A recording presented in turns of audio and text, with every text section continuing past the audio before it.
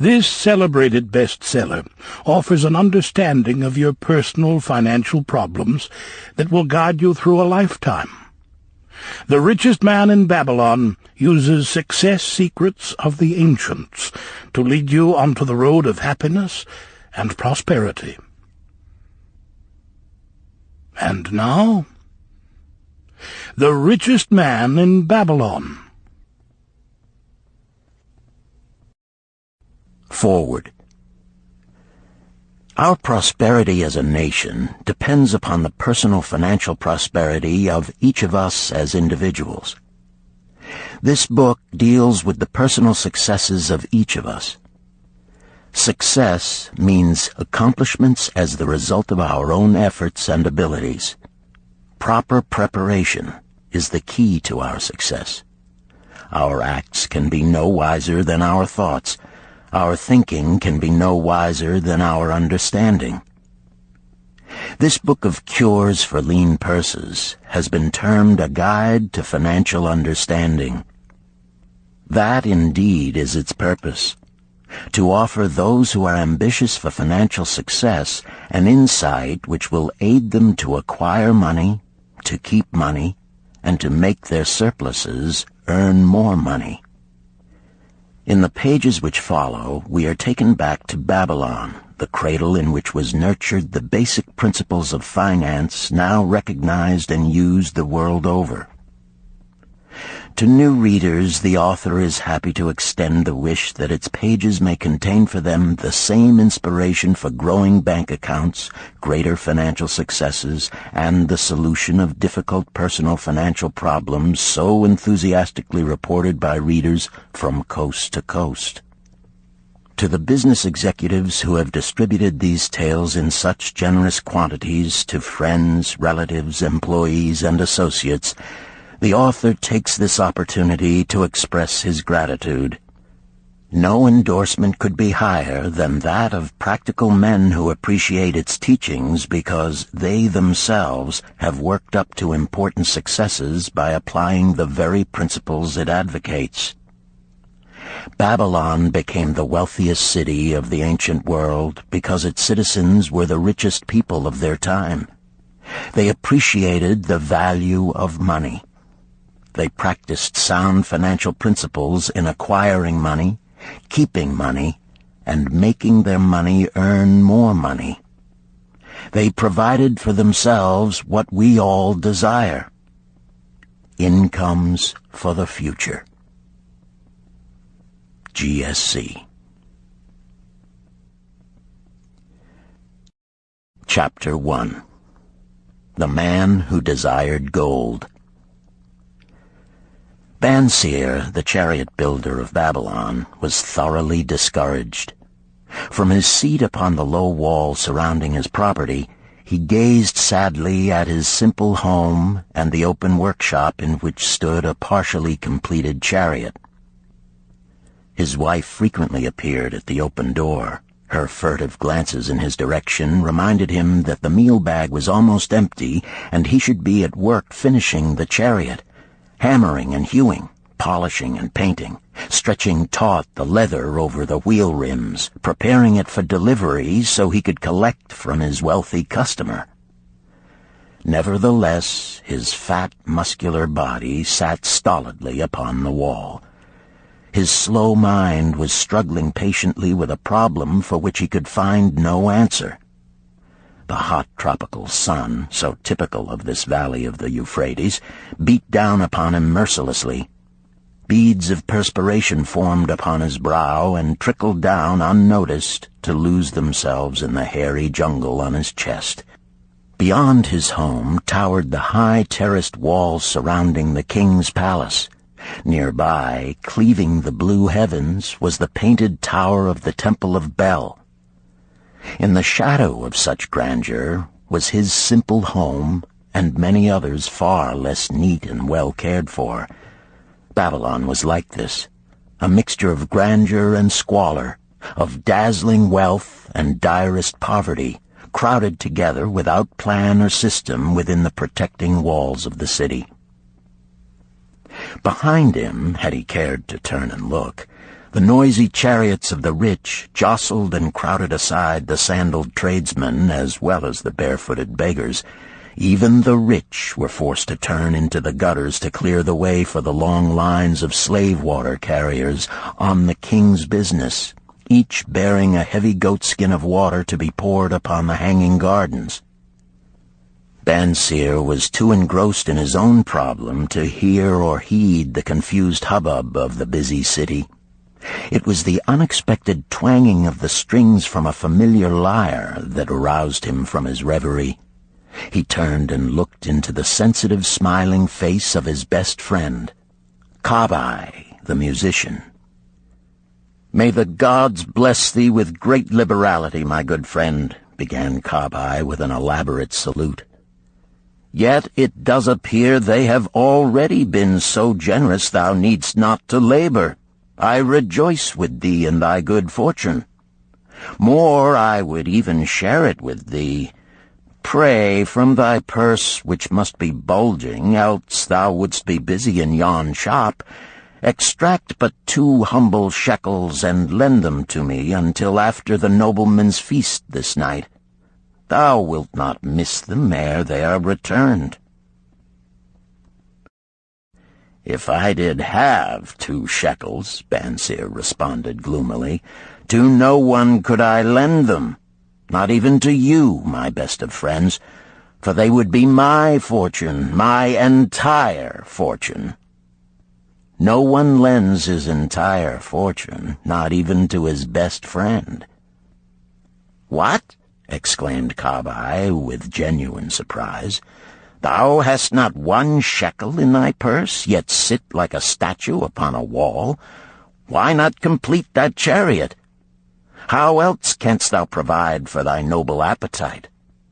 'Tis not like thee, my friend. Where is thy endless energy? Doth something distress thee? Have the gods brought to thee troubles?" "A torment from the gods it must be," Bansir agreed. "It began with a dream, a senseless dream in which I thought I was a man of means. From my belt hung a handsome purse, heavy with coins. There were shekels which I cast with careless freedom to the beggars. There were pieces of silver with which I did buy finery for my wife and whatever I did desire for myself. There were pieces of gold which made me feel assured of the future and unafraid to spend the silver. A glorious feeling of contentment was within me. You would not have known me for thy hard-working friend, nor wouldst have known my wife, so free from wrinkles was her face and shining with happiness. She was again the smiling maiden of our early married days." "A pleasant dream indeed," commented Kabai. "But why should such pleasant feelings as it aroused turn thee into a glum statue upon the wall?" "Why, indeed? Because when I awoke and remembered how empty was my purse, a feeling of rebellion swept over me. Let us talk it over together, for, as the sailors do say, we ride in the same boat, we two. As youngsters we went together to the priests to learn wisdom. As young men we shared each other's pleasures. As grown men we have always been close friends. We have been contented subjects of our kind. We have been satisfied to work long hours and spend our earnings freely.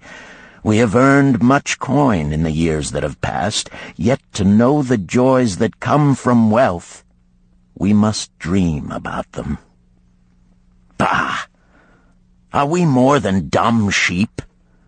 We live in the richest city in all the world. The travelers do say none equals it in wealth. About us is much display of wealth, but of it we ourselves have not. After half a lifetime of hard labor, thou, my best of friends, hast an empty purse, and sayest to me, may I borrow such a trifle as 2 shekels until after the nobleman's feast this night? Then what do I reply? Do I say, here is my purse, its contents will I gladly share? No, I admit that my purse is as empty as thine. What is the matter? Why cannot we acquire silver and gold, more than enough for food and robes? Consider also our sons, Bansier continued. Are they not following in the footsteps of their fathers? Need they and their families, and their sons' families, live all their lives in the midst of such treasures of gold, and yet, like us, be content to banquet upon sour goat's milk and porridge? Never in all the years of our friendship didst thou talk like this before, Bansier. Kabai was puzzled. Never in all those years did I think like this before. From early dawn until darkness stopped me, I have labored to build the finest chariots any man could make, soft-heartedly hoping some day the gods would recognize my worthy deeds and bestow upon me great prosperity. This they have never done. At last I realize this they will never do. Therefore my heart is sad. I wish to be a man of means. I wish to own lands and cattle, to have fine robes and coins in my purse. I am willing to work for these things with all the strength in my back, with all the skill in my hands, with all the cunning in my mind. But I wish my labors to be fairly rewarded. What is the matter with us? Again, I ask you, why cannot we have our just share of the good things so plentiful for those who have the gold with which to buy them? Would I knew the answer, Kabai replied. No better than thou am I satisfied. My earnings from my lyre are quickly gone. Often must I plan and scheme that my family be not hungry. Also within my breast is a deep longing for a lyre large enough that it may truly sing the strains of music that do surge through my mind. With such an instrument could I make music finer than even the king has ever heard before. Such a lyre thou shouldst have. No man in all Babylon could make it sing more sweetly. Could make it sing so sweetly not only the king, but the gods themselves would be delighted. But how mayest thou secure it while we both of us are as poor as the king's slaves? Listen to the bell. Here they come. He pointed to the long column of half-naked, sweating water-bearers plodding laboriously up the narrow street from the river. 5 abreast they marched, each bent under a heavy goatskin of water. A fine figure of a man he who doth lead them, Kabai indicated the wearer of the bell who marched in front without a load. A prominent man in his own country, 'tis easy to see. There are many good figures in the line, Bansier agreed, as good men as we. Tall, blond men from the north, laughing black men from the south, little brown men from the nearer countries, all marching together from the river to the gardens, back and forth, day after day, year after year, naught of happiness to look forward to, beds of straw upon which to sleep, hard grain porridge to eat. Pity the poor brutes, Kabai. Pity them I do, yet thou dost make me see how little better off are we, free men though we call ourselves. That is truth, Kabai, unpleasant thought though it may be. We do not wish to go on year after year living slavish lives, working, getting nowhere. Might we not find out how others acquire gold and do as they do? Kabai inquired. Perhaps there is some secret we might learn if we but sought from those who knew, replied Bansier thoughtfully. This very day, suggested Kabai, I did pass our old friend Arkad, riding in his golden chariot. This I will say, he did not look over my humble head as many in his station might consider his right. Instead, he did wave his hand that all onlookers might see him pay greetings and bestow his smile of friendship upon Kabai, the musician.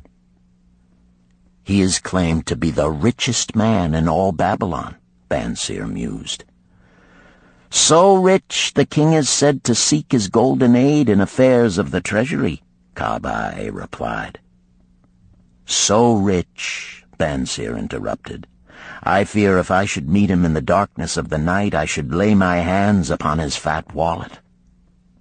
Nonsense, reproved Kabai. A man's wealth is not in a purse he carries. A fat purse quickly empties if there be no golden stream to refill it. Arkad has an income that constantly keeps his purse full, no matter how liberally he spends. Income, that is the thing, ejaculated Bansir. I wish an income that will keep flowing into my purse whether I sit upon the wall or travel to far lands. Arkad must know how a man can make an income for himself. Dost suppose it is something he could make clear to a mind as slow as mine? Methinks he did teach his knowledge to his son, Nomasir, Kabai responded. Did he not go to Nineveh and, so it is told at the inn, become, without aid from his father, one of the richest men in that city? Kabai, thou bringest to me a rare thought. A new light gleamed in Bansir's eyes. It costs nothing to ask wise advice from a good friend, and Arkad was always that. Never mind though our purses be as empty as the falcon's nest of a year ago. Let that not detain us. We are weary of being without gold in the midst of plenty. We wish to become men of means. Come, let us go to Arkad and ask how we also may acquire incomes for ourselves. Thou speakest with true inspiration, Bansir. Thou bringest to my mind a new understanding. Thou makest me to realize the reason why we have never found any measure of wealth. We never sought it. Thou hast labored patiently to build the staunchest chariots in Babylon. To that purpose was devoted your best endeavors. Therefore, at it thou didst succeed. I strove to become a skillful lyre player, and at it I did succeed. In those things toward which we exerted our best endeavors, we succeeded. The gods were content to let us continue thus. Now at last we see a light, bright like that from the rising sun. It biddeth us to learn more, that we may prosper more. With a new understanding, we shall find honorable ways to accomplish our desires. Let us go to Arkad this very day, Bansir urged. Also let us ask other friends of our boyhood days who have fared no better than ourselves to join us, that they too may share in his wisdom. Thou wert ever thus thoughtful to thy friends, Bansir. Therefore hast thou many friends. It shall be as thou sayest. We go this day and take them with us.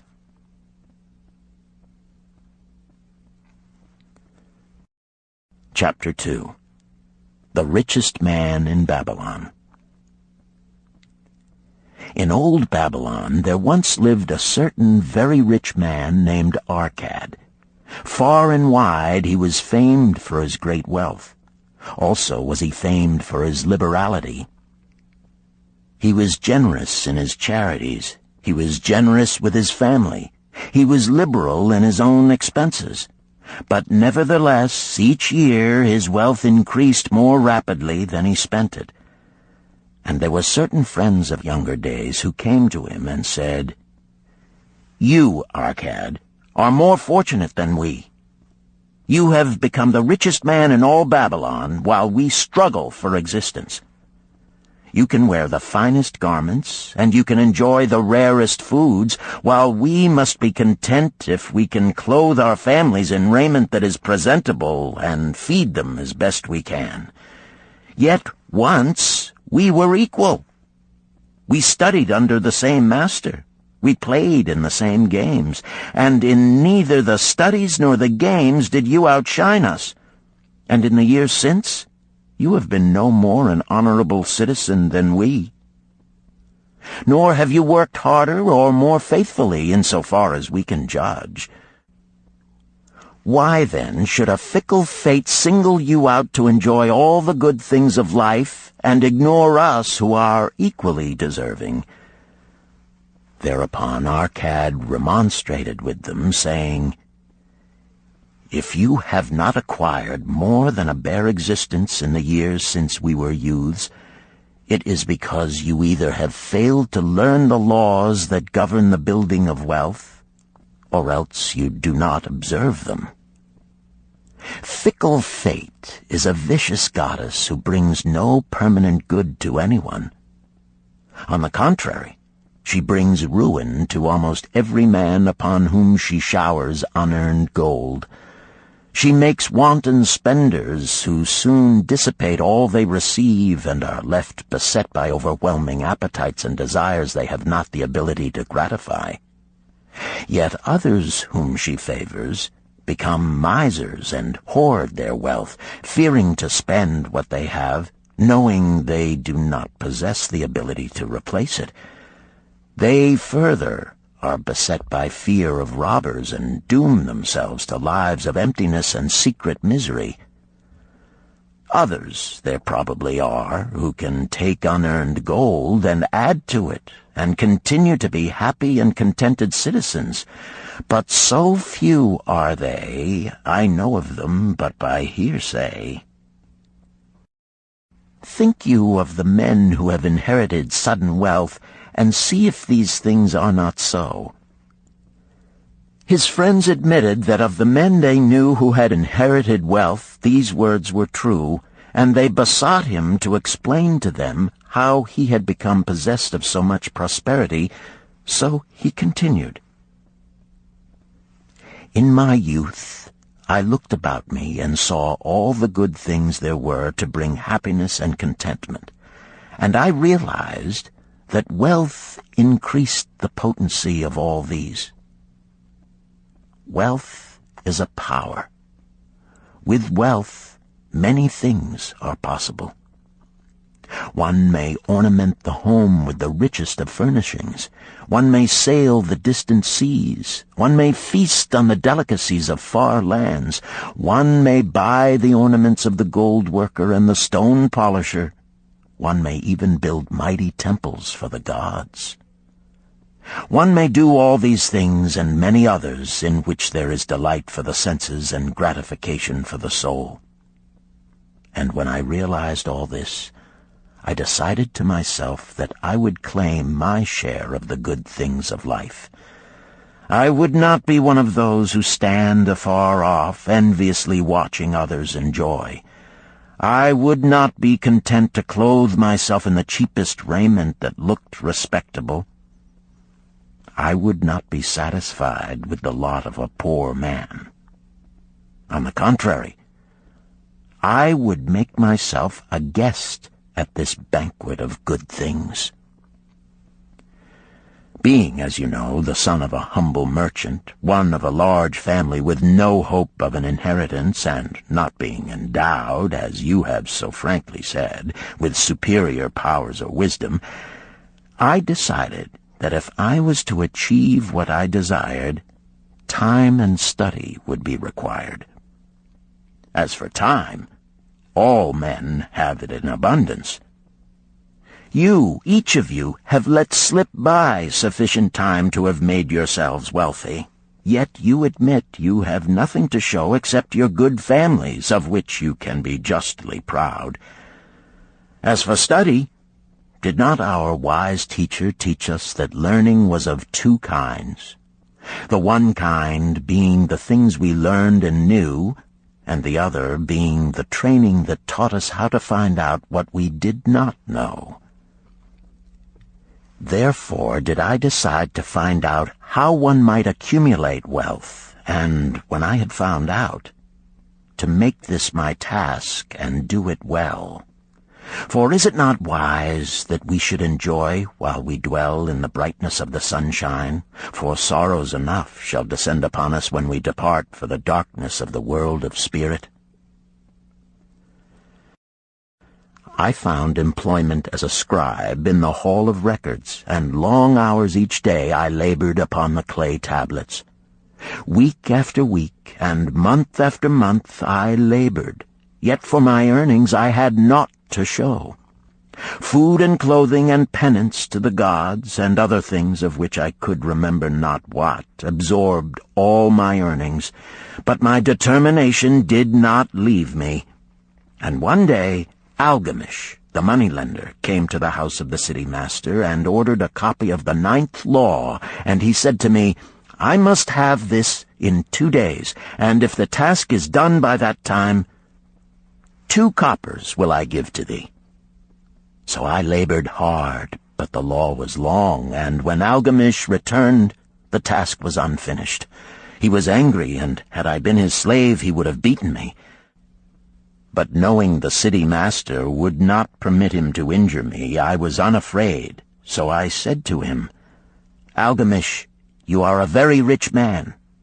Tell me how I may also become rich, and all night I will carve upon the clay, and when the sun rises, it shall be completed. He smiled at me and replied, You are a forward knave, but we will call it a bargain. All that night I carved, though my back pained and the smell of the wick made my head ache until my eyes could hardly see. But when he returned at sunup, the tablets were complete. Now, I said, tell me what you promised. You have fulfilled your part of our bargain, my son, he said to me kindly, and I am ready to fulfill mine. I will tell you these things you wish to know, because I am becoming an old man, and an old tongue loves to wag. And when youth comes to age for advice, he receives the wisdom of years. But too often does youth think that age knows only the wisdom of days that are gone, and therefore profits not. But remember this, the sun that shines today is the sun that shone when thy father was born, and will still be shining when thy last grandchild shall pass into the darkness.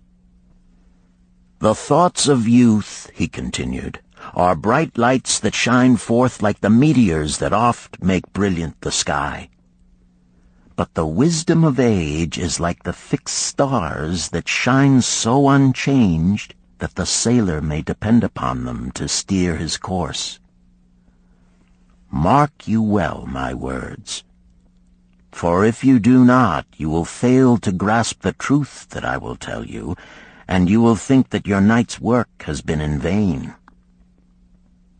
Then he looked at me shrewdly from under his shaggy brows and said in a low, forceful tone, I've found the road to wealth when I decided that a part of all I earned was mine to keep. And so will you. Then he continued to look at me with a glance that I could feel pierce me, but said no more. Is that all? I asked. That was sufficient to change the heart of a sheep-herder into the heart of a money-lender, he replied. But all I earn is mine to keep, is it not? I demanded. Far from it, he replied. Do you not pay the garment maker? Do you not pay the sandal maker? Do you not pay for the things you eat? Can you live in Babylon without spending? What have you to show for your earnings of the past month? What for the past year? Fool! You pay to everyone but yourself. Dullard! You labor for others. As well be a slave and work for what your master gives you to eat and wear. If you did keep for yourself 1/10 of all you earn, how much would you have in 10 years? My knowledge of the numbers did not forsake me, and I answered, "As much as I earn in 1 year." "You speak but half the truth," he retorted. "Every gold piece you save is a slave to work for you. Every copper it earns is its child that also can earn for you. If you would become wealthy, then what you save must earn, and its children must earn, that all may help to give to you the abundance you crave. You think I cheat you for your long night's work," he continued, "but I am paying you 1,000 times over if you have the intelligence to grasp the truth I offer you. A part of all you earn is yours to keep. It should not be less than 1/10, no matter how little you earn. It can be as much more as you can afford. Pay yourself first.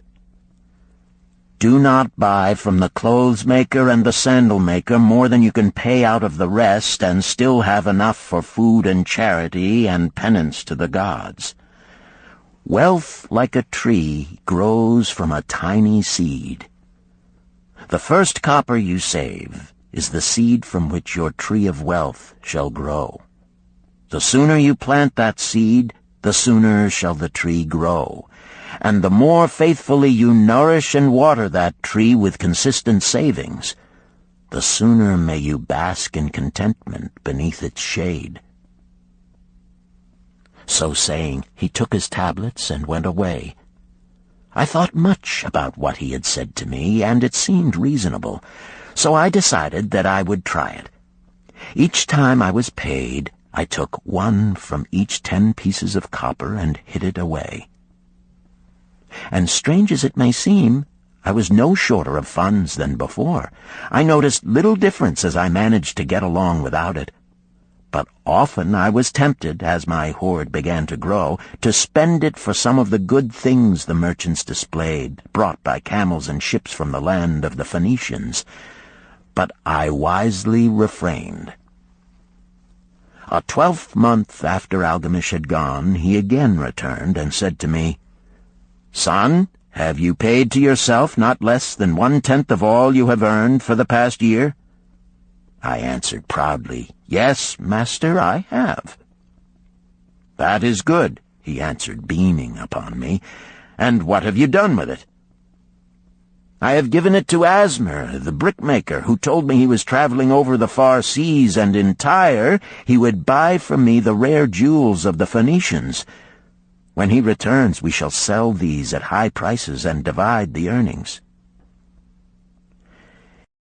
"Every fool must learn," he growled. "But why trust the knowledge of a brickmaker about jewels? Would you go to the breadmaker to inquire about the stars? No, by my tunic, you would go to the astrologer if you had power to think. Your savings are gone, youth. You have jerked your wealth tree up by the roots. But plant another. Try again. And next time, if you would have advice about jewels, go to the jewel merchant. If you would know the truth about sheep, go to the herdsman. Advice is one thing that is freely given away, but watch that you take only what is worth having. He who takes advice about his savings from one who is inexperienced in such matters shall pay with his savings for proving the falsity of their opinions." Saying this, he went away. And it was as he said, for the Phoenicians are scoundrels and sold to Asmer worthless bits of glass that looked like gems. But as Algamish had bid me, I again saved each 10th copper, for I now had formed the habit, and it was no longer difficult.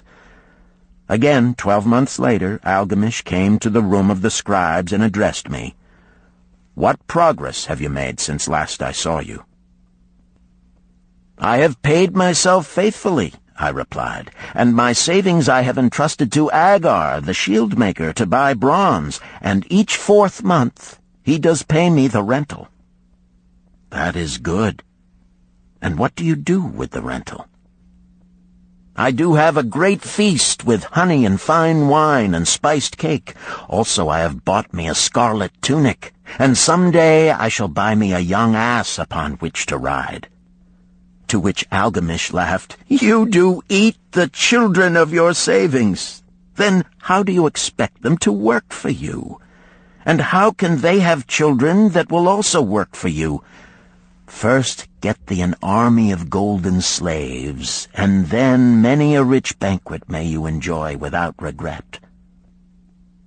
So saying, he again went away.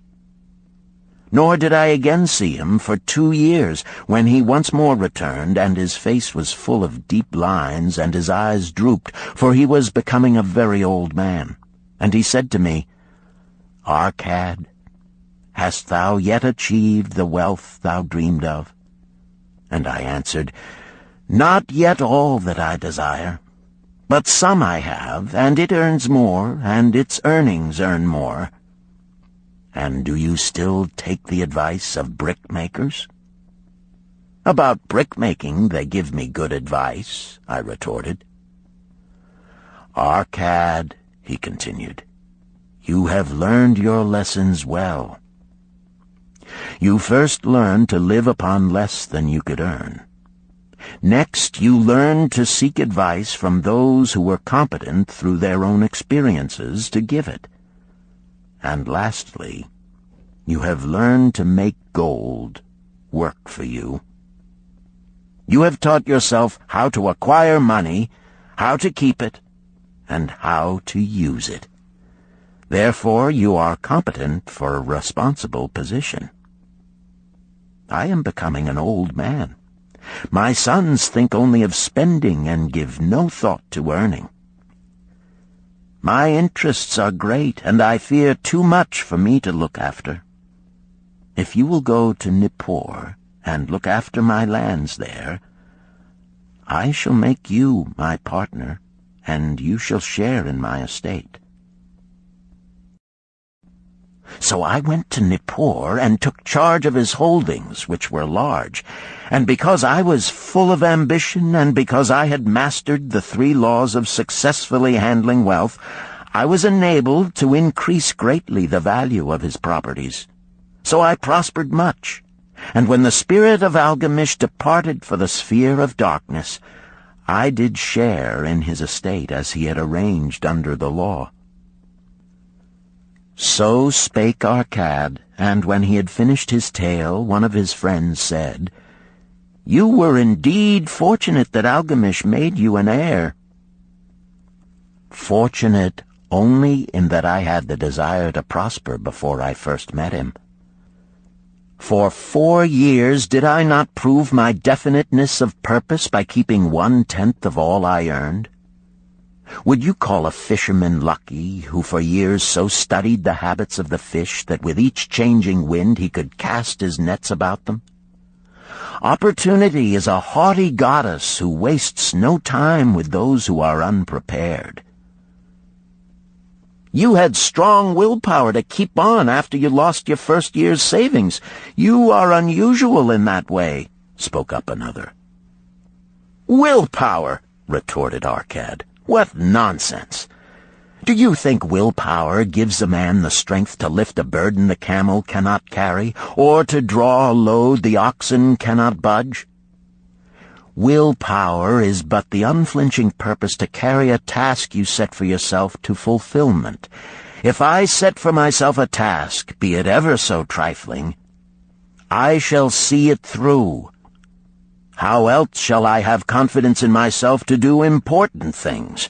Should I say to myself, for 100 days as I walk across the bridge into the city, I will pick from the road a pebble and cast it into the stream? I would do it.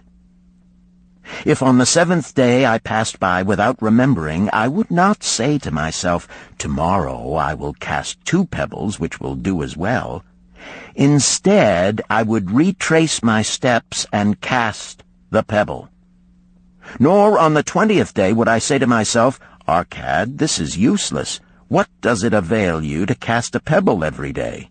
Throw in a handful and be done with it.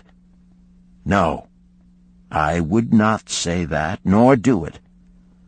When I set a task for myself, I complete it.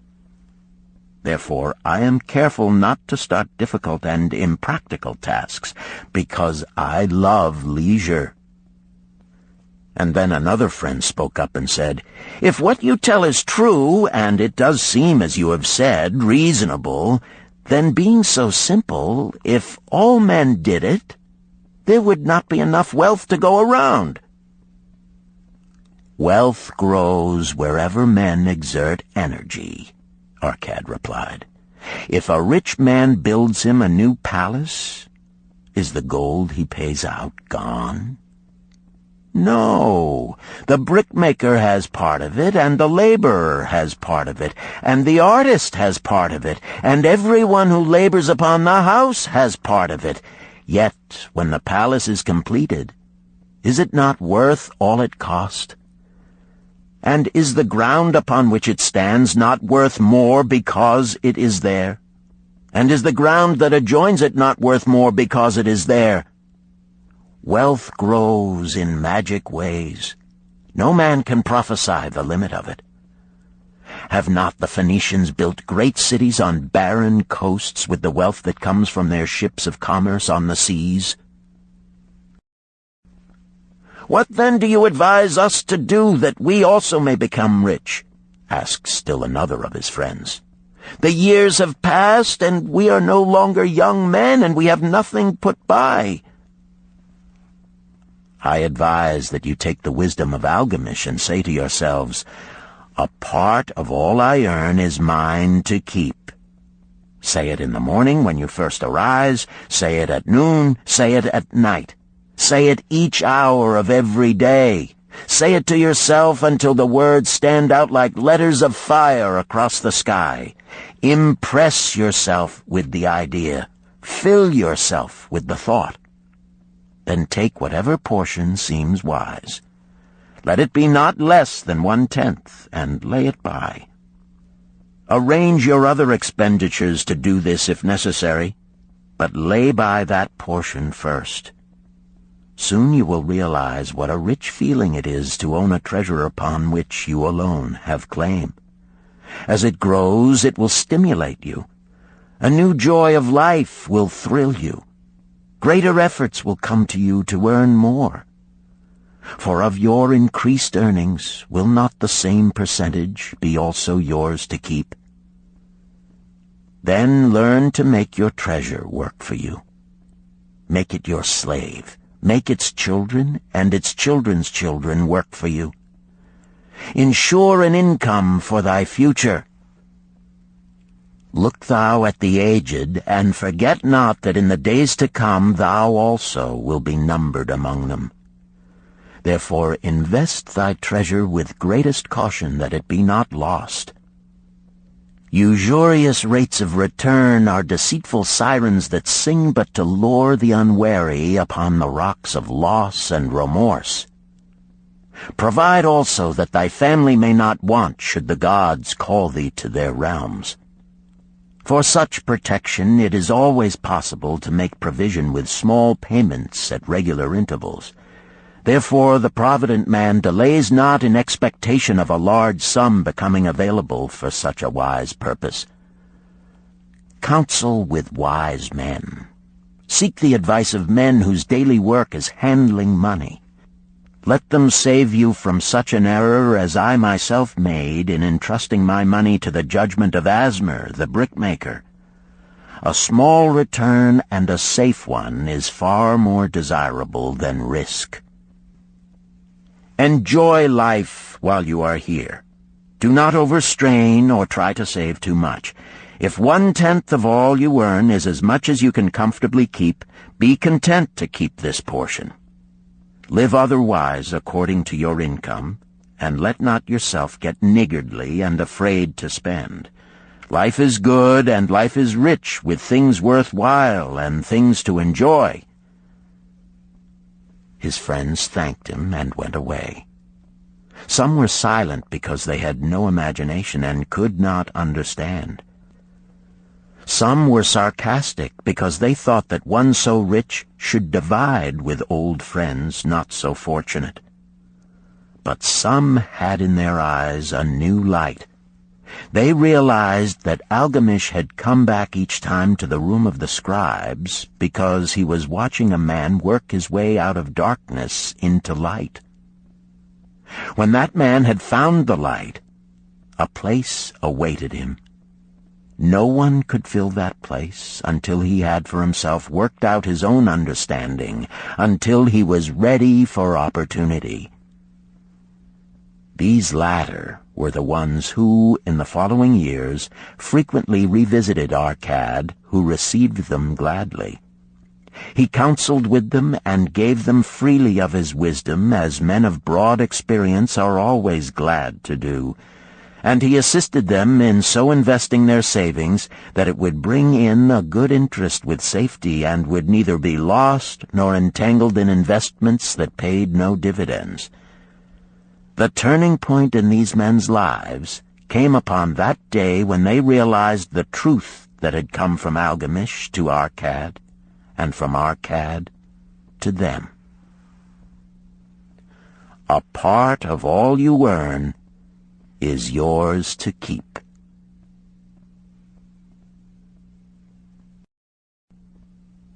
Chapter 3. 7 Cures for a Lean Purse. The glory of Babylon endures. Down through the ages, its reputation comes to us as the richest of cities, its treasures as fabulous. Yet it was not always so. The riches of Babylon were the results of the wisdom of its people. They first had to learn how to become wealthy. When the good King Sargon returned to Babylon after defeating his enemies, the Elamites, he was confronted with a serious situation. The royal chancellor explained it to the king thus: "After many years of great prosperity brought to our people because your majesty built the great irrigation canals and the mighty temples of the gods, now that these works are completed, the people seem unable to support themselves. The laborers are without employment. The merchants have few customers. The farmers are unable to sell their produce. The people have not enough gold to buy food."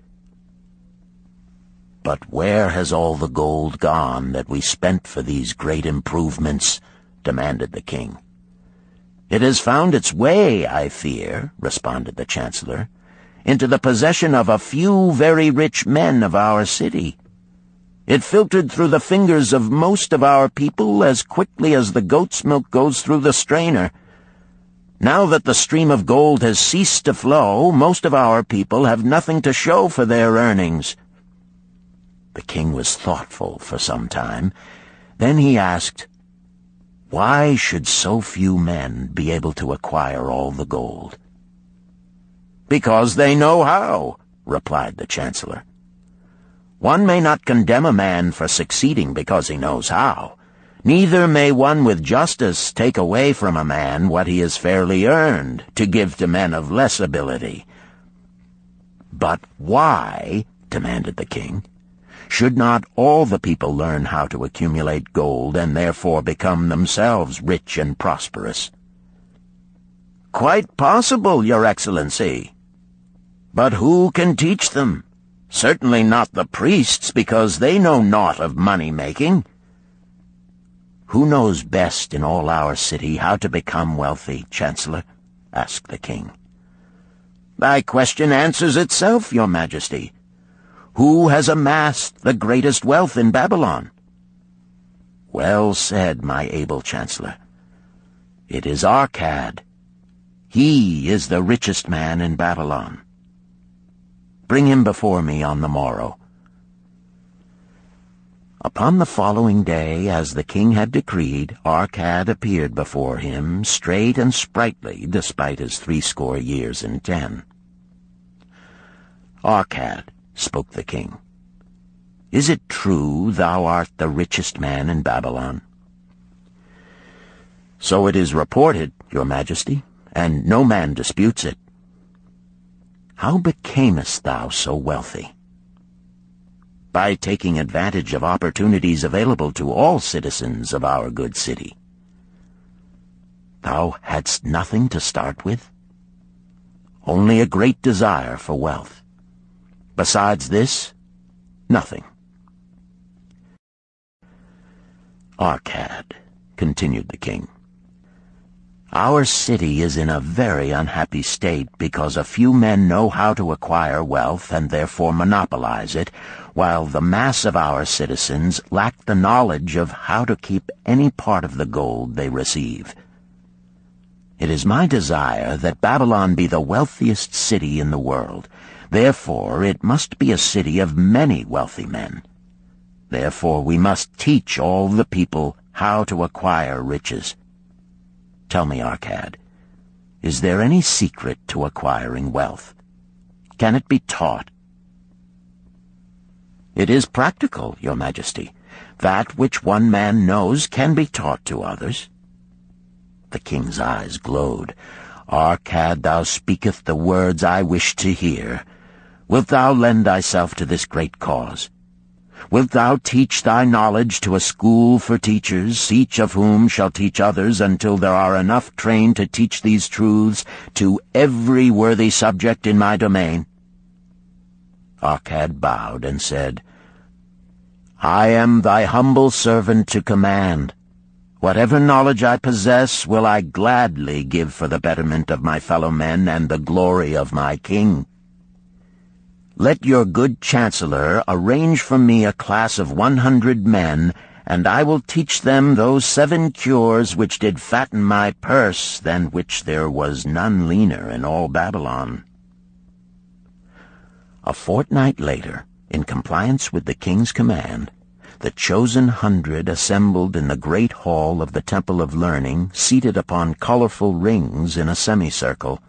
Arcad sat beside a small tabaret upon which smoked a sacred lamp sending forth a strange and pleasing odor. "Behold the richest man in Babylon," whispered a student, nudging his neighbor as Arcad arose. "He is but a man, even as the rest of us." "As a dutiful subject of our great king," Arcad began, "I stand before you in his service. Because once I was a poor youth who did greatly desire gold, and because I found knowledge that enabled me to acquire it, he asks that I impart unto you my knowledge. I started my fortune in the humblest way. I had no advantage not enjoyed as fully by you and every citizen in Babylon. The first storehouse of my treasure was a well-worn purse. I loathed its useless emptiness. I desired that it be round and full, clinking with the sound of gold. Therefore I sought every remedy for a lean purse. I found 7. To you who are assembled before me shall I explain the 7 cures for a lean purse, which I do recommend to all men who desire much gold. Each day for 7 days will I explain to you one of the 7 remedies. Listen attentively to the knowledge that I will impart. Debate it with me. Discuss it among yourselves. Learn these lessons thoroughly, that ye may also plant in your own purse the seed of wealth. First must each of you start wisely to build a fortune of his own. Then wilt thou be competent, and only then, to teach these truths to others. I shall teach to you in simple ways how to fatten your purses. This is the first step leading to the Temple of Wealth, and no man may climb who cannot plant his feet firmly upon the first step. We shall now consider the first cure. The first cure. Start thy purse to fattening. Arcad addressed the thoughtful man in the second row. My good friend, at what craft workest thou? I, replied the man, am a scribe and carve records upon the clay tablets. Even at such labor did I myself earn my first coppers. Therefore thou hast the same opportunity to build a fortune. He spoke to a florid-faced man farther back. Pray tell also what dost thou to earn thy bread? I, responded this man, am a meat butcher. I do buy the goats the farmers raise, and kill them, and sell the meat to the housewives, and the hides to the sandal makers. Because thou dost also labor and earn, thou hast every advantage to succeed that I did possess. In this way did Arcad proceed to find out how each man labored to earn his living. When he had done questioning them, he said, Now, my students, ye can see that there are many trades and labors at which men may earn coins. Each of the ways of earning is a stream of gold from which the worker doth divert by his labors a portion to his own purse. Therefore into the purse of each of you flows a stream of coins, large or small, according to his ability. Is it not so? Thereupon they agreed that it was so. Then, continued Arcad, if each of you desireth to build for himself a fortune, is it not wise to start by utilizing that source of wealth which he already has established? To this they agreed. Then Arcad turned to a humble man who had declared himself an egg merchant. If thou select one of thy baskets, and put into it each morning 10 eggs, and take out from it each evening 9 eggs, what will eventually happen? It will become in time overflowing. Why? Because each day I put in 1 more egg than I take out. Arcad turned to the class with a smile. Does any man here have a lean purse? First they looked amused, then they laughed. Lastly, they waved their purses in jest. All right, he continued. Now I shall tell thee the first remedy I learned to cure a lean purse. Do exactly as I have suggested to the egg merchant. For every 10 coins thou placest within thy purse, take out for use but 9. Thy purse will start to fatten at once, and its increasing weight will feel good in thy hand and bring satisfaction to thy soul. Deride not what I say because of its simplicity. Truth is always simple. I told thee I would tell how I built my fortune. This was my beginning. I, too, carried a lean purse and cursed it because there was naught within to satisfy my desires. But when I began to take out from my purse but 9 parts of 10 I put in, it began to fatten. So will thine. Now I will tell a strange truth, the reason for which I know not. When I ceased to pay out more than 9/10 of my earnings, I managed to get along just as well. I was not shorter than before. Also, ere long did coins come to me more easily than before. Surely it is a law of the gods that unto him who keepeth and spendeth not a certain part of all his earnings shall gold come more easily. Likewise him whose purse is empty does gold avoid. Which desirest thou the most? Is it the gratification of thy desires of each day, a jewel, a bit of finery, better raiment, more food, things quickly gone and forgotten? Or is it substantial belongings, gold, lands, herds, merchandise, income-bringing investments? The coins thou takest from thy purse bring the first. The coins thou leavest within it will bring the latter. This, my students, was the first cure I did discover for my lean purse. For each 10 coins I put in, to spend but 9. Debate this among yourselves. If any man proves it untrue, tell me upon the morrow when we shall meet again. The second cure. Control thy expenditures. Some of your members, my students, have asked me this. How can a man keep 1/10 of all he earns in his purse when all the coins he earns are not enough for his necessary expenses? So did Arcad address his students upon the second day. "Yesterday, how many of thee carried lean purses?" "All of us," answered the class. "Yet thou do not all earn the same. Some earn much more than others. Some have much larger families to support.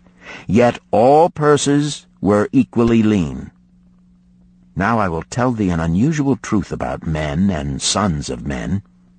It is this, that what each of us calls our necessary expenses will always grow to equal our incomes unless we protest to the contrary. Confuse not the necessary expenses with thy desires. Each of you, together with your good families, have more desires than your earnings can gratify. Therefore are thy earnings spent to gratify these desires in so far as they will go. Still thou retainest many ungratified desires. All men are burdened with more desires than they can gratify. Because of my wealth, thinkest thou I may gratify every desire? 'Tis a false idea. There are limits to my time. There are limits to my strength.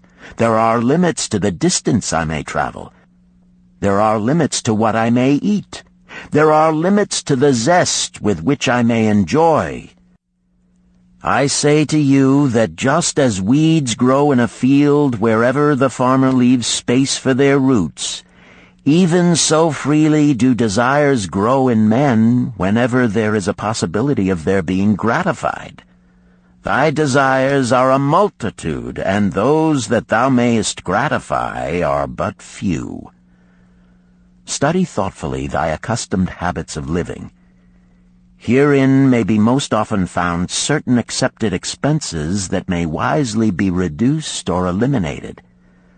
Let thy motto be 100% of appreciated value demanded for each coin spent. Therefore, engrave upon the clay each thing for which thou desireth to spend.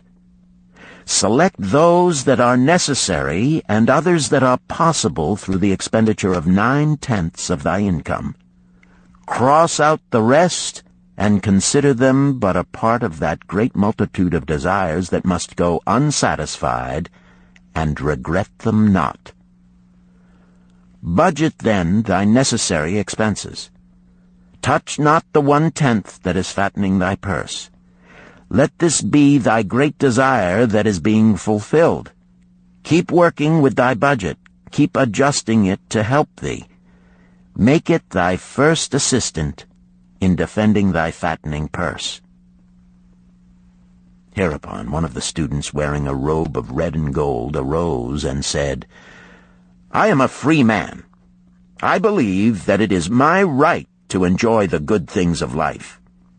Therefore do I rebel against the slavery of a budget which determines just how much I may spend and for what. I feel it would take much pleasure from my life and make me little more than a pack-ass to carry a burden." To him Arcad replied, "Who, my friend, would determine thy budget?"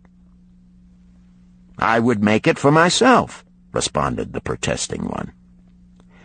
In that case, were a pack-ass to budget his burden, would he include therein jewels and rugs and heavy bars of gold? Not so. He would include hay and grain and a bag of water for the desert trail. The purpose of a budget is to help thy purse to fatten. It is to assist thee to have thy necessities and, insofar as attainable, thy other desires. It is to enable thee to realize thy most cherished desires by defending them from thy casual wishes. Like a bright light in a dark cave, thy budget shows up the leaks from thy purse and enables thee to stop them and control thy expenditures for definite and gratifying purposes. This, then, is the second cure for a lean purse. Budget thy expenses, that thou mayest have coins to pay for thy necessities, to pay for thy enjoyments, and to gratify thy worthwhile desires without spending more than 9/10 of thy earnings. The third cure: make thy gold multiply. Behold, thy lean purse is fattening. Thou hast disciplined thyself to leave therein 1/10 of all thou earnest. Thou hast controlled thy expenditures to protect thy growing treasure. Next, we will consider means to put thy treasure to labor and to increase. Gold in a purse is gratifying to own, and satisfieth a miserly soul, but earns nothing. The gold we may retain from our earnings is but the start. The earnings it will make shall build our fortunes. So spoke our cat upon the third day to his class. How, therefore, may we put our gold to work? My first investment was unfortunate, for I lost all. Its tale I will relate later. My first profitable investment was a loan I made to a man named Agar, a shield maker. Once each year did he buy large shipments of bronze brought from across the sea to use in his trade. Lacking sufficient capital to pay the merchants, he would borrow from those who had extra coins. He was an honorable man. His borrowing he would repay, together with a liberal rental as he sold his shields. Each time I loaned to him, I loaned back also the rental he had paid to me. Therefore not only did my capital increase, but its earnings likewise increased. Most gratifying was it to have these sums returned to my purse. I tell you, my students, a man's wealth is not in the coins he carries in his purse. It is the income he buildeth, the golden stream that continually floweth into his purse and keepeth it always bulging. That is what every man desireth. That is what thou, each one of thee, desireth. An income that continueth to come whether thou work or travel. Great income I have acquired, so great that I am called a very rich man. My loans to Agar were my first training in profitable investment. Gaining wisdom from this experience, I extended my loans and investments as my capital increased. From a few sources at first, from many sources later, flowed into my purse a golden stream of wealth available for such wise uses as I should decide. Behold, from my humble earnings, I had begotten a horde of golden slaves, each laboring and earning more gold.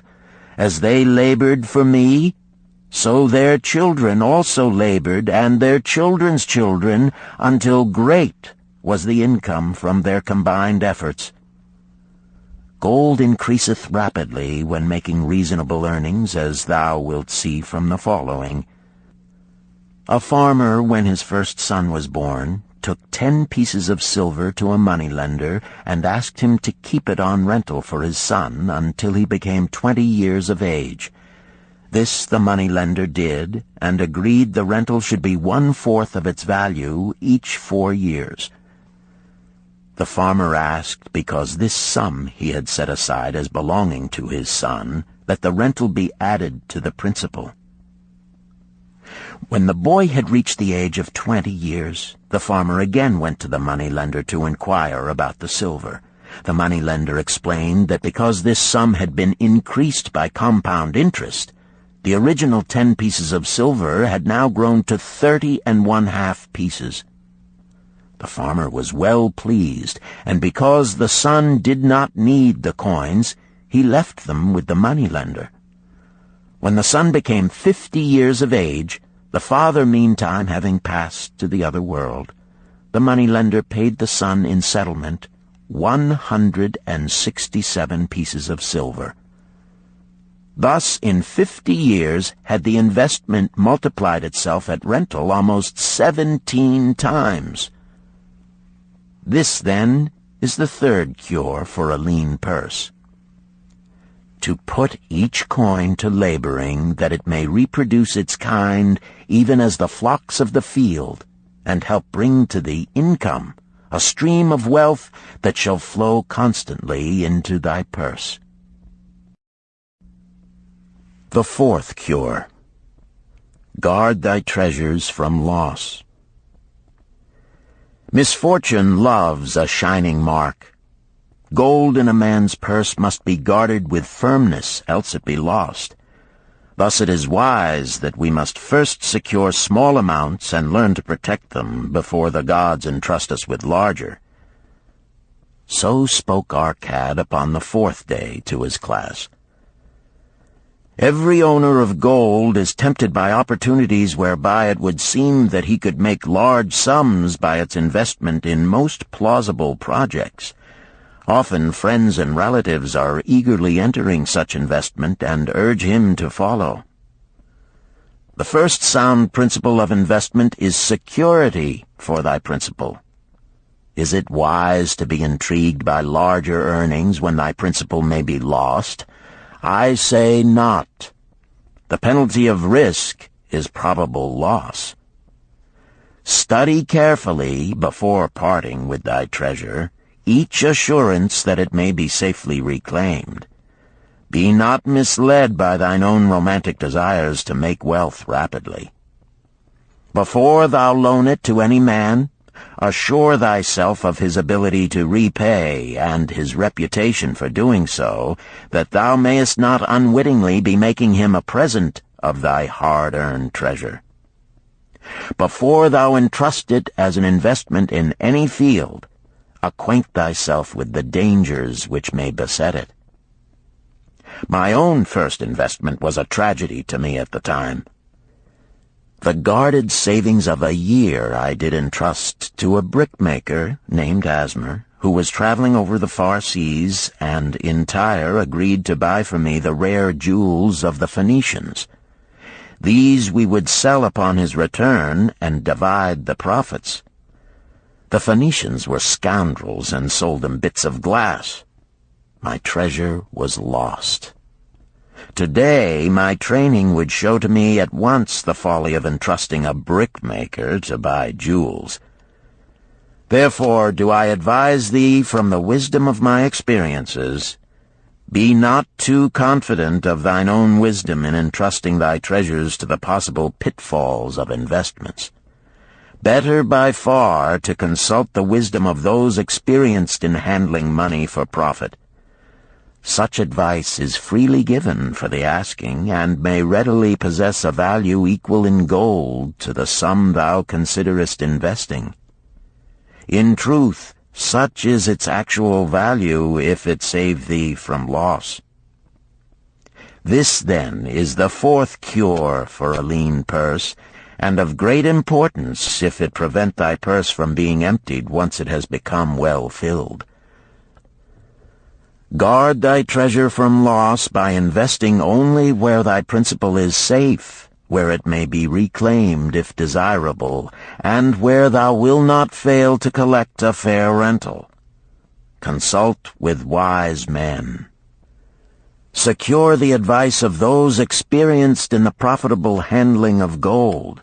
Let their wisdom protect thy treasure from unsafe investments. This ends Disc 1. The Richest Man in Babylon, Disc 2. The fifth cure. Make of thy dwelling a profitable investment. If a man setteth aside 9 parts of his earnings upon which to live and enjoy life, and if any part of this 9 parts he can turn into a profitable investment without detriment to his well-being, then so much faster will his treasures grow. So spake Arcad to his class at their 5th lesson. All too many of our men of Babylon do raise their families in unseemly quarters. They do pay to exacting landlords liberal rentals for rooms where their wives have not a spot to raise the blooms that gladden a woman's heart, and their children have no place to play their games except in the unclean alleys. No man's family can fully enjoy life unless they do have a plot of ground wherein children can play in the clean earth, and where the wife may raise not only blossoms but good rich herbs to feed her family. To a man's heart it brings gladness to eat the figs from his own trees and the grapes of his own vines, to own his own domicile and to have it a place he is proud to care for, putteth confidence in his heart and greater effort behind all his endeavors. Therefore do I recommend that every man own the roof that sheltereth him and his. Nor is it beyond the ability of any well-intentioned man to own his home. Hath not our great king so widely extended the walls of Babylon that within them much land is now unused, and may be purchased at sums most reasonable? Also I say to you, my students, that the money-lenders gladly consider the desires of men who seek homes and land for their families. Readily may thou borrow to pay the brickmaker and the builder for such commendable purposes, if thou can show a reasonable portion of the necessary sum which thou thyself hast provided for the purpose. Then when the house be built, thou canst pay the money-lender with the same regularity as thou didst pay the landlord, because each payment will reduce thy indebtedness to the money-lender. A few years will satisfy his loan. Then will thy heart be glad, because thou wilt own in thy own right a valuable property, and thy only cost will be the king's taxes. Also wilt thy good wife go more often to the river to wash thy robes, that each time returning she may bring a goatskin of water to pour upon the growing things. Thus come many blessings to the man who owneth his own house, and greatly will it reduce his cost of living, making available more of his earnings for pleasures and the gratification of his desires. This, then, is the fifth cure for a lean purse. Own thy own home. The sixth cure. Ensure a future income. The life of every man proceedeth from his childhood to his old age. This is the path of life, and no man may deviate from it, unless the gods call him prematurely to the world beyond.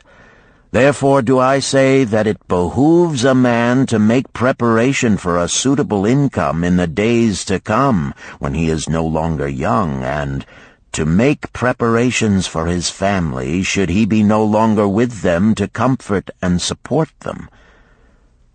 This lesson shall instruct thee in providing a full purse when time has made thee less able to earn.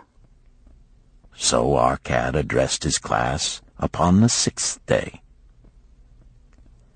The man who, because of his understanding of the laws of wealth, acquireth a growing surplus, should give thought to those future days. He should plan certain investments or provisions that may endure safely for many years, yet will be available when the time arrives which he has so wisely anticipated. There are diverse ways by which a man may provide with safety for his future. He may provide a hiding place and there bury a secret treasure. Yet no matter with what skill it be hidden, it may nevertheless become the loot of thieves. For this reason I recommend not this plan. A man may buy houses or lands for this purpose.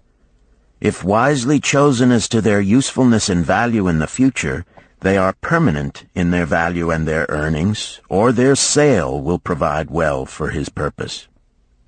A man may loan a small sum to the moneylender and increase it at regular periods. The rental which the moneylender adds to this will largely add to its increase. I do know a sandal-maker named Ansan, who explained to me not long ago that each week for 8 years he had deposited with his moneylender 2 pieces of silver. The moneylender had but recently given him an accounting over which he greatly rejoiced.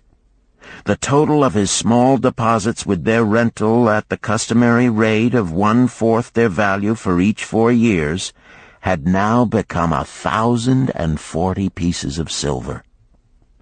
I did gladly encourage him further by demonstrating to him with my knowledge of the numbers that in 12 years more, if he would keep his regular deposits of but 2 pieces of silver each week, the moneylender would then owe him 4,000 pieces of silver, a worthy competence for the rest of his life.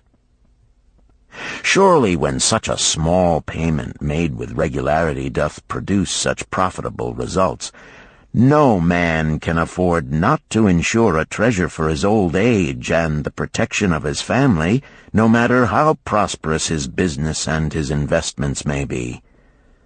I would that I might say more about this. In my mind rests a belief that someday wise-thinking men will devise a plan to insure against death, whereby many men pay in but a trifling sum regularly, the aggregate making a handsome sum for the family of each member who passeth to the beyond. This do I see as something desirable, and which I could highly recommend. But today it is not possible, because it must reach beyond the life of any man or any partnership to operate.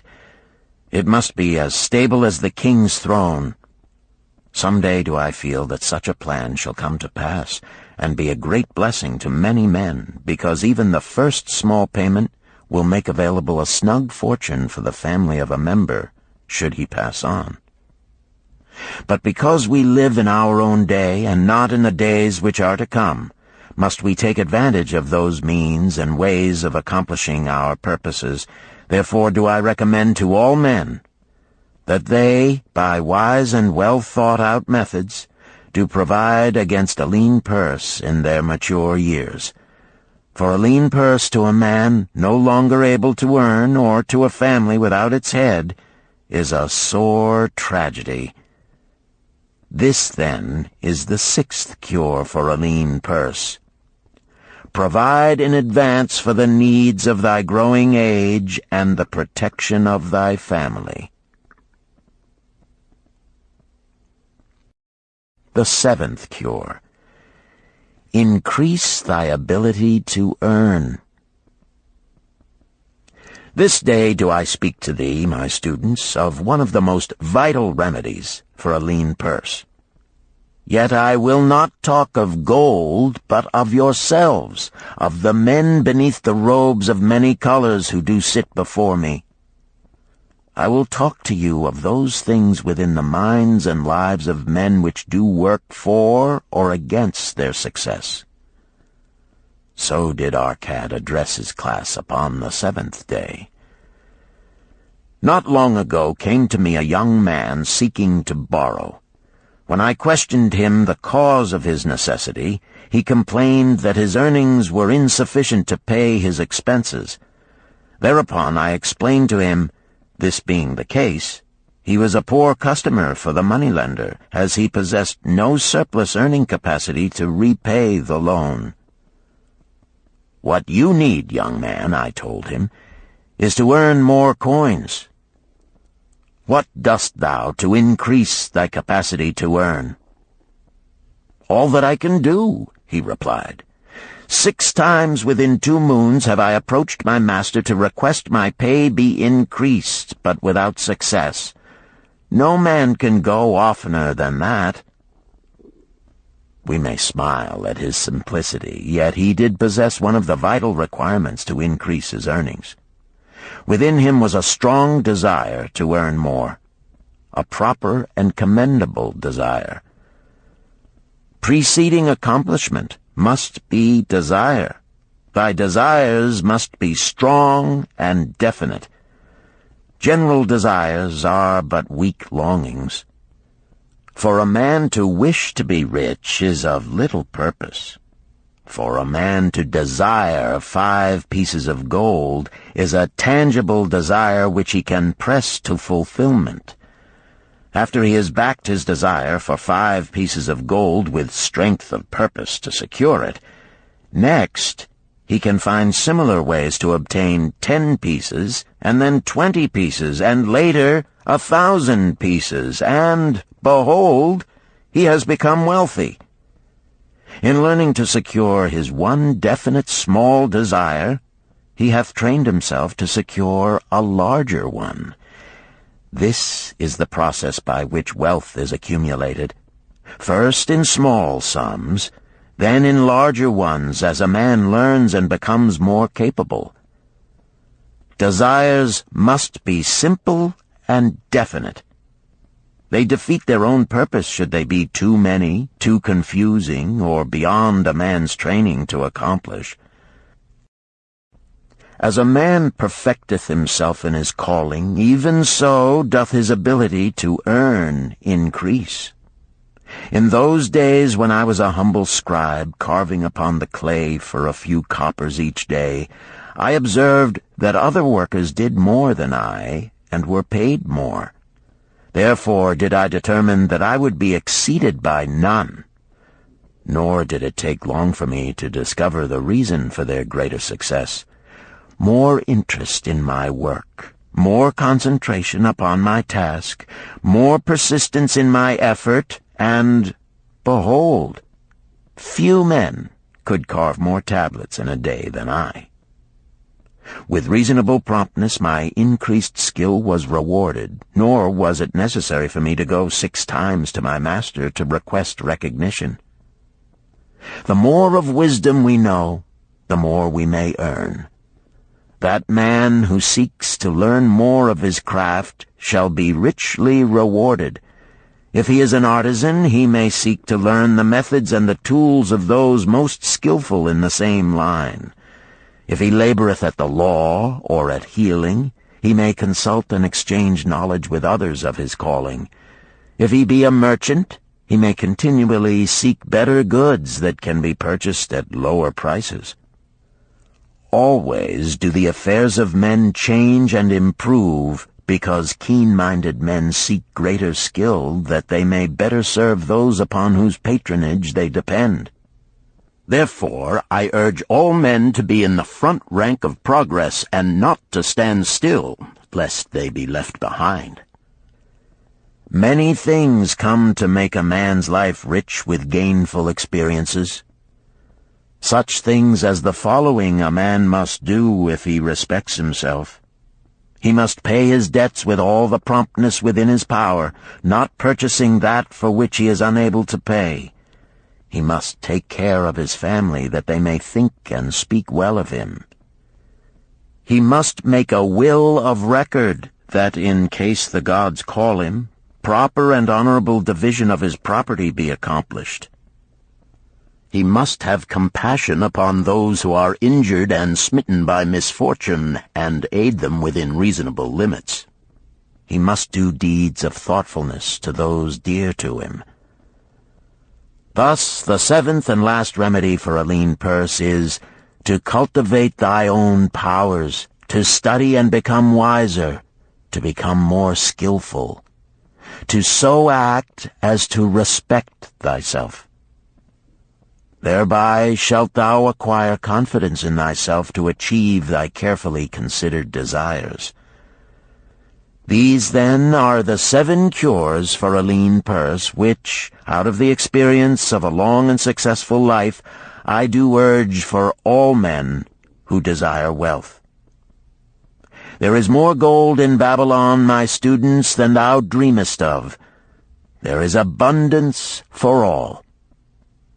Go thou forth and practice these truths, that thou mayest prosper and grow wealthy, as is thy right.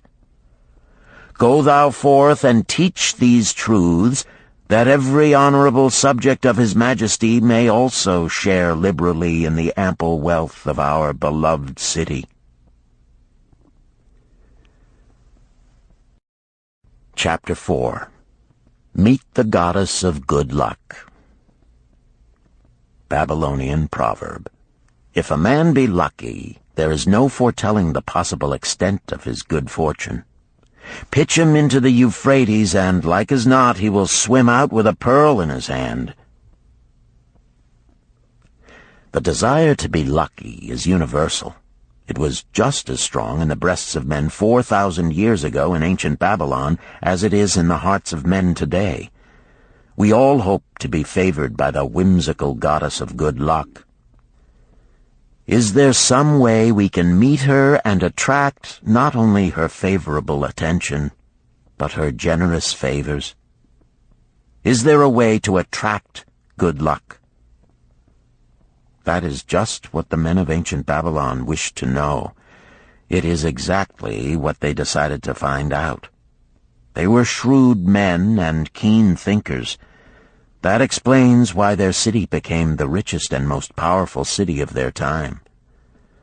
In that distant past, they had no schools or colleges. Nevertheless, they had a center of learning, and a very practical one it was. Among the towered buildings in Babylon was one that ranked in importance with the palace of the king, the hanging gardens, and the temples of the gods. You will find scant mention of it in the history books, more likely no mention at all, yet it exerted a powerful influence upon the thought of that time. This building was the temple of learning, where the wisdom of the past was expounded by voluntary teachers, and where subjects of popular interest were discussed in open forums. Within its walls, all men met as equals. The humblest of slaves could dispute with impunity the opinions of a prince of the royal house. Among the many who frequented the Temple of Learning was a wise rich man named Arcad, called the richest man in Babylon. He had his own special hall where almost any evening a large group of men, some old, some very young, but mostly middle-aged, gathered to discuss and argue interesting subjects. Suppose we listen in to see whether they knew how to attract good luck. The sun had just set like a great red ball of fire shining through the haze of desert dust when Arcad strolled to his accustomed platform. Already full 80 men were awaiting his arrival, reclining on their small rugs spread upon the floor. More were still arriving. "What shall we discuss this night?" Arcad inquired. After a brief hesitation, a tall cloth weaver addressed him, arising as was the custom. "I have a subject I would like to hear discussed, yet hesitate to offer, lest it seem ridiculous to you, Arcad, and my good friends here." Upon being urged to offer it, both by Arcad and by calls from the others, he continued, "This day I have been lucky, for I have found a purse in which there are pieces of gold. To continue to be lucky is my great desire. Feeling that all men share with me this desire, I do suggest we debate how to attract good luck, that we may discover ways it can be enticed to one." "A most interesting subject has been offered," Arcad commented.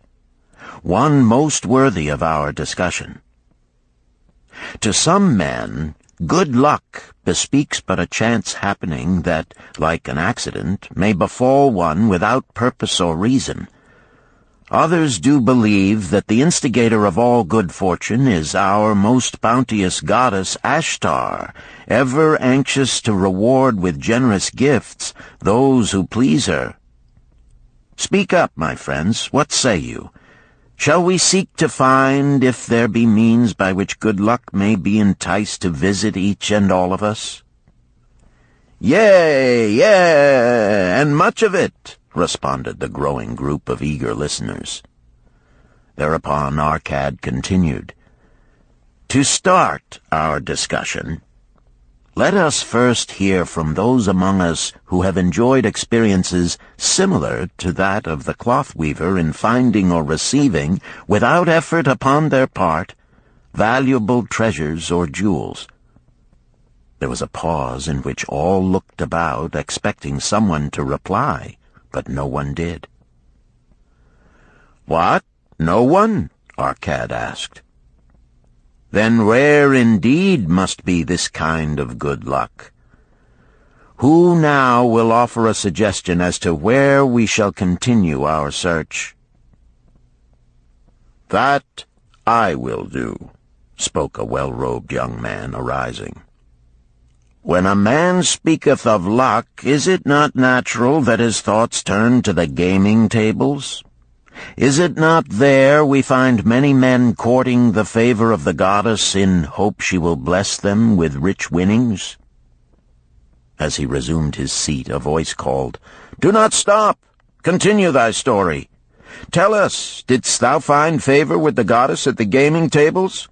Did she turn the cubes with red side up, so thou filled thy purse at the dealer's expense? Or did she permit the blue sides to come up, so the dealer raked in thy hard-earned pieces of silver?" The young man joined the good-natured laughter, then replied, "I am not averse to admitting she seemed not to know I was even there. But how about the rest of you? Have you found her waiting about such places to roll the cubes in your favor? We are eager to hear as well as to learn." "A wise start," broke in Arcad. "We meet here to consider all sides of each question. To ignore the gaming table would be to overlook an instinct common to most men, the love of taking a chance with a small amount of silver in the hope of winning much gold." "That doth remind me of the races but yesterday," called out another listener. "If the goddess frequents the gaming tables, certainly she does not overlook the races where the gilded chariots and the foaming horses offer far more excitement. Tell us honestly, Arcad, didst she whisper to you to place your bet upon those gray horses from Nineveh yesterday? I was standing just behind thee, and could scarce believe my ears when I heard thee place thy bet upon the grays. Thou knowest as well as any of us that no team in all Assyria can beat our beloved bays in a fair race. Didst the goddess whisper in thy ear to bet upon the grays, because at the last turn the inside black would stumble and so interfere with our bays that the grays would win the race and score an unearned victory?" Arcad smiled indulgently at the banter.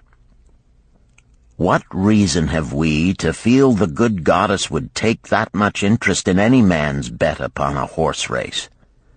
To me she is a goddess of love and dignity, whose pleasure it is to aid those who are in need and to reward those who are deserving.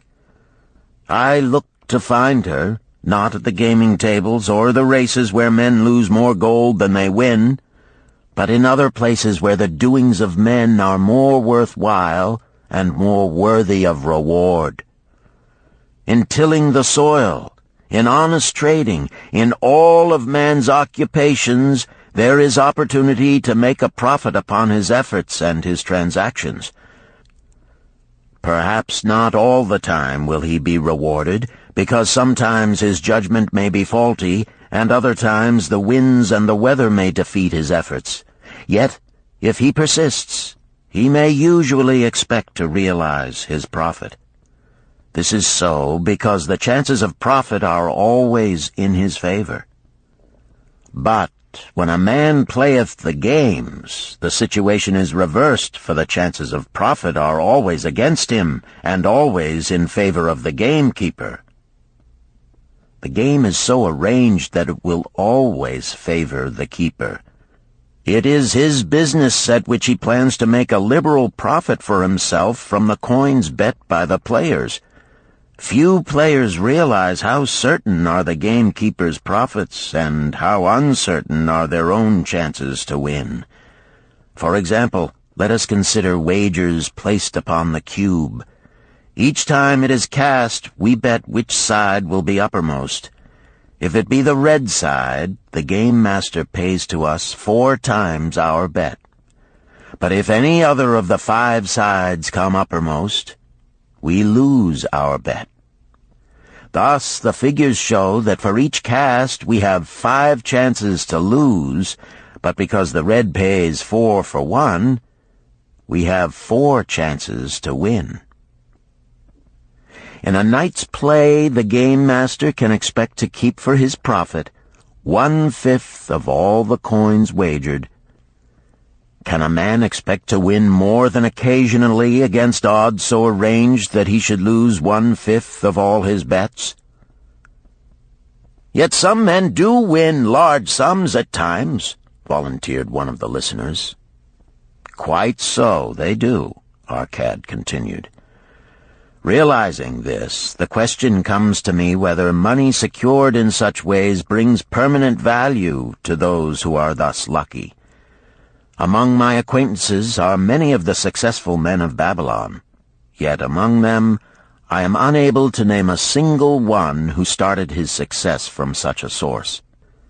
You who are gathered here tonight know many more of our substantial citizens. To me, it would be of much interest to learn how many of our successful citizens can credit the gaming tables with their start to success. Suppose each of you tell of those you know. What say you? After a prolonged silence, a wag ventured, "Wouldst thy inquiry include the gamekeepers?" "If you think of no one else," Arcad responded. "If not one of you can think of anyone else, then how about yourselves? Are there any consistent winners with us who hesitate to advise such a source for their incomes?" His challenge was answered by a series of groans from the rear, taken up and spread amid much laughter. "It would seem we are not seeking good luck in such places as the goddess frequents," he continued. "Therefore let us explore other fields. We have not found it in picking up lost wallets, neither have we found it haunting the gaming tables. As to the races, I must confess to have lost far more coins there than I have ever won. Now suppose we consider our trades and businesses. Is it not natural, if we conclude a profitable transaction, to consider it not good luck, but a just reward for our efforts? I am inclined to think we may be overlooking the gifts of the goddess. Perhaps she really does assist us when we do not appreciate her generosity. Who can suggest further discussion?" Thereupon an elderly merchant arose, smoothing his genteel white robe.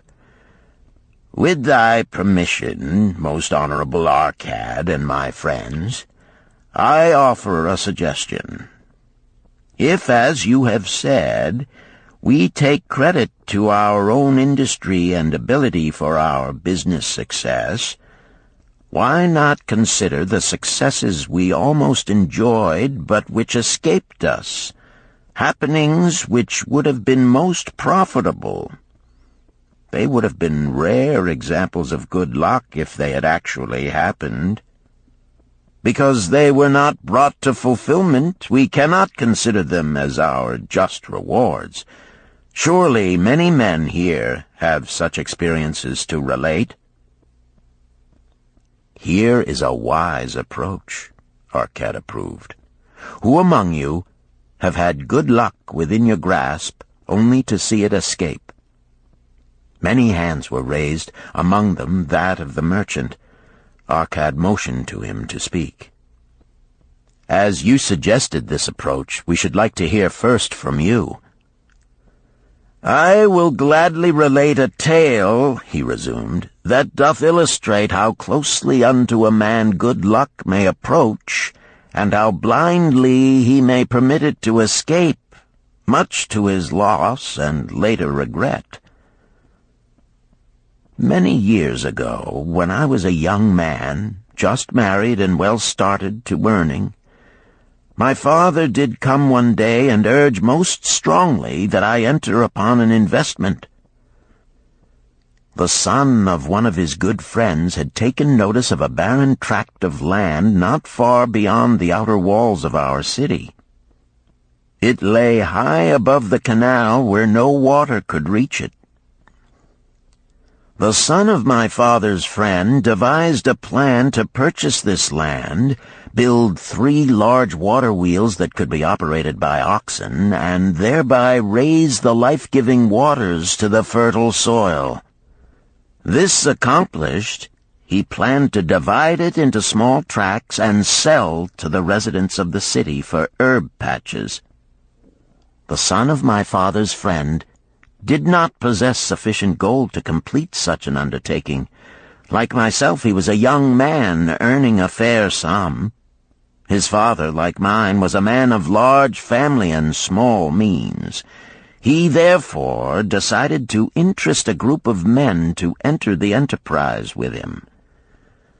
The group was to comprise 12, each of whom must be a money earner and agree to pay 1/10 of his earnings into the enterprise until the land was made ready for sale. All would then share justly in the profits in proportion to their investment. "Thou, my son," bespoke my father unto me, "art now in thy young manhood. It is my deep desire that thou begin the building of a valuable estate for thyself, that thou mayest become respected among men. I desire to see thou profit from a knowledge of the thoughtless mistakes of thy father." "This do I most ardently desire, my father," I replied. "Then this do I advise. Do what I should have done at thy age. From thy earnings keep out 1/10 to put into favorable investments.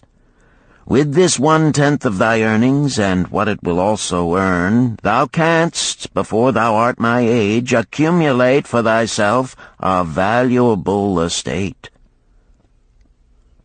"Thy words are words of wisdom, my father. Greatly do I desire riches. Yet there are many uses to which my earnings are called. Therefore do I hesitate to do as thou dost advise. I am young. There is plenty of time." "So I thought at thy age. Yet behold, many years have passed, and I have not yet made the beginning." "We live in a different age, my father. I shall avoid thy mistakes." "Opportunity stands before thee, my son. It is offering a chance that may lead to wealth. I beg of thee, do not delay. Go upon the morrow to the son of my friend, and bargain with him to pay 10% of thy earnings into this investment. Go promptly upon the morrow. Opportunity waits for no man. Today it is here, soon it is gone, therefore delay not." In spite of the advice of my father, I did hesitate. There were beautiful new robes just brought by the tradesmen from the East, robes of such richness and beauty my good wife and I felt we must each possess one. Should I agree to pay 1/10 of my earnings into the enterprise, we must deprive ourselves of these and other pleasures we dearly desired. I delayed making a decision until it was too late, much to my subsequent regret.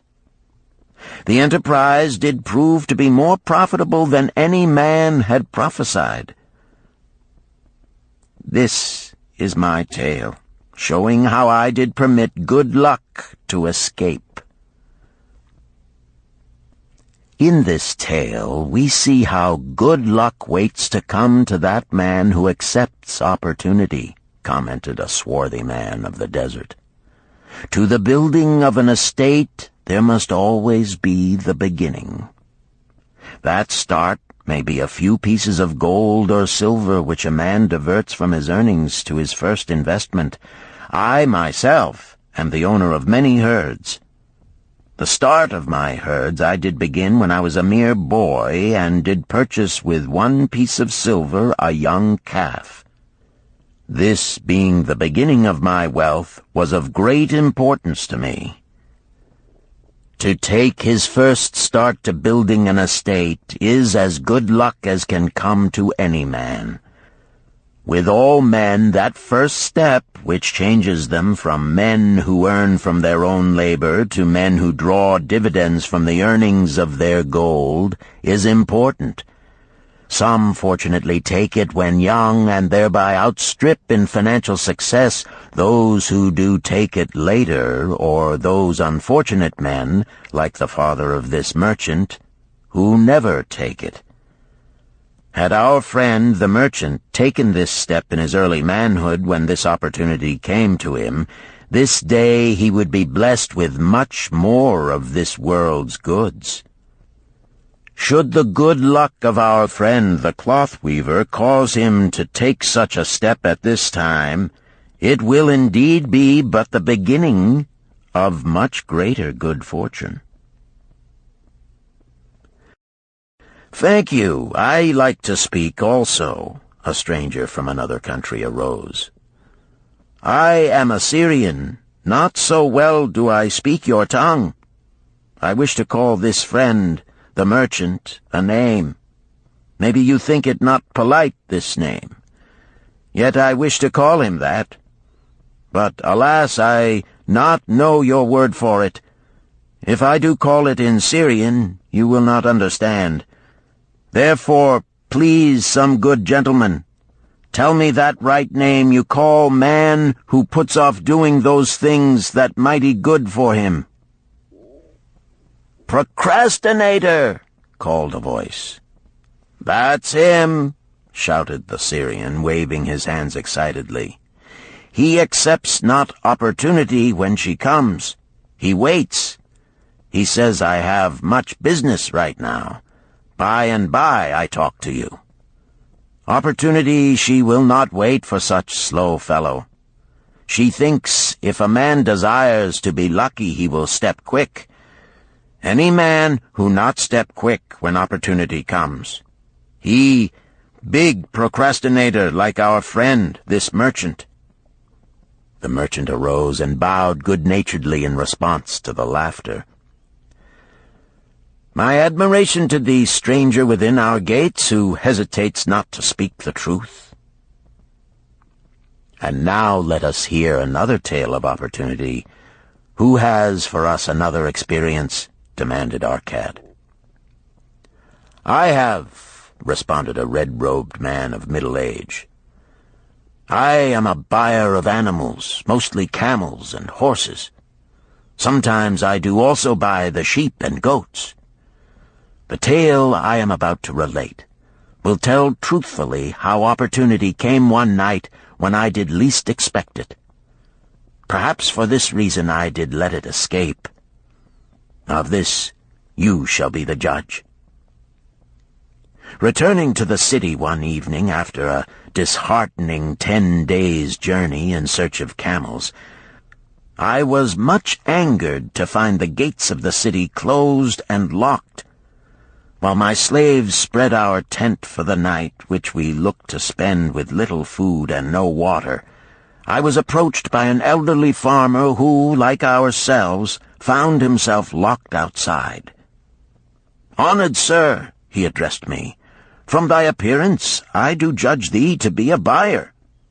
If this be so, much would I like to sell to thee the most excellent flock of sheep just driven up.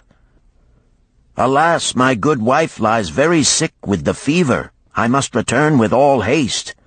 Buy thou my sheep, that I and my slaves may mount our camels and travel back without delay." So dark it was that I could not see his flock, but from the bleating I did know it must be large. Having wasted 10 days searching for camels I could not find, I was glad to bargain with him. In his anxiety he did set a most reasonable price. I accepted, well knowing my slaves could drive the flock through the city gates in the morning and sell at a substantial profit.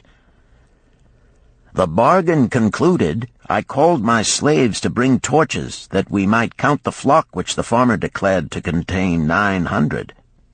I shall not burden you, my friends, with a description of our difficulty in attempting to count so many thirsty, restless, milling sheep. It proved to be an impossible task.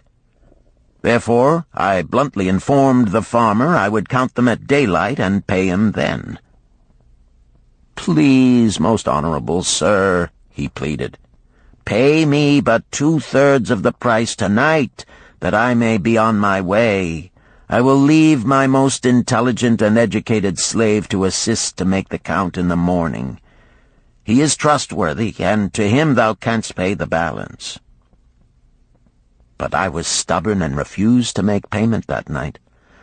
Next morning, before I awoke, the city gates opened, and 4 buyers rushed out in search of flocks. They were most eager and willing to pay high prices because the city was threatened with siege and food was not plentiful. Nearly 3 times the price at which he had offered the flock to me did the old farmer receive for it. Thus was rare good luck allowed to escape. "Here is a tale most unusual," commented Arcad. "What wisdom doth it suggest?" "The wisdom of making a payment immediately when we are convinced our bargain is wise," suggested a venerable saddle-maker. "If the bargain be good, then dost thou need protection against thy own weaknesses as much as against any other man. We mortals are changeable. Alas, I must say more apt to change our minds when right than wrong. Wrong, we are stubborn indeed. Right, we are prone to vacillate and let opportunity escape. My first judgment is my best. Yet always have I found it difficult to compel myself to proceed with a good bargain when made. Therefore, as a protection against my own weaknesses, I do make a prompt deposit thereon. This doth save me from later regrets for the good luck that should have been mine." "Thank you. Again I like to speak." The Syrian was upon his feet once more. "These tales much alike. Each time opportunity fly away for same reason. Each time she come to procrastinator, bringing good plan. Each time they hesitate, not say, right now, best time, I do it quick. How can men succeed that way?" "Wise are thy words, my friend," responded the buyer. "Good luck fled from procrastination in both these tales. Yet this is not unusual. The spirit of procrastination is within all men. We desire riches, yet how often, when opportunity doth appear before us, that spirit of procrastination from within doth urge various delays in our acceptance. In listening to it, we do become our own worst enemies. In my younger days, I did not know it by this long word our friend from Syria doth enjoy. I did think at first it was my own poor judgment that did cause me loss at many profitable trades. Later I did credit it to my stubborn disposition. At last I did recognize it for what it was, a habit of needless delaying where action was required, action prompt and decisive. How I did hate it when its true character stood revealed. With the bitterness of a wild ass hitched to a chariot, I did break loose from this enemy to my success. "Thank you. I like ask question from Mr. Merchant," the Syrian was speaking. "You wear fine robes, not like those of poor man. You speak like successful man. Tell us, do you listen now when procrastination whispers in your ear?"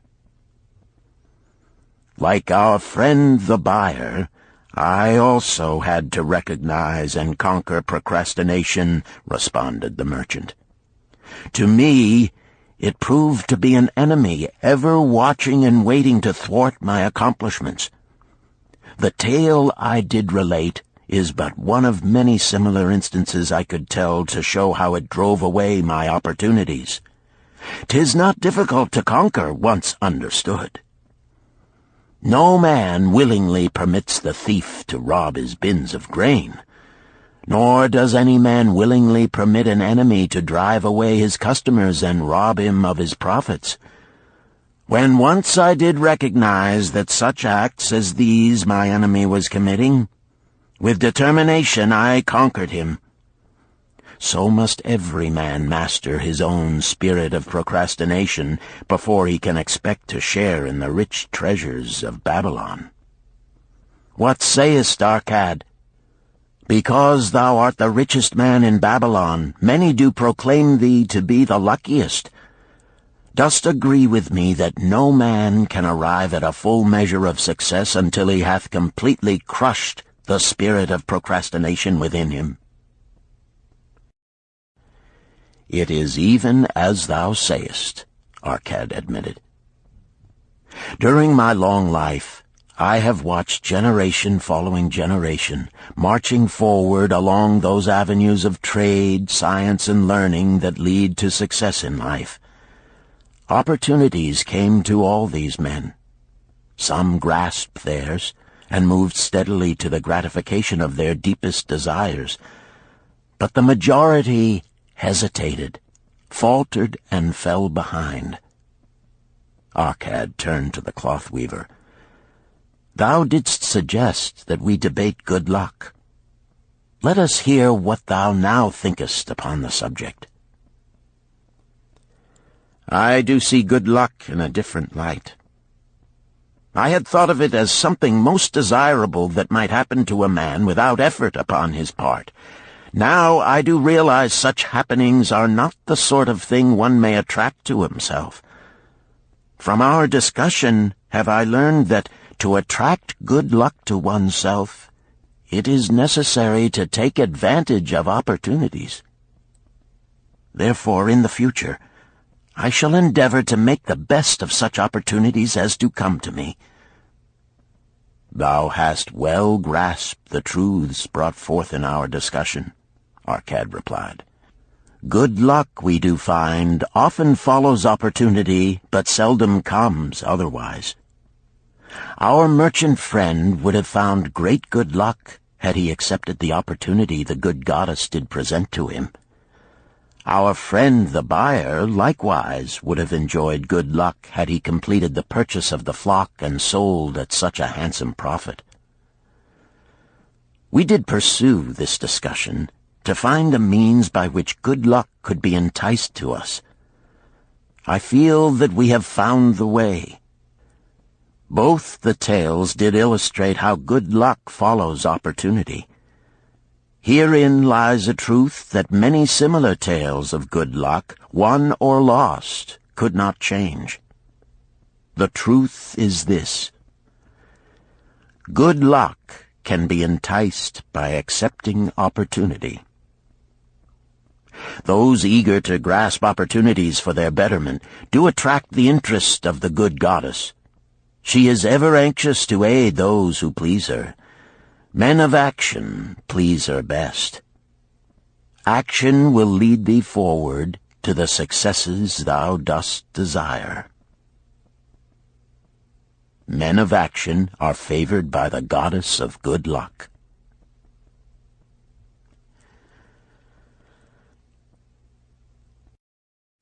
Chapter 5. The 5 Laws of Gold. A bag heavy with gold, or a clay tablet carved with words of wisdom. If thou hadst thy choice, which wouldst thou choose? By the flickering light from the fire of desert shrubs, the sun-tanned faces of the listeners gleamed with interest. "The gold! The gold!" chorused the 27. Old Calibab smiled knowingly. "Hark!" he resumed, raising his hand. "Hear the wild dogs out there in the night? They howl and wail because they are lean with hunger. Yet feed them, and what do they? Fight and strut. Then fight and strut some more, giving no thought to the morrow that will surely come. Just so it is with the sons of men. Give them a choice of gold and wisdom. What do? Ignore the wisdom and waste the gold. On the morrow they wail because they have no more gold. Gold is reserved for those who know its laws and abide by them." Calabab drew his white robe close about his lean legs, for a cool night wind was blowing.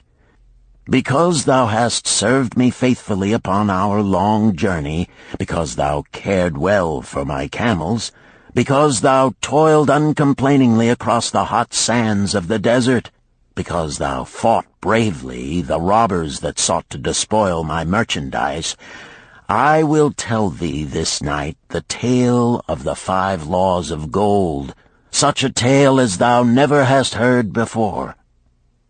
Hark ye with deep attention to the words I speak, for if you grasp their meaning and heed them, in the days that come thou shalt have much gold." He paused impressively. Above, in a canopy of blue, the stars shone brightly in the crystal-clear skies of Babylonia. Behind the group loomed their faded tents tightly staked against possible desert storms.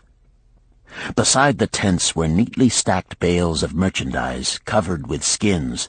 Nearby, the camel herd sprawled in the sand, some chewing their cuds contentedly, others snoring in hoarse discord. "Thou hast told us many good tales, Calabab," spoke up the chief packer. "We look to thy wisdom to guide us upon the morrow when our service with thee shall be at an end. I have but told thee of my adventures in strange and distant lands, but this night I shall tell thee of the wisdom of Arkad, the wise rich man." "Much have we heard of him," acknowledged the chief packer, "for he was the richest man that ever lived in Babylon." "The richest man he was, and that because he was wise in the ways of gold, even as no man had ever been before him.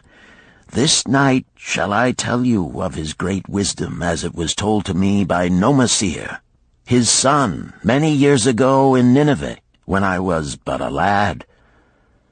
My master and myself had tarried long into the night in the palace of Nomasir. I had helped my master bring great bundles of fine rugs, each one to be tried by Nomasir until his choice of colors was satisfied. At last he was well pleased, and commanded us to sit with him and to drink a rare vintage, odorous to the nostrils and most warming to my stomach, which was unaccustomed to such a drink. Then did he tell us this tale of the great wisdom of Arkad, his father, even as I shall tell it to you. In Babylon it is the custom, as you know, that the sons of wealthy fathers live with their parents in expectation of inheriting the estate. Arkad did not approve of this custom. Therefore, when Nomasir reached the man's estate, he sent for the young man and addressed him. "My son, it is my desire that thou succeed to my estate. Thou must, however, first prove that thou art capable of wisely handling it. Therefore, I wish that thou go out into the world and show thy ability both to acquire gold and to make thyself respected among men. To start thee well, I will give thee 2 things of which I myself was denied when I started as a poor youth to build up a fortune. First, I give thee this bag of gold. If thou use it wisely, it will be the basis of thy future success. Second, I give thee this clay tablet upon which is carved the 5 laws of gold. If thou dost but interpret them in thy own acts, they shall bring thee competence and security. 10 years from this day come thou back to the house of thy father and give account of thyself. If thou prove worthy, I will then make thee the heir to my estate. Otherwise I will give it to the priests that they may barter for my soul the kind consideration of the gods." So Nomasir went forth to make his own way, taking his bag of gold the clay tablet carefully wrapped in silken cloth, his slave, and the horses upon which they rode. The 10 years passed, and Nomasir, as he had agreed, returned to the house of his father, who provided a great feast in his honor, to which he invited many friends and relatives.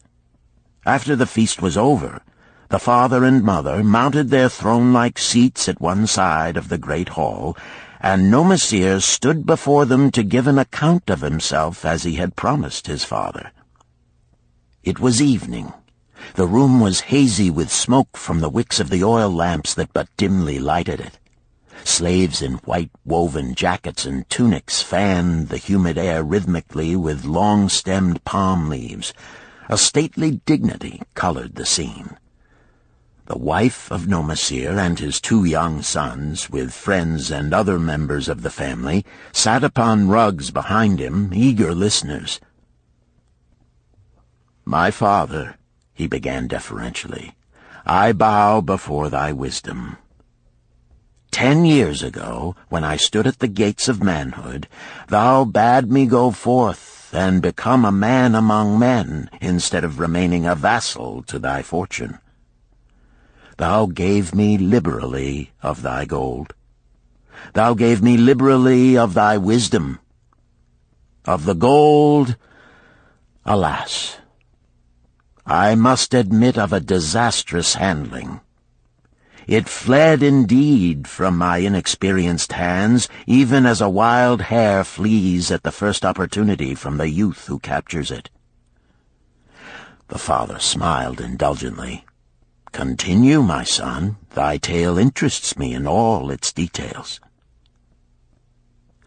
I decided to go to Nineveh, as it was a growing city, believing that I might find there opportunities.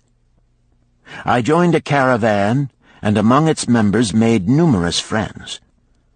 2 well-spoken men who had a most beautiful white horse, as fleet as the wind, were among these. As we journeyed, they told me in confidence that in Nineveh was a wealthy man who owned a horse so swift that it had never been beaten. Its owner believed that no horse living could run with greater speed. Therefore would he wager any sum, however large, that his horse could outspeed any horse in all Babylonia. Compared to their horse, so my friend said, it was but a lumbering ass that could be beaten with ease. They offered, as a great favor, to permit me to join them in a wager. I was quite carried away with the plan. Our horse was badly beaten, and I lost much of my gold. The father laughed. Later, I discovered that this was a deceitful plan of these men, and they constantly journeyed with caravans seeking victims. You see, the man in Nineveh was their partner and shared with them the bets he won. This shrewd deceit taught me my first lesson in looking out for myself. I was soon to learn another, equally bitter. In the caravan was another young man with whom I became quite friendly. He was the son of wealthy parents and, like myself, journeying to Nineveh to find a suitable location. Not long after our arrival, he told me that a merchant had died, and his shop with its rich merchandise and patronage could be secured at a paltry price. Saying that we would be equal partners, but first he must return to Babylon to secure his gold, he prevailed upon me to purchase the stock with my gold, agreeing that his would be used later to carry on our venture. He long delayed the trip to Babylon, proving in the meantime to be an unwise buyer and a foolish spender. I finally put him out, but not before the business had deteriorated to where we had only unsaleable goods and no gold to buy other goods.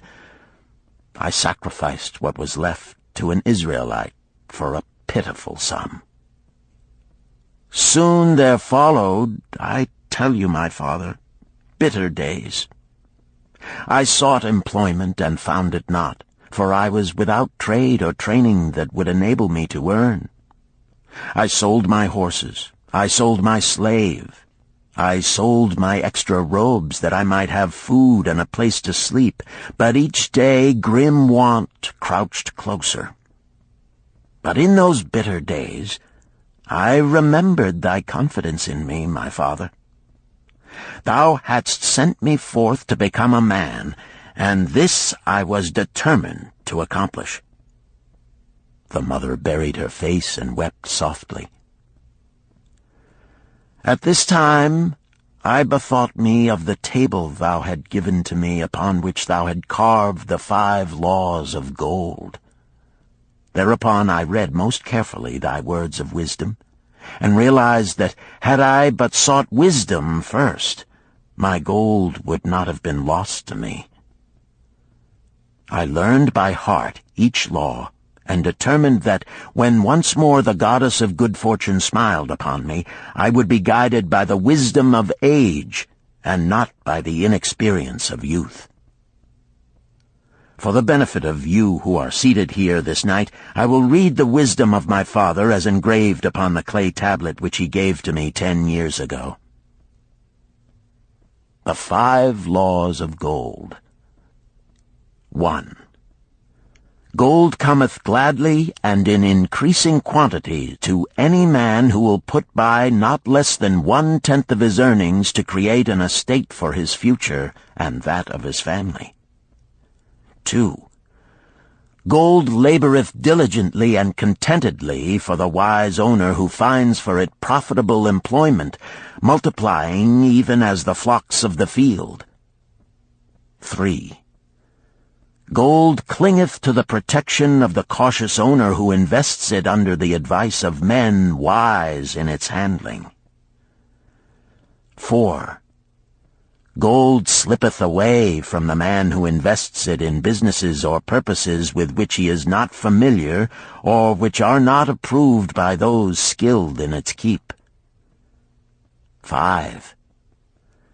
Gold flees the man who would force it to impossible earnings, or who followeth the alluring advice of tricksters and schemers, or who trusts it to his own inexperience and romantic desires in investment. These are the 5 laws of gold as written by my father. I do proclaim them as of greater value than gold itself, as I will show by the continuance of my tale.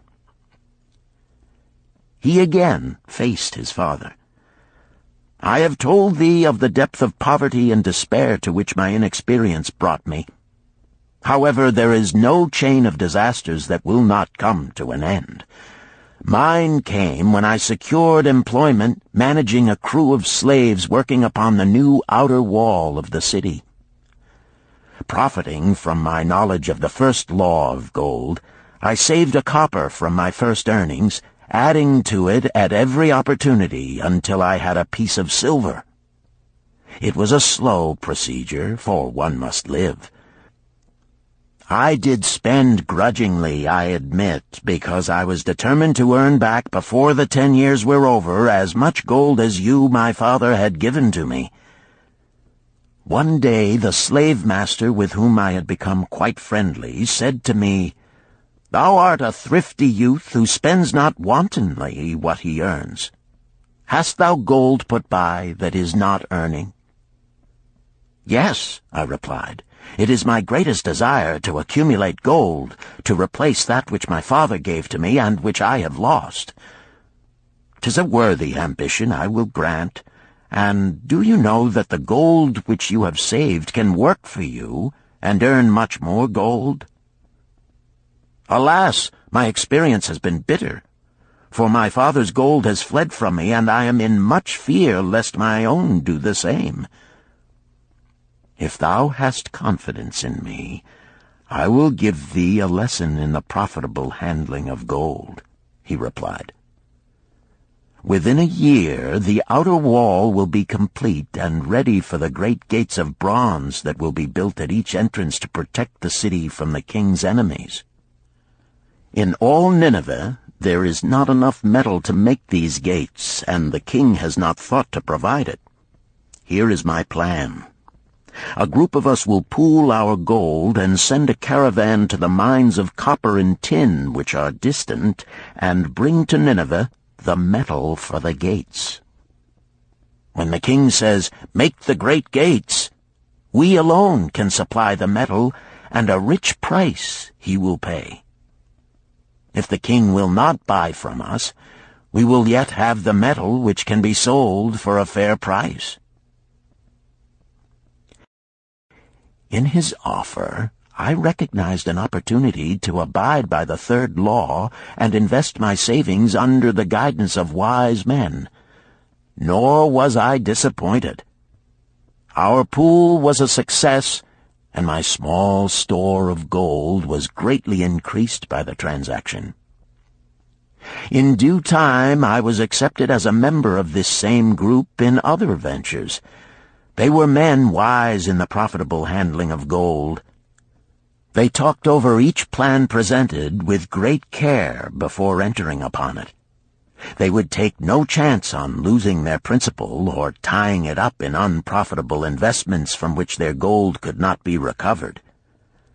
Such foolish things as the horse race and the partnership into which I had entered with my inexperience would have had scant consideration with them. They would have immediately pointed out their weaknesses. Through my association with these men, I learned to safely invest gold to bring profitable returns. As the years went on, my treasure increased more and more rapidly. I not only made back as much as I lost, but much more. Through my misfortunes, my trials, and my success, I have tested time and again the wisdom of the 5 laws of gold, my father, and have proven them true in every test. To him who is without knowledge of the 5 laws, gold comes not often, and goeth away quickly. But to him who abide by the 5 laws, gold comes and works as his dutiful slave. Nomasir ceased speaking and motioned to a slave in the back of the room. The slave brought forward one at a time 3 heavy leather bags. One of these Nomasir took and placed upon the floor before his father, addressing him again. "Thou didst give to me a bag of gold, Babylon gold. Behold, in its place I do return to thee a bag of Nineveh gold of equal weight, an equal exchange, as all will agree. Thou didst give to me a clay tablet inscribed with wisdom. Behold, in its stead I do return 2 bags of gold." So saying, he took from the slave the other 2 bags, and likewise placed them upon the floor before his father. "This I do to prove to thee, my father, of how much greater value I consider thy wisdom than thy gold. Yet who can measure in bags of gold the value of wisdom? Without wisdom, gold is quickly lost by those who have it. But with wisdom, gold can be secured by those who have it not, as these 3 bags of gold do prove. It does indeed give to me the deepest satisfaction, my father, to stand before thee and say that, because of thy wisdom, I have been able to become rich and respected before men." The father placed his hand fondly upon the head of Nomasir. "Thou hast learned well thy lessons, and I am indeed fortunate to have a son to whom I may entrust my wealth." Calabab ceased his tale and looked critically at his listeners. "What means this to thee, this tale of Nomasir?" he continued. "Who among thee can go to thy father or to the father of thy wife and give an account of wise handling of his earnings? What would these venerable men think were you to say, 'I have traveled much and learned much and labored much and earned much, yet alas, of gold I have little. Some I spent wisely, some I spent foolishly, and much I lost in unwise ways.' Dost still think it but an inconsistency of fate that some men have much gold and others have naught? Then you err. Men have much gold when they know the 5 laws of gold and abide thereby. Because I learned these 5 laws in my youth and abided by them, I have become a wealthy merchant. Not by some strange magic did I accumulate my wealth. Wealth that comes quickly goeth the same way. Wealth that stayeth to give enjoyment and satisfaction to its owner comes gradually, because it is a child born of knowledge and persistent purpose. To earn wealth is but a slight burden upon the thoughtful man. Bearing the burden consistently from year to year accomplishes the final purpose. The 5 laws of gold offer to thee a rich reward for their observance. Each of these 5 laws is rich with meaning, and lest thou overlook this in the briefness of my tale, I will now repeat them. I do know them each by heart, because in my youth I could see their value and would not be content until I knew them word for word. The first law of gold. Gold cometh gladly and in increasing quantity to any man who will put by not less than 1/10 of his earnings to create an estate for his future and that of his family. Any man who will put by 1/10 of his earnings consistently and invest it wisely will surely create a valuable estate that will provide an income for him in the future and further guarantee safety for his family in case the gods call him to the world of darkness. This law always saith that gold cometh gladly to such a man. I can truly certify this in my own life. The more gold I accumulate, the more readily it comes to me, and in increased quantities.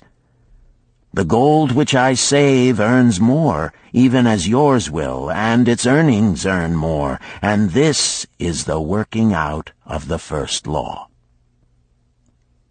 The second law of gold.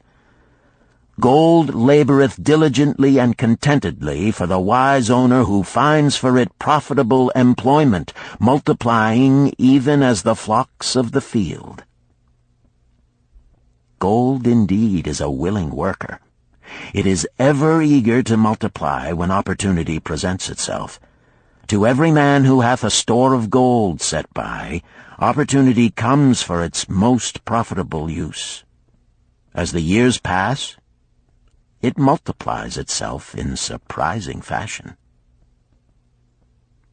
The third law of gold. Gold clingeth to the protection of the cautious owner who invests it under the advice of men wise in its handling.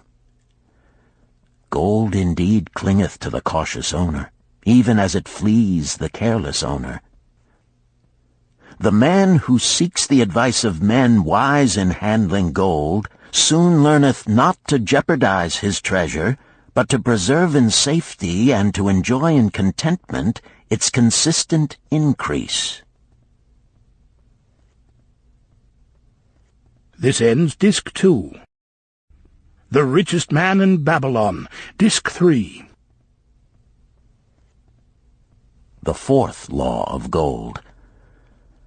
Gold slippeth away from the man who invests it in businesses or purposes with which he is not familiar or which are not approved by those skilled in its keep. To the man who hath gold yet is not skilled in its handling, many uses for it appear most profitable. Too often these are fraught with danger of loss, and if properly analyzed by wise men, show small possibility of profit. Therefore, the inexperienced owner of gold who trusts to his own judgment and invests it in businesses or purposes with which he is not familiar, too often finds his judgment imperfect and pays with his treasure for his inexperience. Wise indeed is he who investeth his treasures under the advice of men skilled in the ways of gold. the fifth law of gold. Gold flees the man who would force it to impossible earnings, or who followeth the alluring advice of tricksters and schemers, or who trusts it to his own inexperience and romantic desires in investment. Fanciful propositions that thrill like adventure tales always come to the new owner of gold. These appear to endow his treasure with magic powers that will enable it to make impossible earnings. Yet heed ye the wise men, for verily they know the risks that lurk behind every plan to make great wealth suddenly. Forget not the rich men of Nineveh, who would take no chance of losing their principal or tying it up in unprofitable investments. This ends my tale of the 5 laws of gold. In telling it to thee, I have told the secrets of my own success. Yet they are not secrets, but truths which every man must first learn and then follow, who wishes to step out of the multitude that, like yon wild dogs, must worry each day for food to eat. Tomorrow we enter Babylon. Look, see the fire that burns eternal above the temple of Bel? We are already in sight of the golden city. Tomorrow each of thee shall have gold, the gold thou hast so well earned by thy faithful services. 10 years from this night, what can you tell about this gold? If there be men among you who, like Nomasir, will use a portion of their gold to start for themselves an estate and be thenceforth wisely guided by the wisdom of Arcad, 10 years from now, 'tis a safe wager, like the son of Arcad, they will be rich and respected among men. Our wise acts accompany us through life to please us and to help us. Just as surely our unwise acts follow us to plague and torment us. Alas, they cannot be forgotten. In the front rank of the torments that do follow us are the memories of the things we should have done, of the opportunities which came to us, and we took not. Rich are the treasures of Babylon, so rich no man can count their value in pieces of gold. Each year they grow richer and more valuable. Like the treasures of every land, they are a reward, a rich reward, awaiting those men of purpose who determine to secure their just share. In the strength of thine own desires is a magic power. Guide this power with thy knowledge of the 5 laws of gold, and thou shalt share the treasures of Babylon.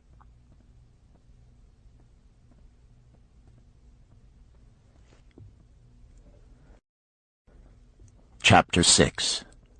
The Gold Lender of Babylon. 50 pieces of gold. Never before had Rodan, the spearmaker of old Babylon, carried so much gold in his leather wallet. Happily down the king's highway from the palace of his most liberal majesty he strode. Cheerfully the gold clinked as the wallet at his belt swayed with each step, the sweetest music he had ever heard. 50 pieces of gold, all his. He could hardly realize his good fortune. What power in those clinking discs! They could purchase anything he wanted. A grand house, land, cattle, camels, horses, chariots, whatever he might desire. What use should he make of it? This evening, as he turned into a side street toward the home of his sister, he could think of nothing he would rather possess than those same glittering, heavy pieces of gold, his to keep. It was upon an evening some days later that a perplexed Rodan entered the shop of Mathon, the lender of gold and dealer in jewels and rare fabrics. Glancing neither to the right nor the left at the colorful articles artfully displayed, he passed through to the living quarters at the rear.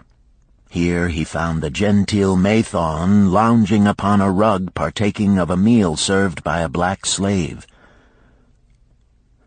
I would counsel with thee, for I know not what to do." Rodan stood stolidly, feet apart, hairy breast exposed by the gaping front of his leather jacket. Mathon's narrow, sallow face smiled a friendly greeting. "What indiscretions hast thou done that thou shouldst seek the lender of gold? Hast been unlucky at the gaming table? Or hath some plump dame entangled thee? For many years have I known thee, yet never hast thou sought me to aid thee in thy troubles. No, no, not such as that. I seek no gold. Instead I crave thy wise advice. Hear, hear, what this man doth say. No one comes to the lender of gold for advice. My ears must play me false. They listen true. Can this be so? Rodan, the spear-maker, doth display more cunning than all the rest, for he comes to Mathon not for gold, but for advice. Many men come to me for gold to pay for their follies, but as for advice, they want it not. Yet who is more able to advise than the lender of gold to whom many men come in trouble? Thou shalt eat with me, Rodan, he continued. Thou shalt be my guest for the evening. Ando, he commanded of the black slave, draw up a rug for my friend Rodan, the spear-maker, who comes for advice. He shall be mine honored guest. Bring to him much food, and get for him my largest cup. Choose well of the best wine, that he may have satisfaction in the drinking. Now tell me, what troubles thee? It is the king's gift. The king's gift? The king did make thee a gift, and it gives thee trouble? What manner of gift? Because he was much pleased with the design I did submit to him for a new point on the spears of the royal guard, he did present me with 50 pieces of gold, and now I am much perplexed. I am beseeched each hour the sun doth travel across the sky by those who would share it with me. That is natural. More men want gold than have it, and would wish one who comes by it easily to divide. But can you not say no? Is thy will not as strong as thy fist? To many I can say no, yet sometimes it would be easier to say yes. Can one refuse to share with one's sister to whom he is deeply devoted? Surely thy own sister would not wish to deprive thee of enjoying thy reward? But it is for the sake of Araman, her husband, whom she wishes to see a rich merchant. She does feel that he has never had a chance, and she beseeches me to loan to him this gold, that he may become a prosperous merchant and repay me from his profits. My friend, resumed Mathon, 'tis a worthy subject thou bringest to discuss. Gold bringeth unto its possessor responsibility and a changed position with his fellow men. It bringeth fear lest he lose it, or it be tricked away from him. It bringeth a feeling of power and ability to do good.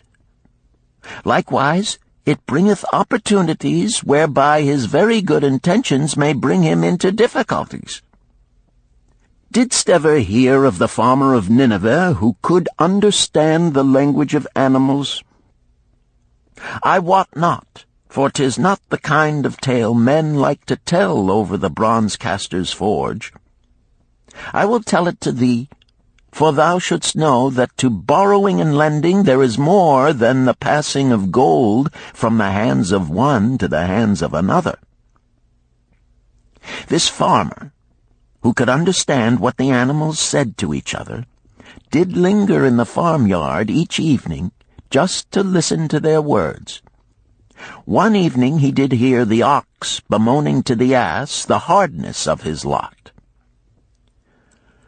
I do labor pulling the plow from morning until night, no matter how hot the day, or how tired my legs, or how the bow doth chafe my neck, still must I work. But you are a creature of leisure. You are trapped with a colorful blanket and do nothing more than carry our master about where he wishes to go. When he goes nowhere, you do rest and eat the green grass all the day." Now the ass, in spite of his vicious heels, was a goodly fellow and sympathized with the ox. "My good friend," he replied, "you do work very hard, and I would help ease your lot. Therefore will I tell you how you may have a day of rest. In the morning, when the slave comes to fetch you to the plow, lie upon the ground and bellow much, that he may say you are sick and cannot work." So the ox took the advice of the ass, and the next morning the slave returned to the farmer and told him the ox was sick and could not pull the plow. "Then," said the farmer, "hitch the ass to the plow, for the plowing must go on." All that day, the ass, who had only intended to help his friend, found himself compelled to do the ox's task. When night came and he was released from the plow, his heart was bitter, and his legs were weary, and his neck was sore where the bow had chafed it. The farmer lingered in the barnyard to listen. The ox began first. "You are my good friend. Because of your wise advice, I have enjoyed a day of rest." "And I," retorted the ass, "am like many another simple-hearted one who starts to help a friend and ends up by doing his task for him. Hereafter you draw your own plow, for I did hear the master tell the slave to send for the butcher were you sick again. I wish he would, for you are a lazy fellow."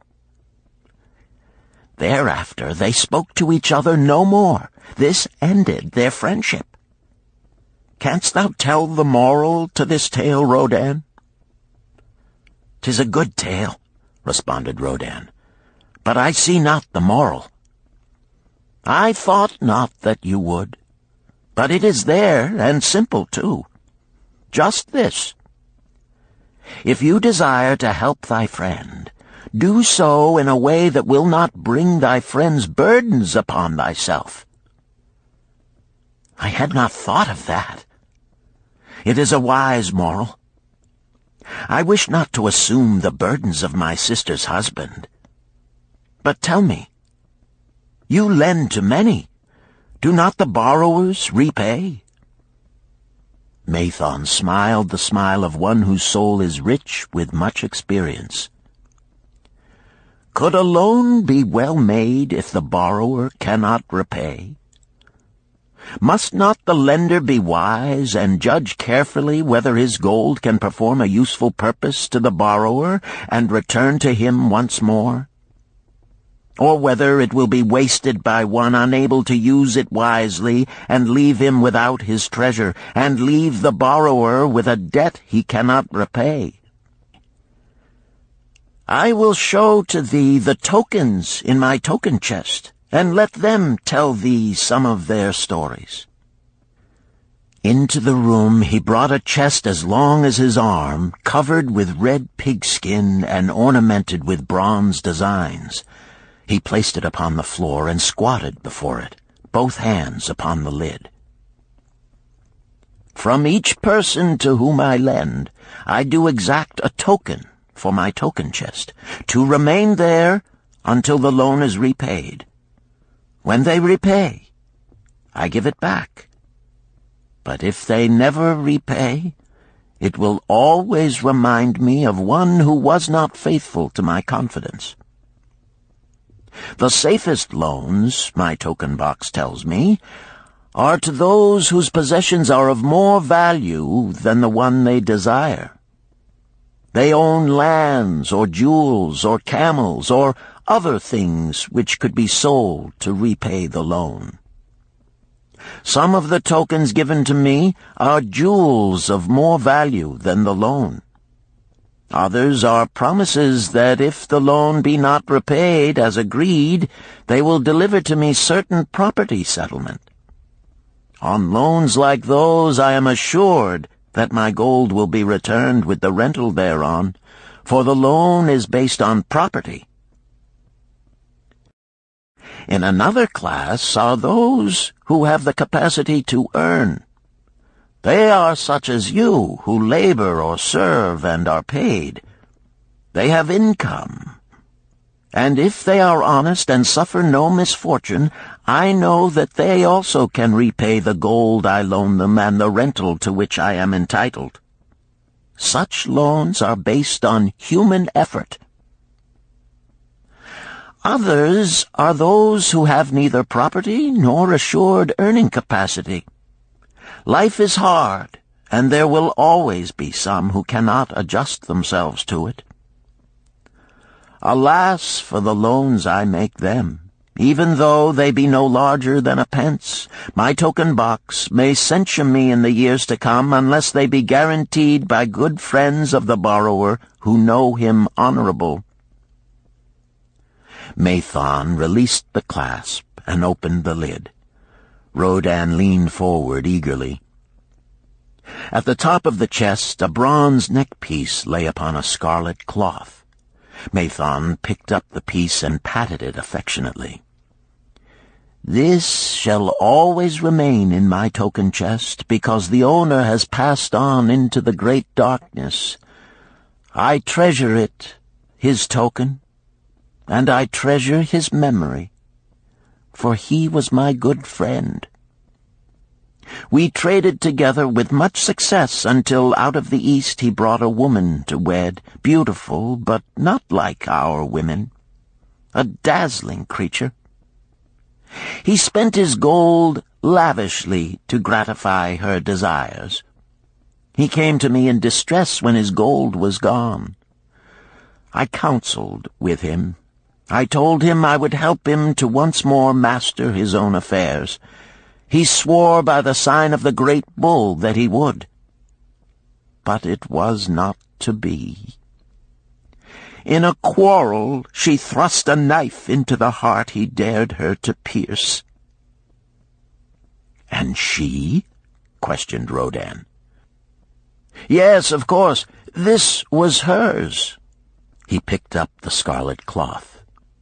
"In bitter remorse she threw herself into the Euphrates. These 2 loans will never be repaid. The chest tells you, Rodan, that humans in the throes of great emotions are not safe risks for the gold lender. Here, now, this is different." He reached for a ring carved of oxbone. "This belongs to a farmer. I buy the rugs of his women. The locusts came, and they had not food. I helped him, and when the new crop came, he repaid me. Later he came again and told of strange goats in a distant land, as described by a traveler. They had long hair so fine and soft it would weave into rugs more beautiful than any ever seen in Babylon. He wanted a herd, but he had no money. So I did lend him gold to make the journey and bring back goats. Now his herd is begun, and next year I shall surprise the lords of Babylon with the most expensive rugs it has been their good fortune to buy. Soon I must return his ring. He doth insist on repaying promptly." "Some borrowers do that?" queried Rodan. "If they borrow for purposes that bring money back to them, I find it so. But if they borrow because of their indiscretions, I warn thee to be cautious if thou wouldst ever have thy gold back in hand again." "Tell me about this," requested Rodan, picking up a heavy gold bracelet inset with jewels in rare designs. "The women do appeal to my good friend," bantered Mathon. "I am still much younger than you," retorted Rodin. "I grant that, but this time thou doth suspicion romance where it is not. The owner of this is fat and wrinkled, and doth talk so much and say so little, she drives me mad. Once they had much money and were good customers, but ill times came upon them. She has a son of whom she would make a merchant. So she came to me and borrowed gold that he might become a partner of a caravan owner who travels with his camels, bartering in one city what he buys in another. This man proved a rascal, for he left the poor boy in a distant city without money and without friends, pulling out early while the youth slept. Perhaps when this youth has grown to manhood he will repay. Until then I get no rental for the loan, only much talk. But I do admit the jewels are worthy of the loan." "Did this lady ask thy advice as to the wisdom of the loan?" "Quite otherwise.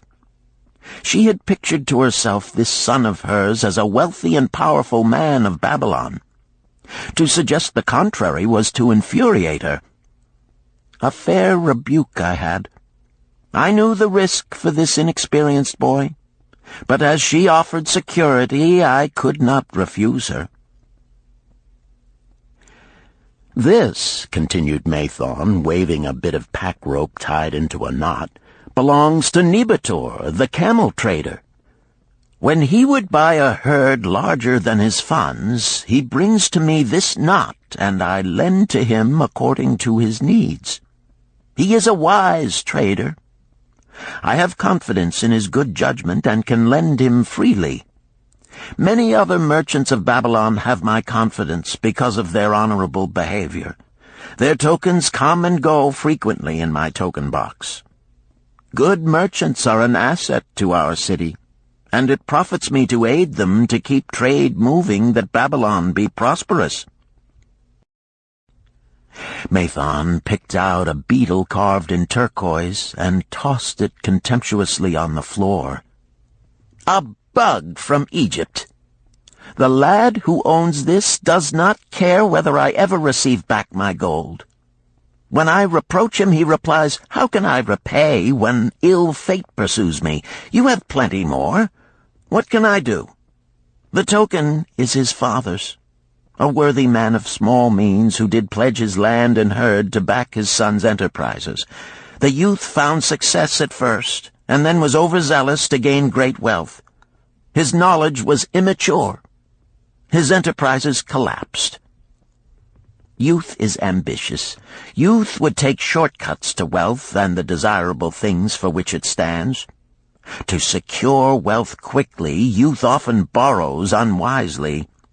Youth, never having had experience, cannot realize that hopeless debt is like a deep pit into which one may descend quickly, and where one may struggle vainly for many days. It is a pit of sorrow and regrets, where the brightness of the sun is overcast, and night is made unhappy by restless sleeping. Yet I do not discourage borrowing gold. I encourage it. I recommend it if it be for a wise purpose. I myself made my first real success as a merchant with borrowed gold. Yet what should the lender do in such a case? The youth is in despair and accomplishes nothing. He is discouraged. He makes no effort to repay. My heart turns against depriving the father of his land and cattle." "You tell me much that I am interested to hear," ventured Rodin, "but I hear no answer to my question. Should I lend my 50 pieces of gold to my sister's husband? They mean much to me." "Thy sister is a sterling woman whom I do much esteem. Should her husband come to me and ask to borrow 50 pieces of gold, I should ask him for what purpose he would use it. If he answered that he desired to become a merchant like myself and deal in jewels and rich furnishings, I would say, 'What knowledge have you of the ways of trade? Do you know where you can buy at lowest cost? Do you know where you can sell at a fair price? Could he say yes to these questions? No, he could not, Rodin admitted. He has helped me much in making spears, and he has helped some in the shops. Then would I say to him that his purpose was not wise. Merchants must learn their trade. His ambition, though worthy, is not practical, and I would not lend him any gold. But supposing he could say, yes, I have helped merchants much. I know how to travel to Smyrna and to buy at low cost the rugs the housewives weave. I also know many of the rich people of Babylon to whom I can sell these at a large profit. Then I would say, your purpose is wise and your ambition honorable. I shall be glad to lend you the 50 pieces of gold if you can give me security that they will be returned. But would he say, I have no security other than that I am an honored man and will pay you well for the loan?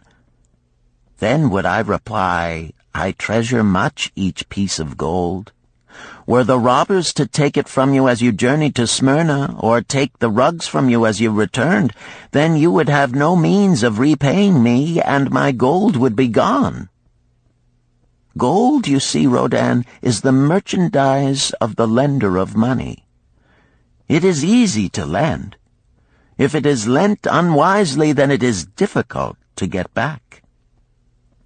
The wise lender wishes not the risk of the undertaking, but the guarantee of safe repayment. "'Tis well," he continued, "to assist those that are in trouble.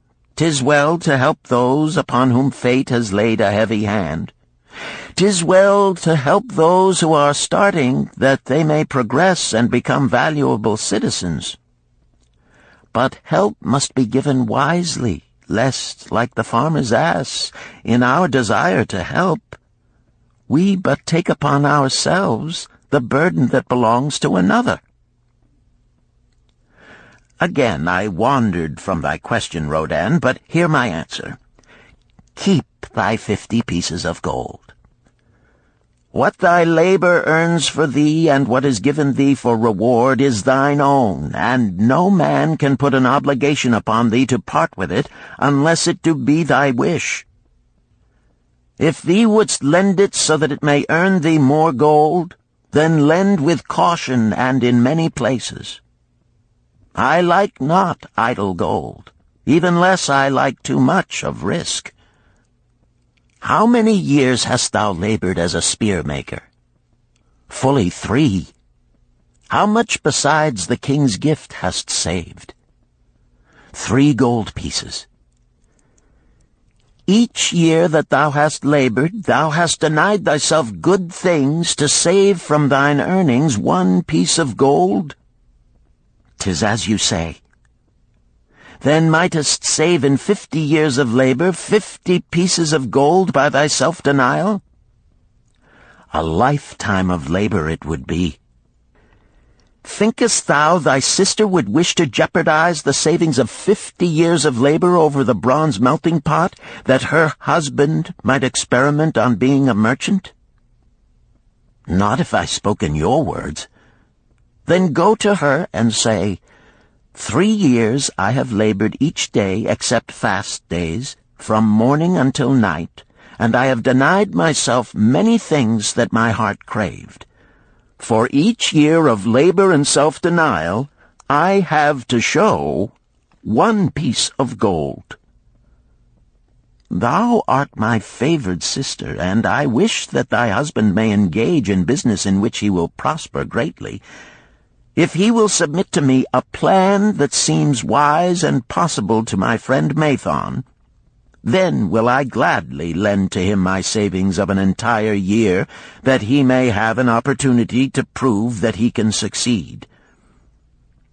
Do that, I say, and if he has within him the soul to succeed, he can prove it. If he fails, he will not owe thee more than he can hope some day to repay. I am a gold lender because I own more gold than I can use in my own trade. I desire my surplus gold to labor for others and thereby earn more gold. I do not wish to take risk of losing my gold, for I have labored much and denied myself much to secure it. Therefore I will no longer lend any of it where I am not confident that it is safe and will be returned to me. Neither will I lend it where I am not convinced that its earnings will be promptly paid to me. I have told to thee, Rodan, a few of the secrets of my token chest. From them you may understand the weakness of men and their eagerness to borrow that which they have no certain means to repay. From this you can see how often their high hopes of the great earnings they could make if they but had gold are but false hopes they have not the ability or training to fulfill. Thou, Rodan, now have gold which thou shouldst put to earning more gold for thee. Thou art about to become, even as I, a gold lender. If thou dost safely preserve thy treasure, it will produce liberal earnings for thee, and be a rich source of pleasure and profit during all thy days. But if thou dost let it escape from thee, it will be a source of constant sorrow and regret as long as thy memory doth last. What desirest thou most of this gold in thy wallet? To keep it safe. Wisely spoken, replied Mathon approvingly. Thy first desire is for safety. Thinkest thou that in the custody of thy sister's husband it would be truly safe from possible loss? I fear not, for he is not wise in guarding gold.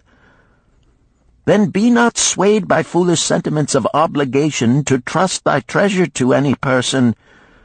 If thou wouldst help thy family or thy friends, find other ways than risking the loss of thy treasure. Forget not that gold slippeth away in unexpected ways from those unskilled in guarding it. As well waste thy treasure in extravagance as let others lose it for thee. What next after safety dost desire of this treasure of thine? That it earn more gold. Again thou speakest with wisdom. It should be made to earn and grow larger.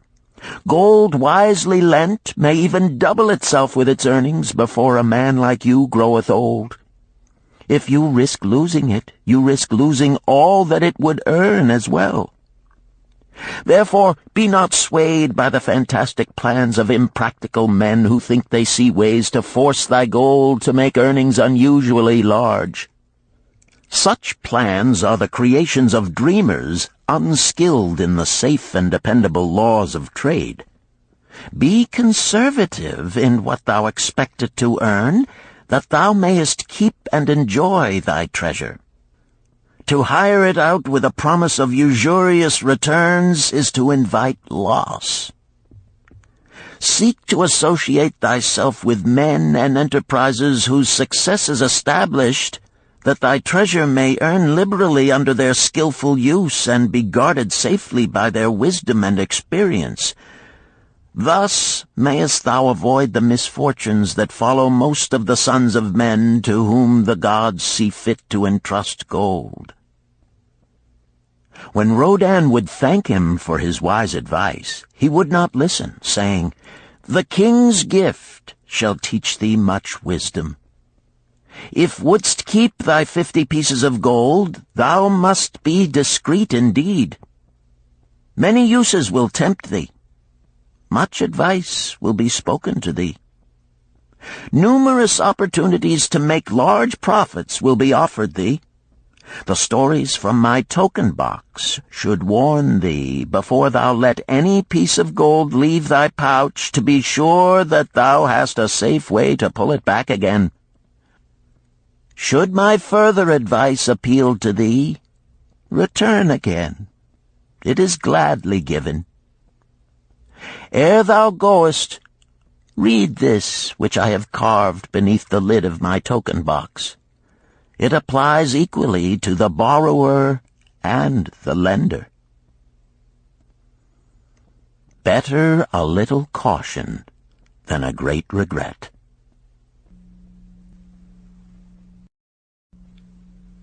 Chapter 7.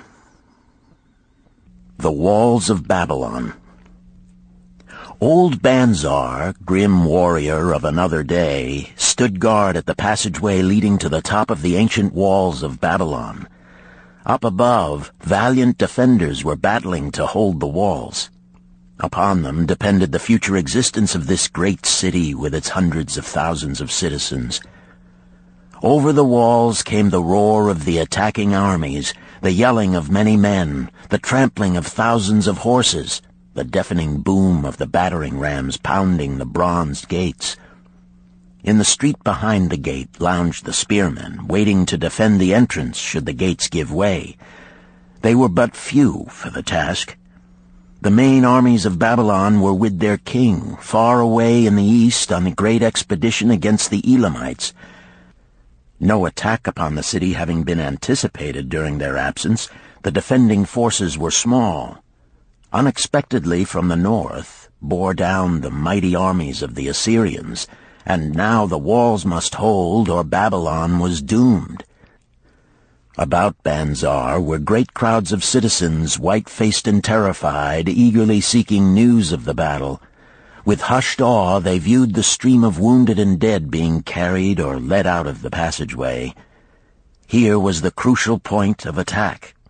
After 3 days of circling about the city, the enemy had suddenly thrown his great strength against this section and this gate. The defenders from the top of the wall fought off the climbing platforms and the scaling ladders of the attackers with arrows, burning oil, and, if any reached the top, spears. Against the defenders, thousands of the enemy's archers poured a deadly barrage of arrows. Old Banzar had the vantage point for news. He was closest to the conflict and first to hear of each fresh repulse of the frenzied attackers. An elderly merchant crowded close to him, his palsied hands quivering. "Tell me, he pleaded. "They cannot get in. My sons are with the good king. There is no one to protect my old wife. My goods, they will steal all. My food, they will leave nothing. We are old, too old to defend ourselves, too old for slaves.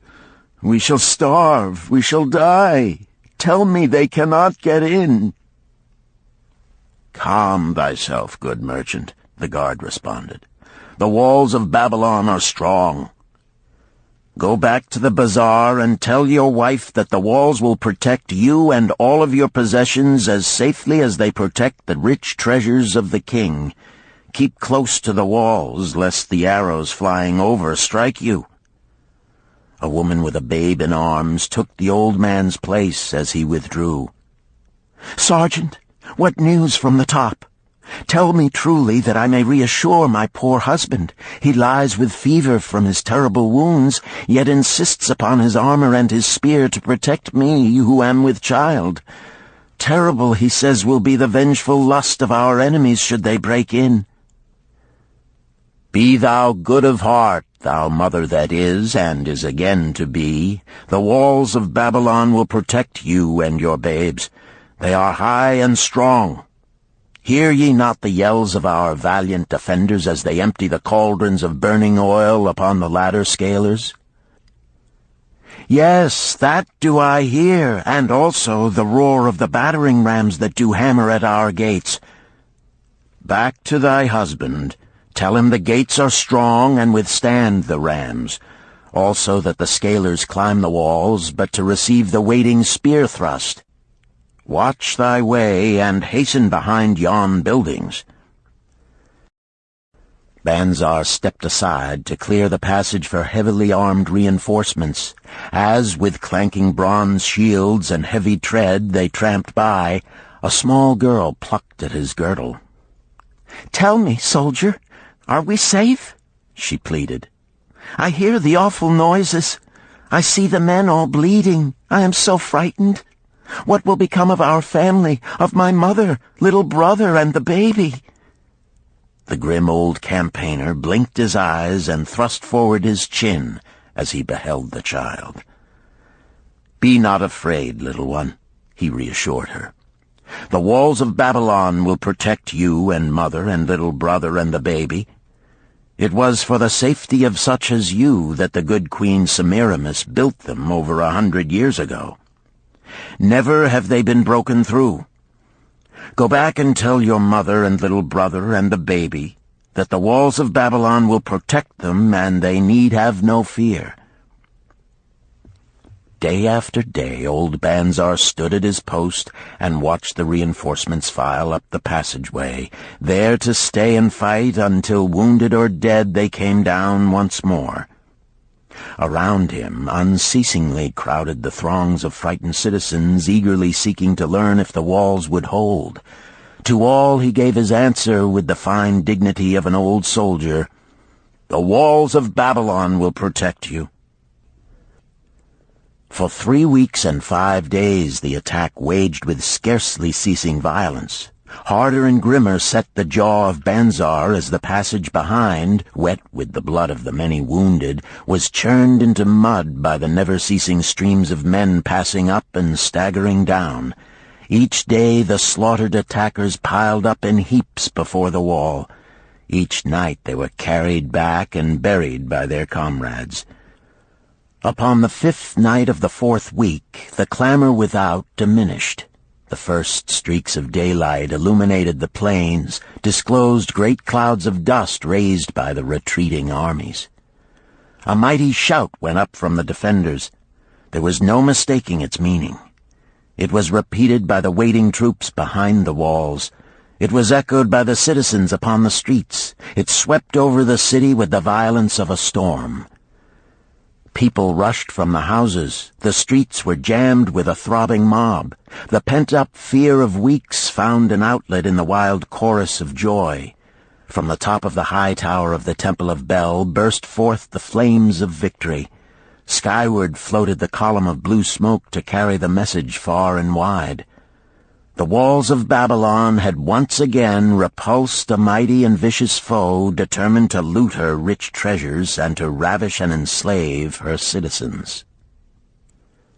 Babylon endured century after century because it was fully protected.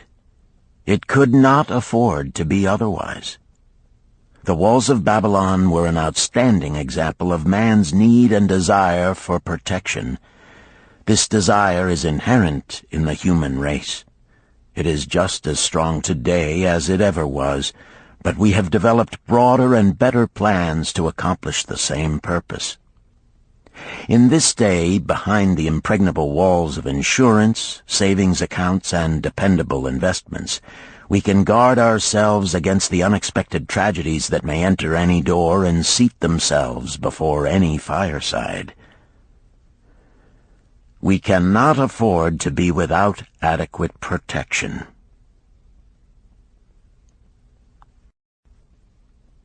Chapter 8. The Camel Trader of Babylon. The hungrier one becomes, the clearer one's mind works. Also, the more sensitive one becomes to the odors of food. Tarkad, the son of Azure, certainly thought so. For 2 whole days he had tasted no food except 2 small figs purloined from over the wall of a garden. Not another could he grab before the angry woman rushed forth and chased him down the street. Her shrill cries were still ringing in his ears as he walked through the marketplace. They helped him to restrain his restless fingers from snatching the tempting fruits from the baskets of the market women. Never before had he realized how much food was brought to the markets of Babylon and how good it smelled. Leaving the market, he walked across to the inn and paced back and forth in front of the eating house. Perhaps here he might meet someone he knew, someone from whom he could borrow a copper that would gain him a smile from the unfriendly keeper of the inn and, with it, a liberal helping. Without the copper, he knew all too well how unwelcome he would be. In his abstraction, he unexpectedly found himself face to face with the one man he wished most to avoid, the tall, bony figure of Dabasir, the camel trader. Of all the friends and others from whom he had borrowed small sums, Dabasir made him feel the most uncomfortable because of his failure to keep his promises to repay promptly. Dabasir's face lighted up at the sight of him. "Ha! 'Tis Tarkad, just the one I have been seeking, that he might repay the 2 pieces of copper which I lent him a moon ago. Also the piece of silver which I lent to him before that. We are well met. I can make good use of the coins this very day. What say, boy, what say?" Tarkad stuttered, and his face flushed. He had naught in his empty stomach to nerve him to argue with the outspoken Dabasir. "I am sorry, very sorry," he mumbled weakly. "But this day I have neither the copper nor the silver with which I could repay." "Then get it," Dabasir insisted. "Surely thou canst get hold of a few coppers and a piece of silver to repay the generosity of an old friend of thy father, who aided thee whence thou wast in need." "'Tis because ill fortune does pursue me that I cannot pay." "Ill fortune? Wouldst blame the gods for thine own weakness? Ill fortune pursues every man who thinks more of borrowing than of repaying. Come with me, boy, while I eat. I am hungry, and I would tell thee a tale." Tarkad flinched from the brutal frankness of Dabasir, but here at least was an invitation to enter the coveted doorway of the eating-house. Dabasir pushed him to a far corner of the room where they seated themselves upon small rugs. When Koskor, the proprietor, appeared smiling, Dabasir addressed him with his usual freedom.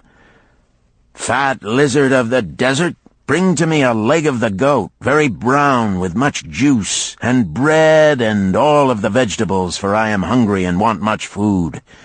Do not forget my friend here. Bring to him a jug of water. Have it cooled, for the day is hot." Tarkad's heart sank. Must he sit here and drink water while he watched this man devour an entire goat leg? He said nothing. He thought of nothing he could say. Dabasir, however, knew no such thing as silence. Smiling and waving his hand good-naturedly to the other customers, all of whom knew him, he continued. "I did hear from a traveler just returned from Urfa of a certain rich man who has a piece of stone cut so thin that one can look through it. He put it in the window of his house to keep out the rains. It is yellow, so this traveler does relate, and he was permitted to look through it, and all the outside world looks strange and not like it really is. What say you to that, Tarkad? Thinkest all the world could look to a man a different color from what it is?" "I dare say," responded the youth, much more interested in the fat leg of goat placed before Dabasir. "Well, I know it to be true, for I, myself, have seen the world all of a different color from what it really is, and the tale I am about to tell relates how I came to see it in its right color once more." "Dabasir will tell a tale," whispered a neighboring diner to his neighbor, and dragged his rug close. Other diners brought their food and crowded in a semicircle. They crunched noisily in the ears of Tarkad and brushed him with their meaty bones. He alone was without food. Dabasir did not offer to share with him, nor even motion him to a small corner of the hard bread that was broken off and had fallen from the platter to the floor. "The tale that I am about to tell," began Dabasir, pausing to bite a goodly chunk from the goat leg, "relates to my early life and how I came to be a camel trader. Didst anyone know that I once was a slave in Syria?" A murmur of surprise ran through the audience, to which Dabasir listened with satisfaction. "When I was a young man," continued Dabasir after another vicious onslaught on the goat leg, "I learned the trade of my father, the making of saddles. I worked with him in his shop and took to myself a wife. Being young and not greatly skilled, I could earn but little, just enough to support my excellent wife in a modest way. I craved good things which I could not afford. Soon I found that the shopkeepers would trust me to pay later, even though I could not pay at the time. Being young and without experience, I did not know that he who spends more than he earns is sowing the winds of needless self-indulgence from which he is sure to reap the whirlwinds of trouble and humiliation. So I indulged my whims for fine raiment and bought luxuries for my good wife and our home beyond our means. I paid as I could, and for a while all went well. But in time I discovered I could not use my earnings both to live upon and to pay my debts. Creditors began to pursue me to pay for my extravagant purchases, and my life became miserable. I borrowed from my friends, but could not repay them either. Things went from bad to worse. My wife returned to her father, and I decided to leave Babylon and seek another city where a young man might have better chances. For 2 years I had a restless and unsuccessful life working for caravan traders. From this I fell in with a set of likable robbers who scoured the desert for unarmed caravans. Such deeds were unworthy of the son of my father, but I was seeing the world through a colored stone and did not realize to what degradation I had fallen. We met with success on our first trip, capturing a rich haul of gold and silks and valuable merchandise. This loot we took to Ganir and squandered. The second time we were not so fortunate. Just after we had made our capture, we were attacked by the spearsmen of a native chief to whom the caravans paid for protection. Our 2 leaders were killed, and the rest of us were taken to Damascus, where we were stripped of our clothing and sold as slaves. I was purchased for 2 pieces of silver by a Syrian desert chief. With my hair shorn and but a loincloth to wear, I was not so different from the other slaves. Being a reckless youth, I thought it merely an adventure until my master took me before his 4 wives and told them they could have me for a eunuch. Then, indeed, did I realize the hopelessness of my situation. These men of the desert were fierce and warlike. I was subject to their will without weapons or means of escape.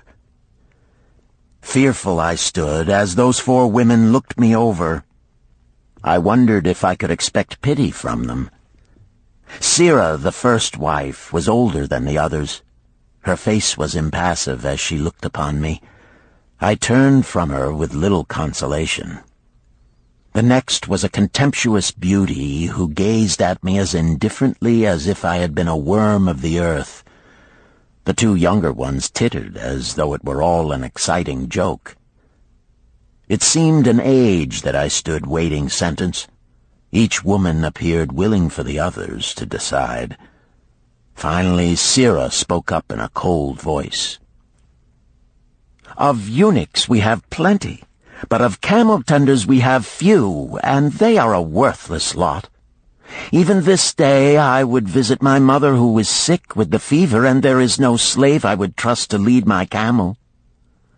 Ask this slave if he can lead a camel." My master thereupon questioned me, "What know you of camels?" Striving to conceal my eagerness, I replied, "I can make them kneel, I can load them, I can lead them on long trips without tiring. If need be, I can repair their trappings." "The slave speaks forward enough," observed my master. "If thou so desire, Sirah, take this man for thy camel-tender." So I was turned over to Sirah, and that day I led her camel upon a long journey to her sick mother. I took the occasion to thank her for her intercession, and also to tell her that I was not a slave by birth, but the son of a freeman, an honorable saddle-maker of Babylon.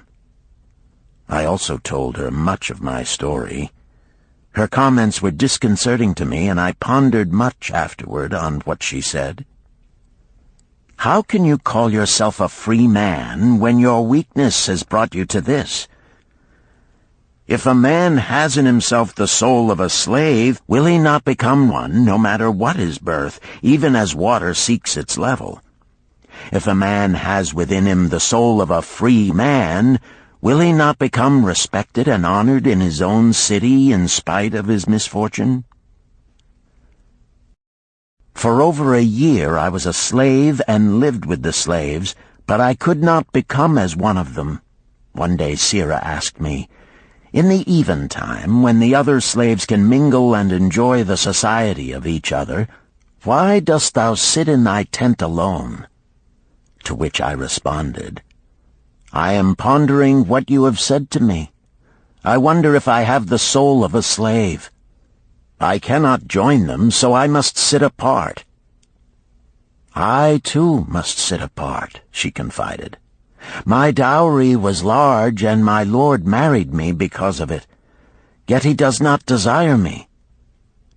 What every woman longs for is to be desired. Because of this, and because I am barren and have neither son nor daughter, must I sit apart. Were I a man, I would rather die than be such a slave, but the conventions of our tribe make slaves of women." "What think thou of me by this time?" I asked her suddenly. "Have I the soul of a man, or have I the soul of a slave?" "Have you a desire to repay the just debts you owe in Babylon?" she parried. "Yes, I have the desire, but I see no way." "If thou contentedly let the years slip by and make no effort to repay, then thou hast but the contemptible soul of a slave. No man is otherwise who cannot respect himself, and no man can respect himself who does not repay honest debts." "But what can I do who am a slave in Syria?" "Stay a slave in Syria, thou weakling." "I am not a weakling," I denied hotly. "Then prove it." "How?" "Does not thy great king fight his enemies in every way he can and with every force he has? Thy debts are thy enemies. They ran thee out of Babylon. You left them alone, and they grew too strong for thee. Hadst fought them as a man, thou couldst have conquered them and been one honored among the townspeople. But thou had not the soul to fight them, and behold, thy pride hast gone down until thou art a slave in Syria."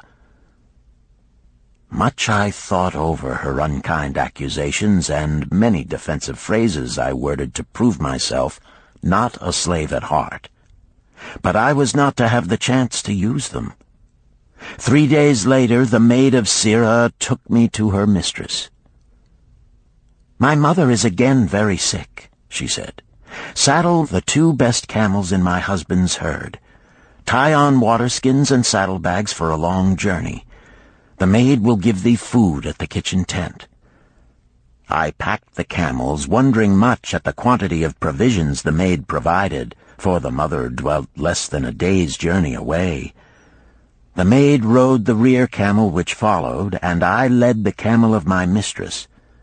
When we reached her mother's house, it was just dark. Sira dismissed the maid and said to me, "Tabasir, hast thou the soul of a free man, or the soul of a slave?" "The soul of a free man," I insisted. "Now is thy chance to prove it. Thy master hath imbibed deeply, and his chiefs are in a stupor. Take then these camels and make thy escape. Here in this bag is raiment of thy master's to disguise thee. I will say thou stole the camels and ran away while I visited my sick mother." "Thou hast the soul of a queen," I told her. "Much do I wish that I might lead thee to happiness." "Happiness," she responded, "awaits not the runaway wife who seeks it in far lands among strange people. Go thy own way, and may the gods of the desert protect thee, for the way is far and barren of food or water." I needed no further urging, but thanked her warmly and was away into the night. I knew not this strange country, and had only a dim idea of the direction in which lay Babylon, but struck out bravely across the desert toward the hills. One camel I rode, and the other I led. All that night I traveled, and all the next day, urged on by the knowledge of the terrible fate that was meted out to slaves who stole their master's property and tried to escape. Late that afternoon I reached a rough country as uninhabitable as the desert. The sharp rocks bruised the feet of my faithful camels, and soon they were picking their way slowly and painfully along.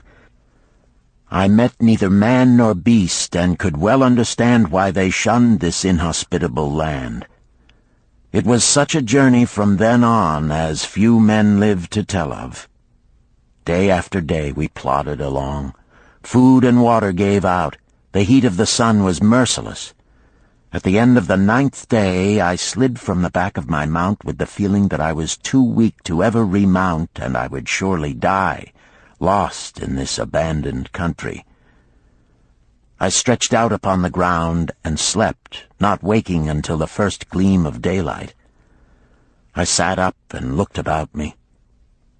There was a coolness in the morning air.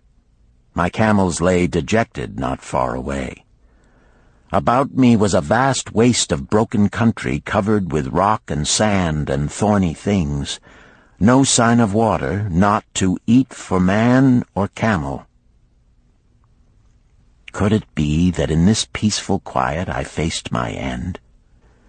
My mind was clearer than it had ever been before.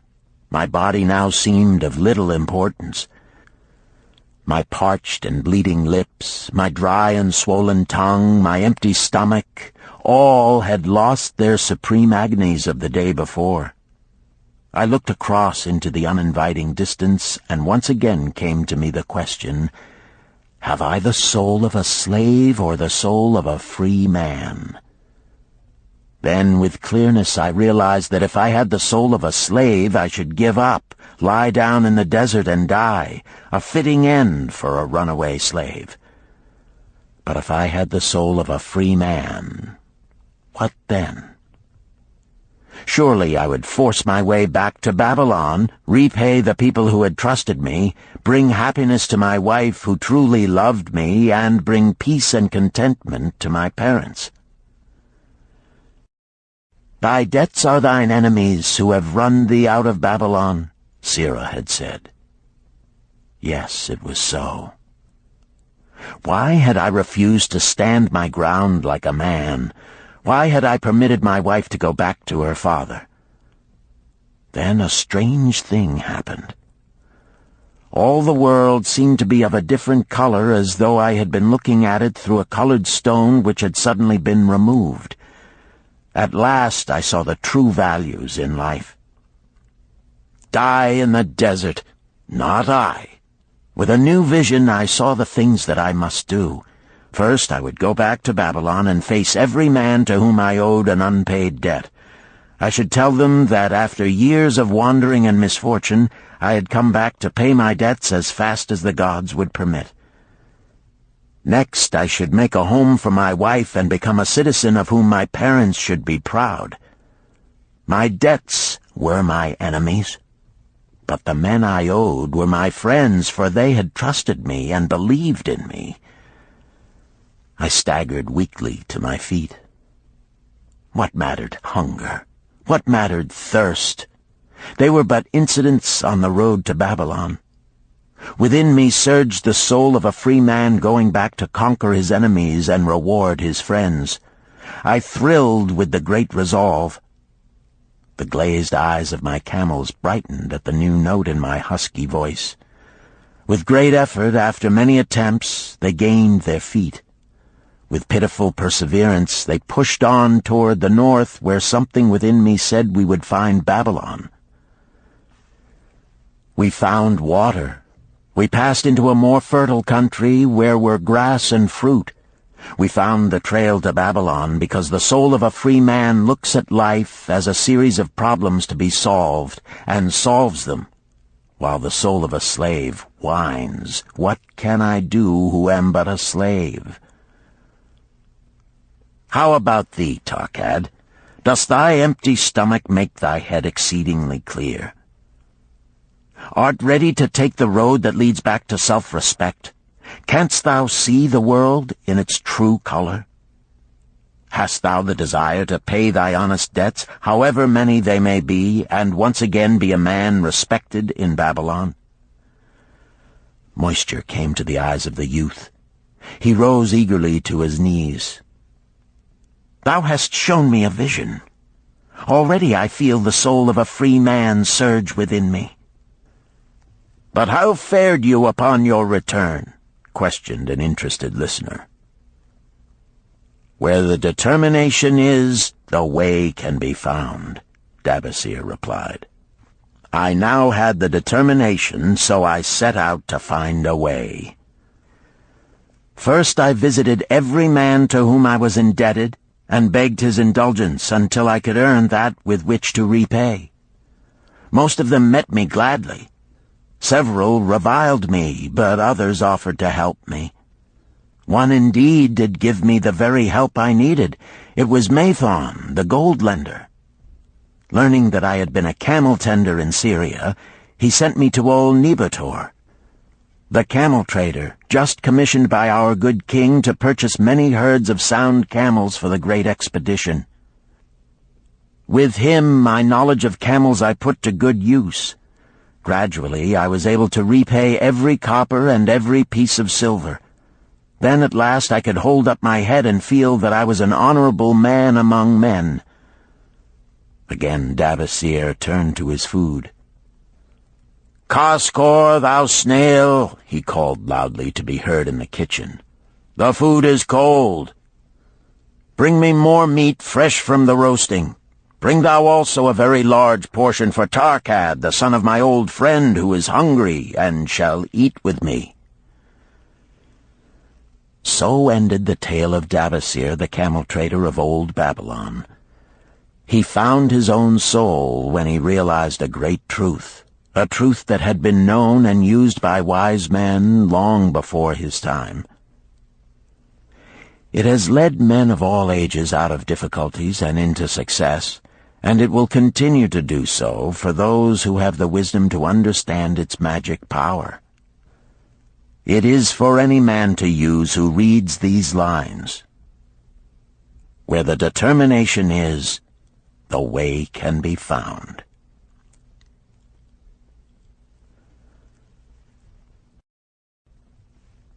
Chapter 9. The Clay Tablets from Babylon. St. Swithin's College, Nottingham University, Newark-on-Trent, Nottingham. October 21st, 1934. Professor Franklin Caldwell, care of British Scientific Expedition, Hilla, Mesopotamia.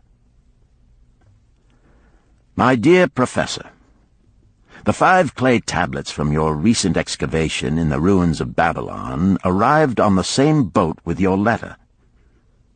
I have been fascinated no end and have spent many pleasant hours translating their inscriptions. I should have answered your letter at once, but delayed until I could complete the translations which are attached. The tablets arrived without damage thanks to your careful use of preservatives and excellent packing. You will be as astonished as we in the laboratory at the story they relate. One expects the dim and distant past to speak of romance and adventure. Arabian Nights sort of things, you know. When instead it discloses the problem of a person named Dabasir to pay off his debts, one realizes that conditions upon this old world have not changed as much in 5,000 years as one might expect. It's odd, you know, but these old inscriptions rather rag me, as the students say. Being a college professor, I am supposed to be a thinking human being possessing a working knowledge of most subjects. Yet here comes this old chap out of the dust-covered ruins of Babylon to offer a way I had never heard of to pay off my debts and at the same time acquire gold to jingle in my wallet.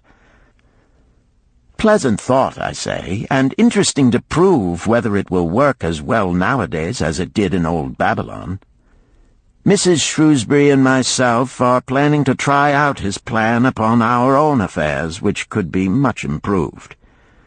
Wishing you the best of luck in your worthy undertaking, and waiting eagerly another opportunity to assist, I am, yours sincerely, Alfred H. Shrewsbury, Department of Archaeology.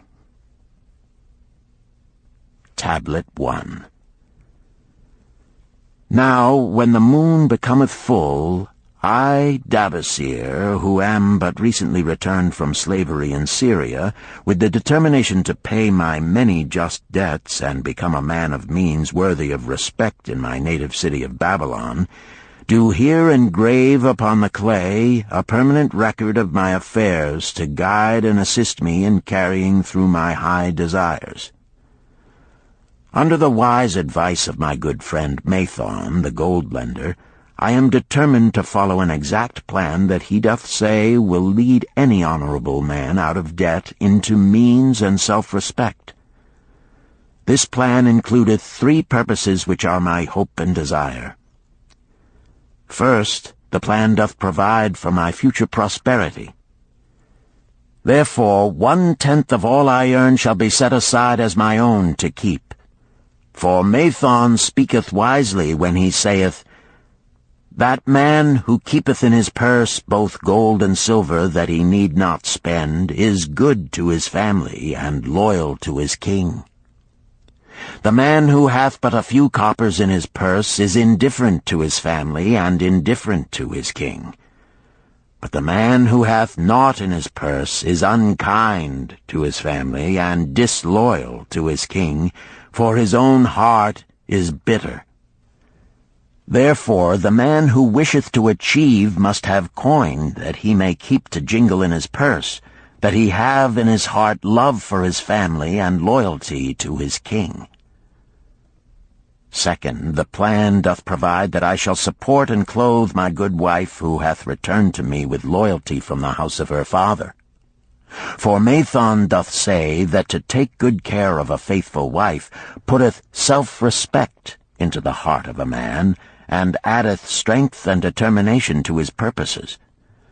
Therefore 7/10 of all I earn shall be used to provide a home, clothes to wear, and food to eat, with a bit extra to spend, that our lives be not lacking in pleasure and enjoyment.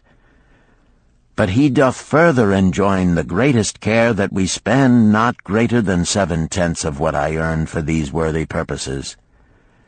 Herein lieth the success of the plan. I must live upon this portion, and never use more, nor buy what I may not pay for out of this portion. This ends Disc 3.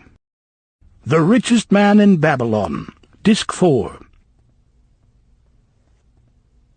Tablet 2. Third, the plan doth provide that out of my earnings my debts shall be paid.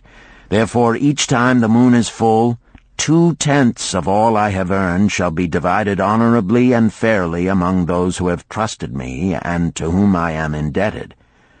Thus in due time will all my indebtedness be surely paid. Therefore do I here engrave the name of every man to whom I am indebted, and the honest amount of my debt. Faru the cloth weaver, 2 silver, 6 copper. Sinjar the couch maker, 1 silver. Amar my friend, 3 silver, 1 copper. Zantkar my friend, 4 silver, 7 copper. Askamir my friend, 1 silver, 3 copper. Haransir the jewel maker, 6 silver, 2 copper. Diarbekir, my father's friend, 4 silver, 1 copper. Alkahad, the house owner, 14 silver. Mathon, the gold lender, 9 silver. Birajik, the farmer, 1 silver, 7 copper. From here on, disintegrated, cannot be deciphered. Tablet 3. To these creditors do I owe in total 119 pieces of silver and 141 pieces of copper.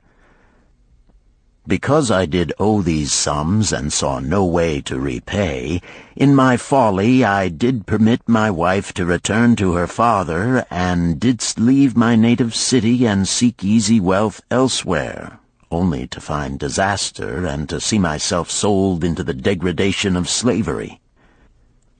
Now that Mathon doth show me how I can repay my debts in small sums of my earnings, do I realize the great extent of my folly in running away from the results of my extravagances.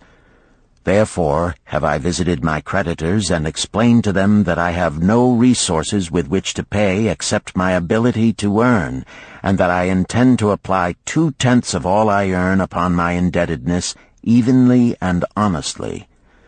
This much can I pay, but no more. Therefore, if they be patient, in time my obligations will be paid in full. Amar, whom I thought my best friend, reviled me bitterly, and I left him in humiliation. Birajik, the farmer, pleaded that I pay him first, as he didst badly need help. Alcahad, the house owner, was indeed disagreeable, and insisted that he would make me trouble unless I did soon settle in full with him. All the rest willingly accepted my proposal. Therefore am I more determined than ever to carry through, being convinced that it is easier to pay one's just debts than to avoid them. Even though I cannot meet the needs and demands of a few of my creditors, I will deal impartially with all. Tablet 4. Again the moon shines full. I have worked hard with a free mind. My good wife hath supported my intentions to pay my creditors. Because of our wise determination, I have earned during the past moon, buying camels of sound wind and good legs for Nebertor, the sum of 19 pieces of silver. This I have divided according to the plan. 1/10 have I set aside to keep as my own, 7/10 have I divided with my good wife to pay for our living, 2/10 have I divided among my creditors as evenly as could be done in coppers. I did not see Amar, but left it with his wife. Birajik was so pleased that he would kiss my hand. Old Alcahad alone was grouchy and said I must pay faster. To which I replied that if I were permitted to be well fed and not worried, that alone would enable me to pay faster. All the others thanked me and spoke well of my efforts. Therefore, at the end of one moon, my indebtedness is reduced by almost 4 pieces of silver, and I possess almost 2 pieces of silver besides, upon which no man hath claim. My heart is lighter than it hath been for a long time. Again the moon shines full. I have worked hard, but with poor success. Few camels have I been able to buy. Only 11 pieces of silver have I earned. Nevertheless, my good wife and I have stood by the plan, even though we have bought no new raiment and eaten little but herbs. Again I paid ourselves 1/10 of the 11 pieces, while we lived upon 7/10. I was surprised when Amar commended my payment, even though small. So did Birajik. Alcahad flew into a rage, but when told to give back his portion if he did not wish it, he became reconciled.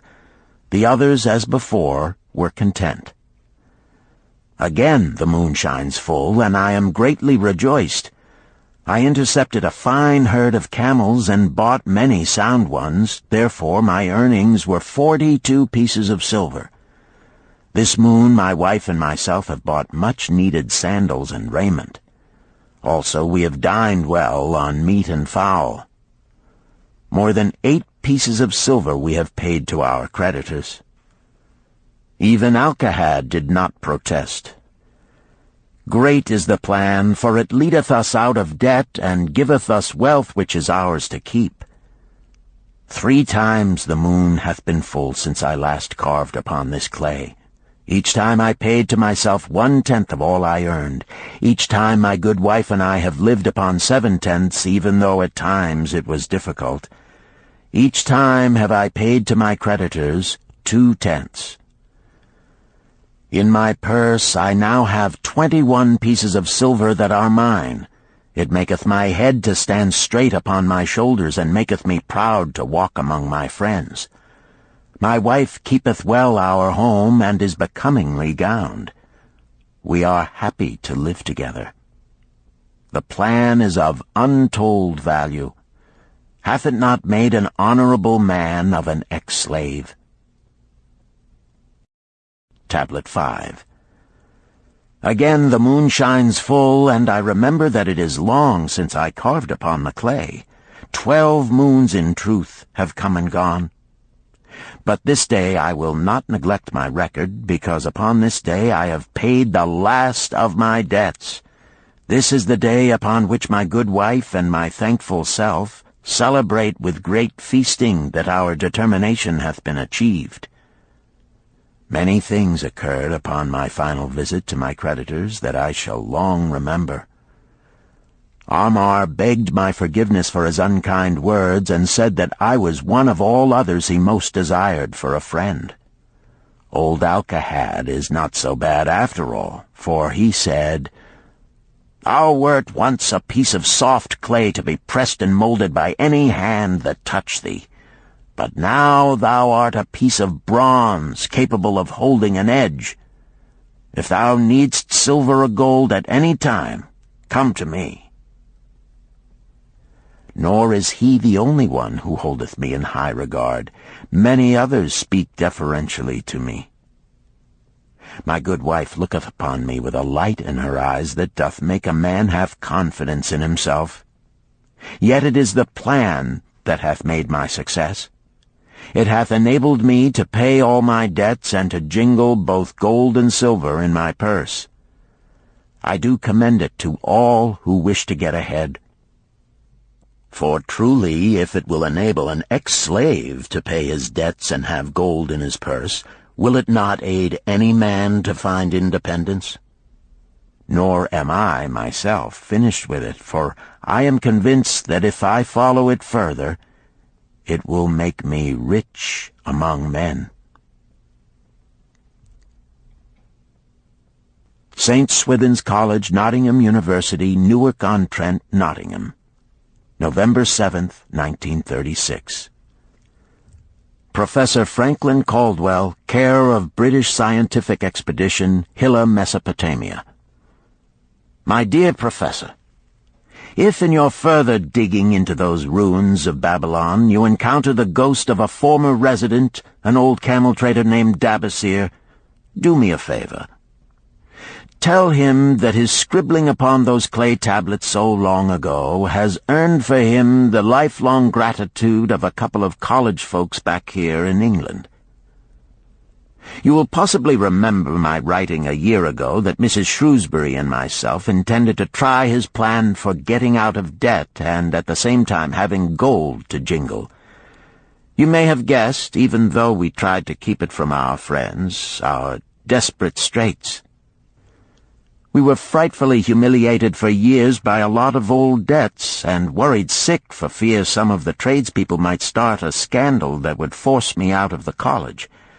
We paid and paid, every shilling we could squeeze out of income, but it was hardly enough to hold things even.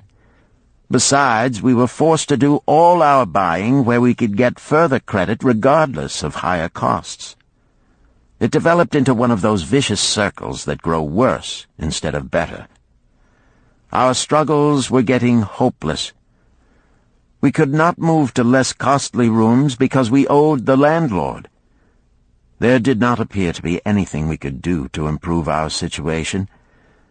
Then here comes your acquaintance, the old camel-trader from Babylon, with a plan to do just what we wished to accomplish.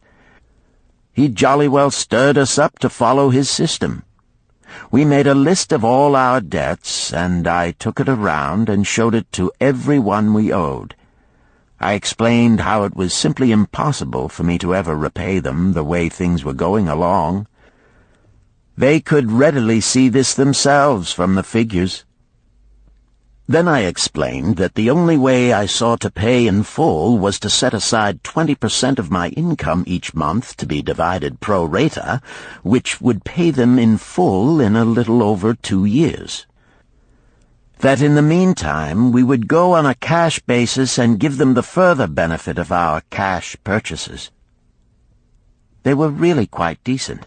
Our greengrocer, a wise old chap, put it in a way that helped to bring around the rest. If you pay for all you buy and then pay some on what you owe, that is better than you have done, for you ain't paid down the account none in 3 years. Finally, I secured all their names to an agreement binding them not to molest us as long as the 20% of income was paid regularly. Then we began scheming on how to live upon 70%. We were determined to keep that extra 10% to jingle. The thought of silver and possibly gold was most alluring. It was like having an adventure to make the change. We enjoyed figuring this way and that to live comfortably upon that remaining 70%.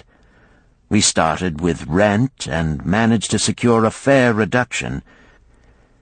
Next, we put our favorite brands of tea and such under suspicion, and were agreeably surprised how often we could purchase superior qualities at less cost. It is too long a story for a letter, but anyhow it did not prove difficult.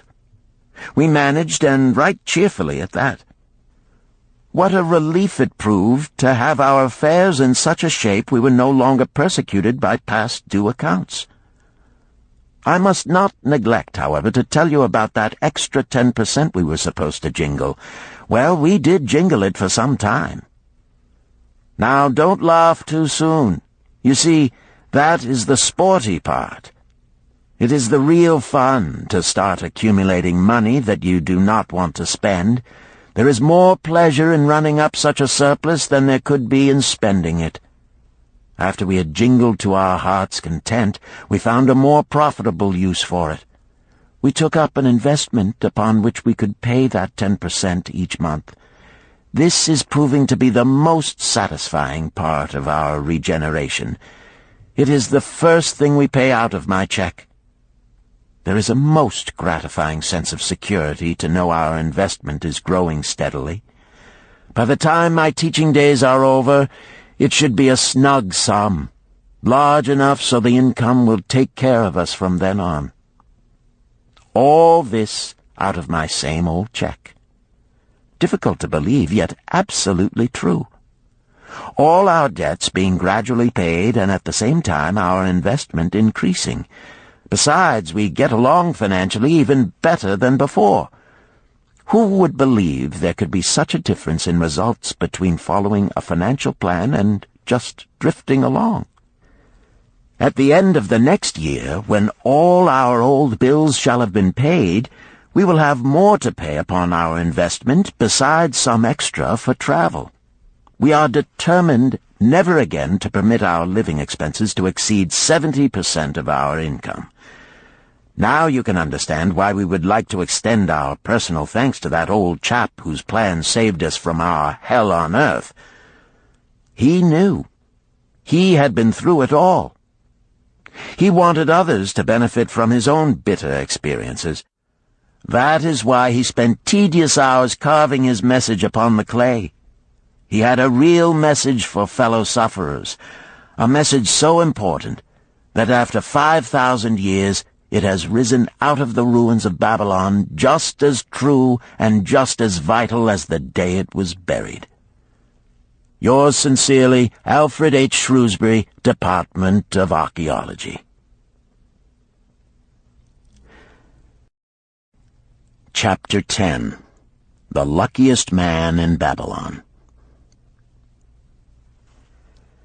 At the head of his caravan proudly rode Shahrunada, the merchant prince of Babylon.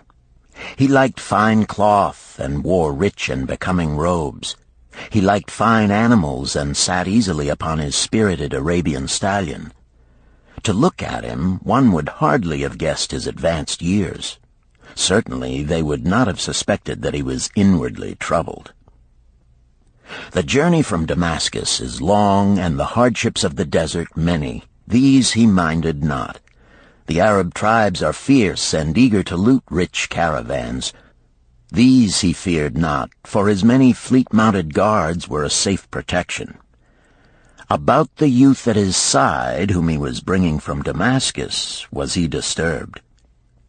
This was Hayden Gula, the grandson of his partner of other years, Arid Gula, to whom he felt he owed a debt of gratitude which could never be repaid. He would like to do something for this grandson, but the more he considered this, the more difficult it seemed because of the youth himself. Eyeing the young man's rings and earrings, he thought to himself, "He thinks jewels are for men. Still, he has his grandfather's strong face. But his grandfather wore no such gaudy robes. Yet I sought him to come, hoping I might help him get a start for himself and get away from the wreck his father has made of their inheritance." Hayden Gula broke in upon his thoughts. "Why dost thou work so hard, riding always with thy caravan upon its long journeys? Dost thou never take time to enjoy life?" Shahrunada smiled. "To enjoy life?" he repeated. "What wouldst thou do to enjoy life if thou wert Shahrunada?" "If I had wealth equal to thine, I would live like a prince. Never across the hot desert would I ride. I would spend the shekels as fast as they came to my purse. I would wear the richest of robes and the rarest of jewels. That would be a life to my liking, a life worth living." Both men laughed.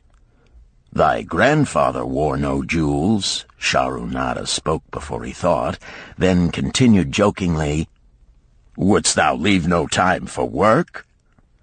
"Work was made for slaves," Hayden Gula responded. Shahrunada bit his lip but made no reply, riding in silence until the trail led them to the slope. Here he reined his mount, and pointing to the green valley far away, "See, there is the valley. Look far down, and thou canst faintly see the walls of Babylon. The tower is the temple of Bel. If thine eyes are sharp, thou mayest even see the smoke from the eternal fire upon its crest."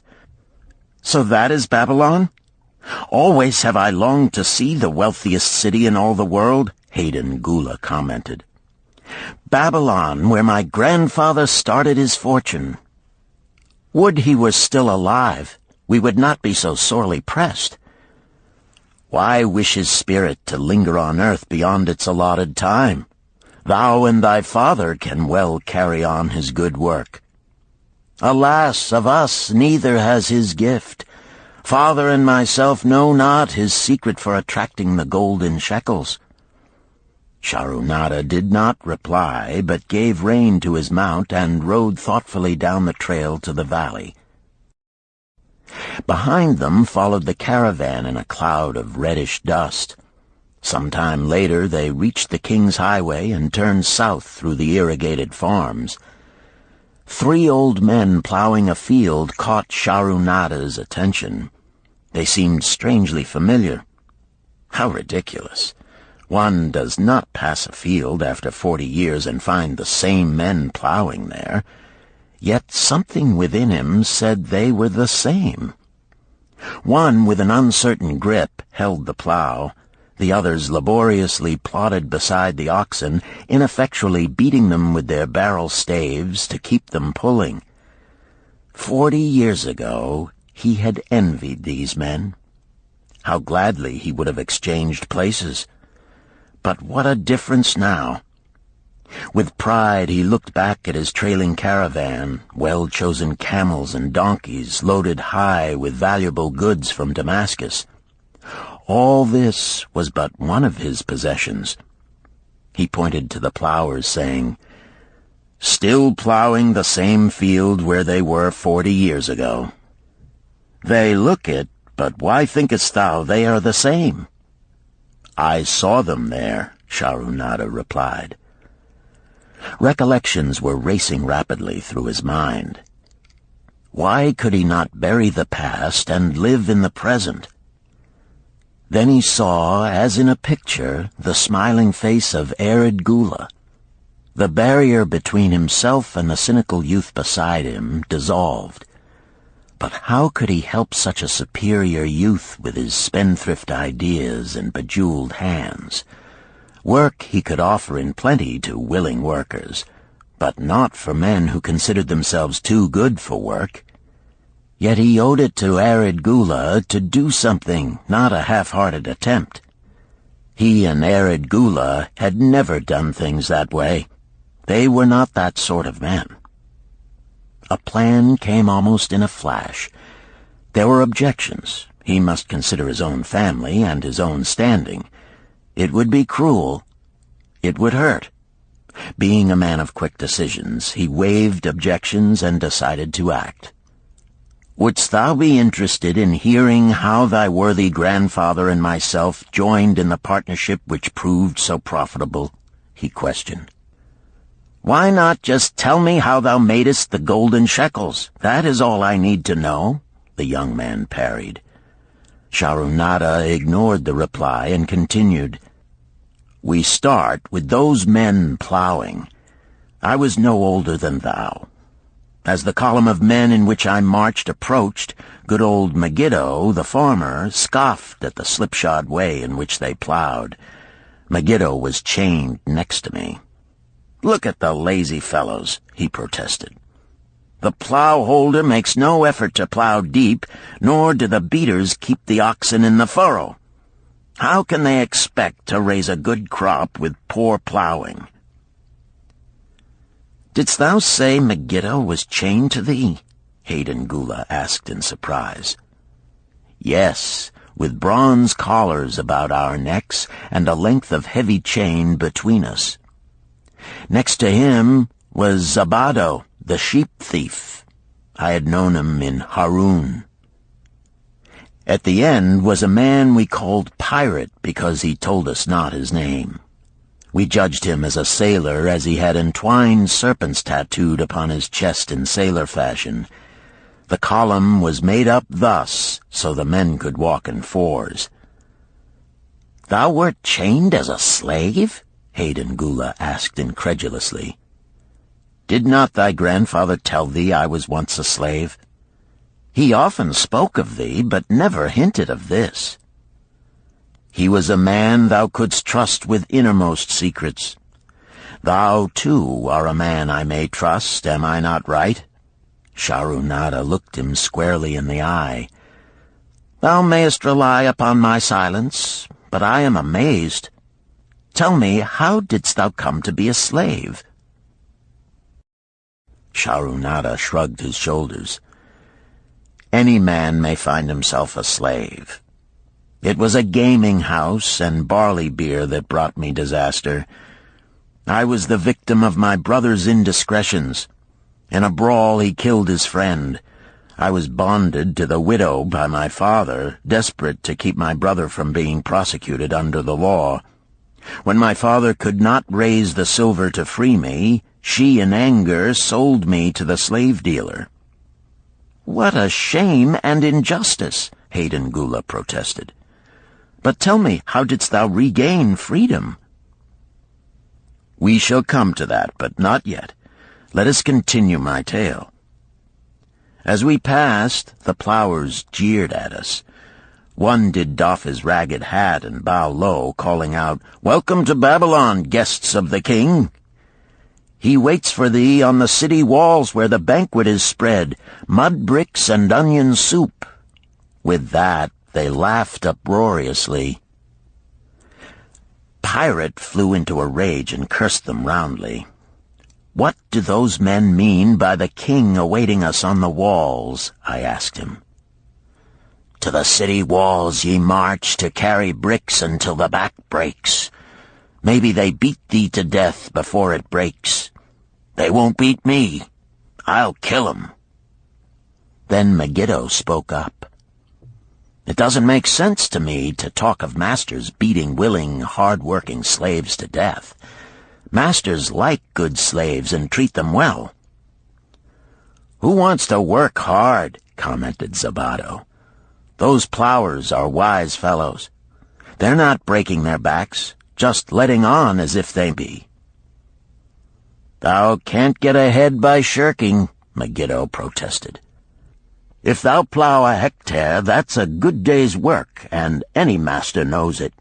But when thou plow only a half, that's shirking. I don't shirk. I like to work, and I like to do good work, for work is the best friend I've ever known. It has brought me all the good things I've had, my farm and cows and crops, everything." "Yea, and where be these things now?" scoffed Zabato. "I figure it pays better to be smart and get by without working. You watch Zabato. If we're sold to the walls, he'll be carrying the water bag or some easy job, when thou, who like to work, will be breaking thy back carrying bricks." He laughed his silly laugh. Terror gripped me that night. I could not sleep. I crowded close to the guard rope, and when the others slept, I attracted the attention of Godoso, who was doing the first guard watch. He was one of those brigand Arabs, the sort of rogue who, if he robbed thee of thy purse, would think he must also cut thy throat. "Tell me, Godoso," I whispered, "when we get to Babylon, will we be sold to the walls?" "Why want to know?" he questioned cautiously. "Canst thou not understand?" I pleaded. "I am young. I want to live. I don't want to be worked or beaten to death on the walls. Is there any chance for me to get a good master?" He whispered back, "I tell something. Thou good fellow, give Godoso no trouble. Most times we go first to slave market. Listen now. When buyers come, tell 'em you good worker, like to work hard for good master, make 'em want to buy. You not make 'em buy, next day you carry brick. Mighty hard work." After he walked away, I lay in the warm sand looking up at the stars and thinking about work. What Megiddo had said about it being his best friend made me wonder if it would be my best friend. Certainly it would be if it helped me out of this. When Megiddo awoke, I whispered my good news to him. It was our one ray of hope as we marched toward Babylon. Late in the afternoon, we approached the walls and could see the lines of men, like black ants, climbing up and down the steep diagonal paths. As we drew closer, we were amazed at the thousands of men working. Some were digging in the moat, others mixed the dirt into mud bricks. The greatest number were carrying the bricks in large baskets up those steep trails to the masons. Overseers cursed the laggards and cracked bullock whips over the backs of those who failed to keep in line. Poor, worn-out fellows were seen to stagger and fall beneath their heavy baskets, unable to rise again. If the lash failed to bring them to their feet, they were pushed to the side of the paths and left writhing in agony.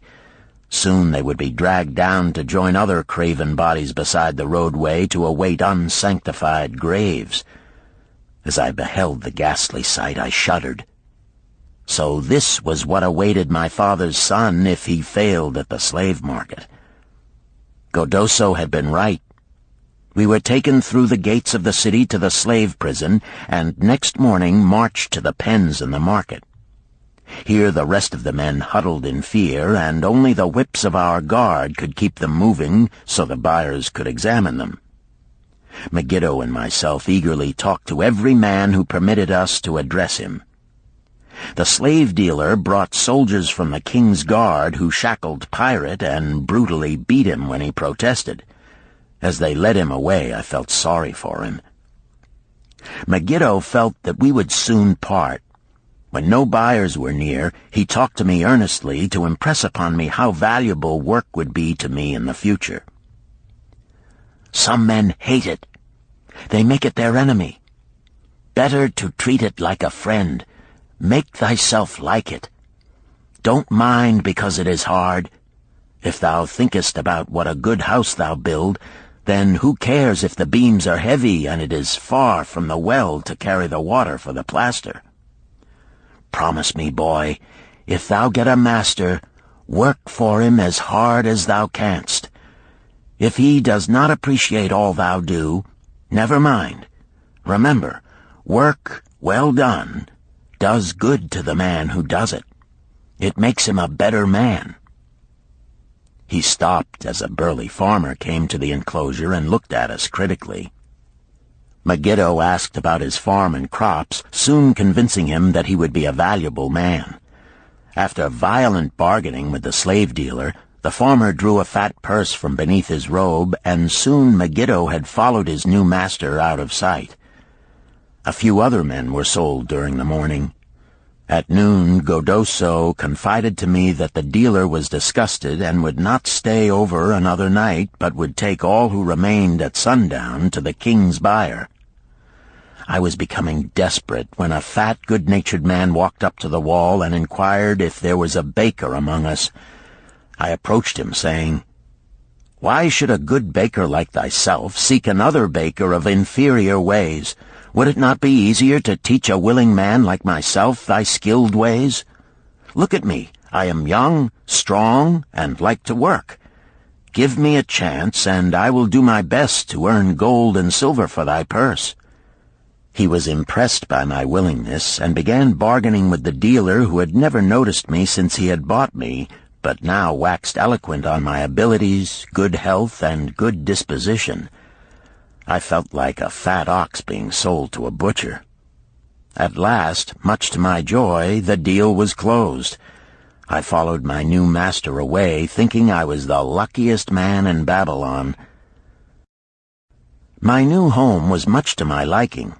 Nananeid, my master, taught me how to grind the barley in the stone bowl that stood in the courtyard, how to build the fire in the oven, and then how to grind very fine the sesame flour for the honey cakes.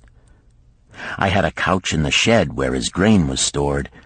The old slave housekeeper, Swasti, fed me well and was pleased at the way I helped her with the heavy tasks.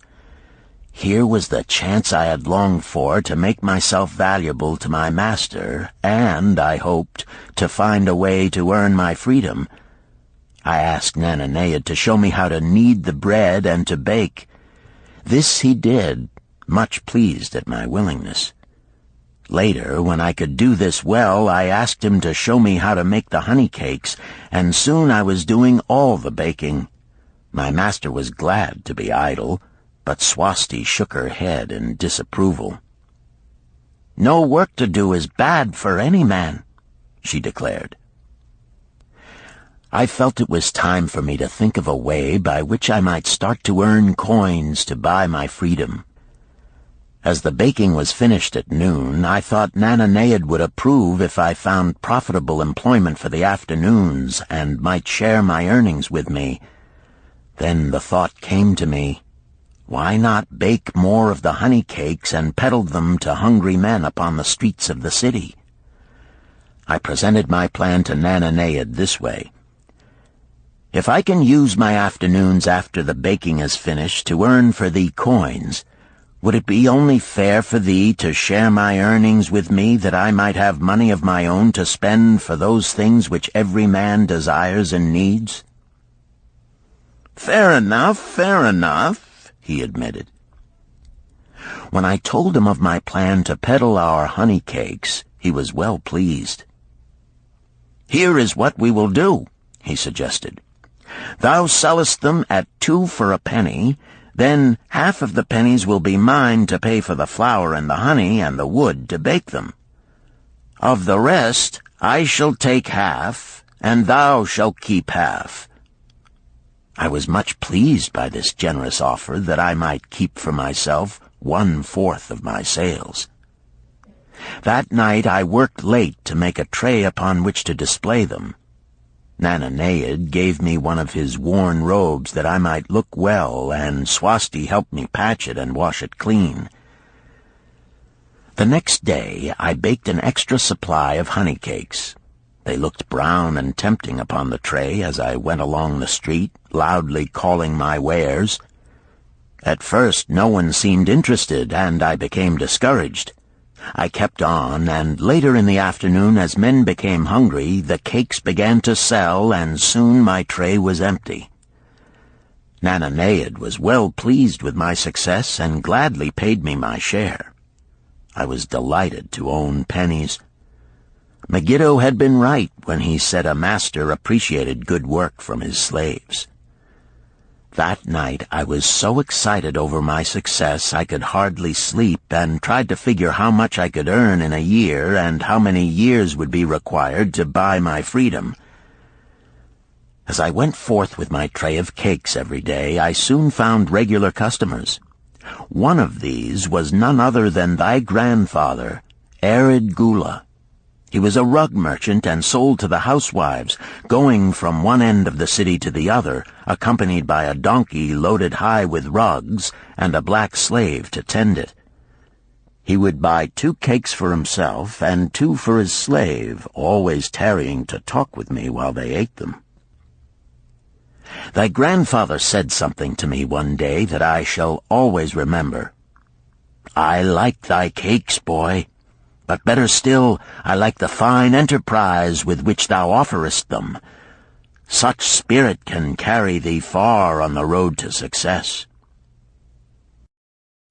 But how canst thou understand, Hayden Gula, what such words of encouragement could mean to a slave boy, lonesome in a great city, struggling with all he had in him to find a way out of his humiliation? As the months went by, I continued to add pennies to my purse. It began to have a comforting weight upon my belt. Work was proving to be my best friend, just as Megiddo had said. I was happy, but Swasti was worried.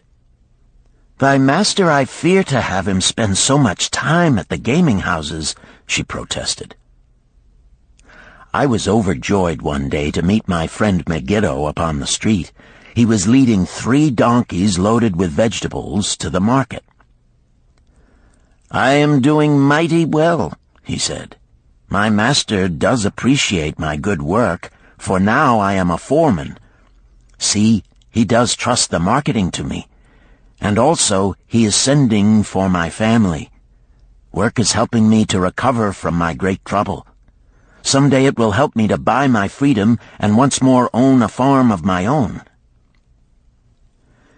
Time went on, and Nananead became more and more anxious for me to return from selling. He would be waiting when I returned, and would eagerly count and divide our money.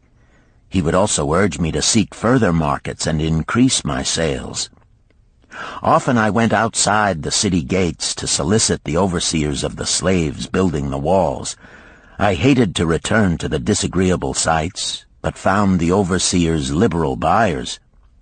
One day I was surprised to see Zabado waiting in line to fill his basket with bricks. He was gaunt and bent, and his back was covered with welts and sores from the whips of the overseers. I was sorry for him, and handed him a cake which he crushed into his mouth like a hungry animal. Seeing the greedy look in his eyes, I ran before he could grab my tray. "Why dost thou work so hard?" Arid Gula said to me one day. "Almost the same question thou asked of me today, dost thou remember?" I told him what Megiddo had said about work and how it was proving to be my best friend. I showed him with pride my wallet of pennies and explained how I was saving them to buy my freedom. "When thou art free, what wilt thou do?" he inquired. "Then," I answered, "I intend to become a merchant." At that he confided in me, something I had never suspected. "Thou knowest not that I also am a slave. I am in partnership with my master." "Stop," demanded Hayden Gula. "I will not listen to lies defaming my grandfather. He was no slave." His eyes blazed in anger. Sharunada remained calm. "I honor him for rising above his misfortune and becoming a leading citizen of Damascus. Art thou his grandson, cast of the same mold? Art thou man enough to face true facts, or dost thou prefer to live under false illusions?" Hayden Gula straightened in his saddle. In a voice suppressed with deep emotion, he replied, "My grandfather was beloved by all. Countless were his good deeds. When the famine came, did not his gold buy grain in Egypt, and did not his caravan bring it to Damascus and distribute it to the people so none would starve? Now thou sayest he was but a despised slave in Babylon. Had he remained a slave in Babylon, then he might well have been despised. But when, through his own efforts, he became a great man in Damascus, the gods indeed condoned his misfortunes and honored him with their respect," Sharunada replied. "After telling me that he was a slave," Sharunada continued, "he explained how anxious he had been to earn his freedom. Now that he had enough money to buy this, he was much disturbed as to what he should do. He was no longer making good sales and feared to leave the support of his master." I protested his indecision. "Cling no longer to thy master. Get once again the feeling of being a free man. Act like a free man and succeed like one. Decide what thou desirest to accomplish, and then work will aid thee to achieve it." He went on his way, saying he was glad I had shamed him for his cowardice. One day I went outside the gates again, and was surprised to find a great crowd gathering there. When I asked a man for an explanation, he replied, "Hast thou not heard? An escaped slave who murdered one of the king's guards has been brought to justice and will this day be flogged to death for his crime. Even the king himself is to be here." So dense was the crowd about the flogging post, I feared to go near lest my tray of honey cakes be upset. Therefore I climbed up the unfinished wall to see over the heads of the people. I was fortunate in having a view of Nebuchadnezzar himself as he rode by in his golden chariot. Never had I beheld such grandeur, such robes and hangings of gold cloth and velvet. I could not see the flogging, though I could hear the shrieks of the poor slave. I wondered how one so noble as our handsome king could endure to see such suffering, yet when I saw he was laughing and joking with his nobles, I knew he was cruel and understood why such inhuman tasks were demanded of the slaves building the walls. After the slave was dead, his body was hung upon a pole by a rope attached to his leg so all might see. As the crowd began to thin, I went close. On the hairy chest, I saw tattooed 2 entwined serpents. It was Pirate. The next time I met Arid Gula, he was a changed man. Full of enthusiasm, he greeted me. "Behold, the slave thou knewest is now a free man. There was magic in thy words. Already my sales and my profits are increasing. My wife is overjoyed. She was a free woman, the niece of my master. She much desires that we move to a strange city where no man shall know I was once a slave. Thus our children shall be above reproach for their father's misfortune. Work has become my best helper. It has enabled me to recapture my confidence and my skill to sell." I was overjoyed that I had been able, even in a small way, to repay him for the encouragement he had given me. One evening Swasti came to me in deep distress.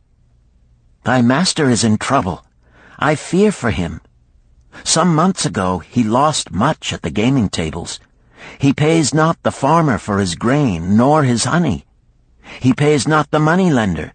They are angry and threaten him." "Why should we worry over his folly? We are not his keepers," I replied thoughtlessly. "Foolish youth, thou understandest not. To the moneylender didst he give thy title to secure a loan? Under the law he can claim thee and sell thee. I know not what to do. He is a good master. Why, oh, why should such trouble come upon him? Not were Swasti's fears groundless. While I was doing the baking next morning, the moneylender returned with a man he called Sasi. This man looked me over and said I would do. The moneylender waited not for my master to return, but told Swasti to tell him he had taken me. With only the robe on my back and the purse of pennies hanging safely from my belt, I was hurried away from the unfinished baking. I was whirled away from my dearest hopes as the hurricane snatches the tree from the forest and casts it into the surging sea. Again a gaming house and barley beer had caused me disaster. Sasi was a blunt, gruff man. As he led me across the city, I told him of the good work I had been doing for Nananeid, and said I hoped to do good work for him. His reply offered no encouragement. I like not this work. My master likes it not. The king has told him to send me to build a section of the Grand Canal. Master tells Sasi to buy more slaves, work hard, and finish quick. Bah! How can any man finish a big job quick? Picture a desert with not a tree, just low shrubs and a sun burning with such fury the water in our barrels became so hot we could scarcely drink it. Then picture rows of men going down into the deep excavation and lugging heavy baskets of dirt up soft, dusty trails from daylight until dark. Picture food served in open troughs from which we helped ourselves like swine. We had no tents, no straw for beds. That was the situation in which I found myself. I buried my wallet in a marked spot, wondering if I would ever dig it up again. At first I worked with good will, but as the months dragged on I felt my spirit breaking. Then the heat fever took hold of my weary body. I lost my appetite and could scarcely eat the mutton and vegetables. At night I would toss in unhappy wakefulness. In my misery I wondered if Zabado had not the best plan, to shirk and keep his back from being broken in work. Then I recalled my last sight of him and knew his plan was not good. I thought of Pirate with his bitterness and wondered if it might be just as well to fight and kill. The memory of his bleeding body reminded me that his plan was also useless. Then I remembered my last sight of Megiddo. His hands were deeply calloused from hard work, but his heart was light and there was happiness on his face. His was the best plan. Yet I was just as willing to work as Megiddo. He could not have worked harder than I. Why did not my work bring me happiness and success? Was it work that brought Megiddo happiness, or was happiness and success merely in the laps of the gods? Was I to work the rest of my life without gaining my desires, without happiness and success? All of these questions were jumbled in my mind, and I had not an answer. Indeed, I was sorely confused. Several days later, when it seemed that I was at the end of my endurance and my questions still unanswered, Sasi sent for me.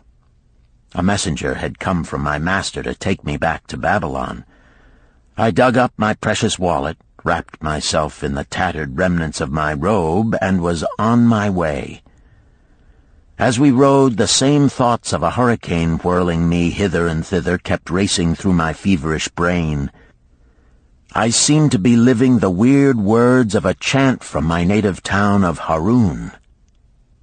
Besetting a man like a whirlwind, driving him like a storm, whose course no one can follow, whose destiny no one can foretell. Was I destined to be ever thus punished for I knew not what? What new miseries and disappointments awaited me? When we rode to the courtyard of my master's house, imagine my surprise when I saw Erid Gula awaiting me. He helped me down and hugged me like a long-lost brother. As we went our way, I would have followed him as a slave should follow his master, but he would not permit me. He put his arm about me, saying, "I hunted everywhere for thee.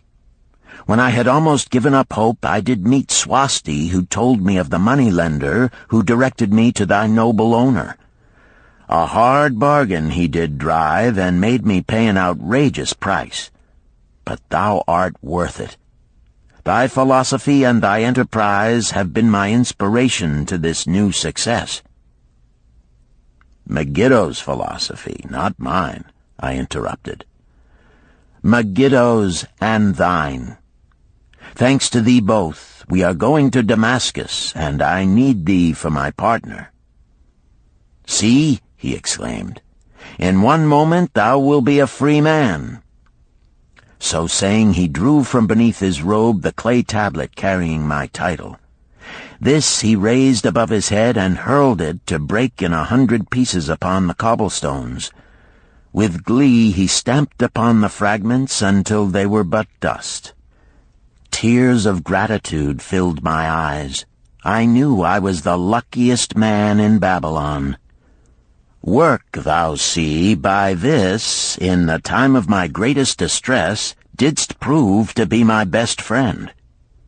My willingness to work enabled me to escape from being sold to join the slave gangs upon the walls. It also so impressed thy grandfather, he selected me for his partner." Then Hayden Gula questioned, "Was work my grandfather's secret key to the golden shekels?" "It was the only key he had when I first knew him," Shahrunada replied. "Thy grandfather enjoyed working. The gods appreciated his efforts and rewarded him liberally." "I begin to see," Hayden Gula was speaking thoughtfully. "Work attracted as many friends who admired his industry and the success it brought. Work brought him the honors he enjoyed so much in Damascus. Work brought him all those things I have approved. And I thought work was fit only for slaves." "Life is rich with many pleasures for men to enjoy," Shahrunada commented. "Each has its place. I am glad that work is not reserved for slaves. Were that the case, I would be deprived of my greatest pleasure. Many things do I enjoy, but nothing takes the place of work." Shahrunada and Hayden Gula rode in the shadows of the towering walls up to the massive bronze gates of Babylon. At their approach, the gate guards jumped to attention and respectfully saluted an honored citizen. With head held high, Shahrunada led the long caravan through the gates and up the streets of the city. "I have always hoped to be a man like my grandfather," Hayden Gula confided to him.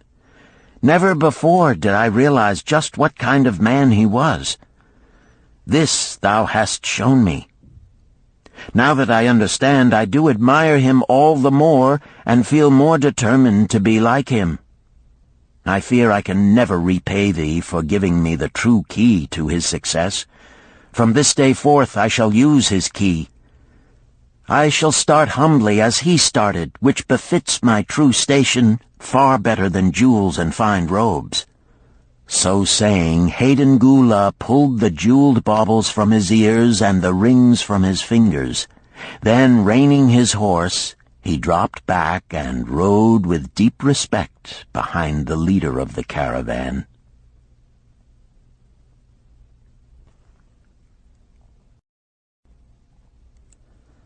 Chapter 11. An Historical Sketch of Babylon. In the pages of history there lives no city more glamorous than Babylon. Its very name conjures visions of wealth and splendor. Its treasures of gold and jewels were fabulous. One naturally pictures such a wealthy city as located in a suitable setting of tropical luxury, surrounded by rich natural resources of forests and mines. Such was not the case. It was located beside the Euphrates River in a flat, arid valley. It had no forests, no mines, not even stone for building. It was not even located upon a natural trade route. The rainfall was insufficient to raise crops. Babylon is an outstanding example of man's ability to achieve great objectives using whatever means are at his disposal. All of the resources supporting this large city were man-developed. All of its riches were man-made. Babylon possessed just two natural resources: a fertile soil and water in the river. With one of the greatest engineering accomplishments of this or any other day, Babylonian engineers diverted the waters from the river by means of dams and immense irrigation canals. Far out across that arid valley went these canals to pour the life-giving waters over the fertile soil. This ranks among the first engineering feats known to history. Such abundant crops as were the reward of this irrigation system the world had never seen before. Fortunately, during its long existence, Babylon was ruled by successive lines of kings to whom conquest and plunder were but incidental. While it engaged in many wars, most of these were local or defensive against ambitious conquerors from other countries who coveted the fabulous treasures of Babylon. The outstanding rulers of Babylon live in history because of their wisdom, enterprise, and justice. Babylon produced no strutting monarchs who sought to conquer the known world that all nations might pay homage to their egotism. As a city, Babylon exists no more. When those energizing human forces that built and maintained the city for thousands of years were withdrawn, it soon became a deserted ruin. The site of the city is in Asia, about 600 miles east of the Suez Canal, just north of the Persian Gulf. The latitude is about 30 degrees above the equator, practically the same as that of Yuma, Arizona. It possessed a climate similar to that of this American city, hot and dry. Today, this valley of the Euphrates, once a populous irrigated farming district, is again a windswept arid waste. Scant grass and desert shrubs strive for existence against the wind-blown sands. Gone are the fertile fields, the mammoth cities, and the long caravans of rich merchandise. Nomadic bands of Arabs, securing a scant living by tending small herds, are the only inhabitants. Such it has been since about the beginning of the Christian era. Dotting this valley are earthen hills. For centuries they were considered by travelers to be nothing else. The attention of archaeologists were finally attracted to them because of broken pieces of pottery and brick washed down by the occasional rainstorms. Expeditions, financed by European and American museums, were sent here to excavate and see what could be found. Picks and shovels soon proved these hills to be ancient cities. City graves, they might well be called. Babylon was one of these. Over it for something like 20 centuries, the winds had scattered the desert dust.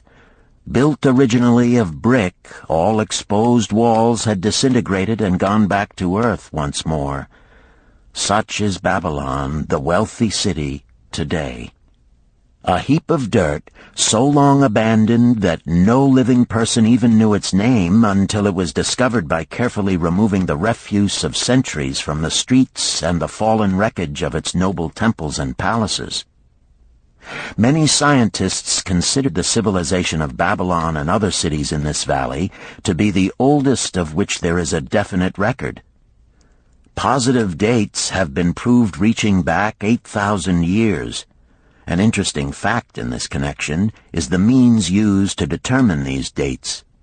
Uncovered in the ruins of Babylon were descriptions of an eclipse of the sun.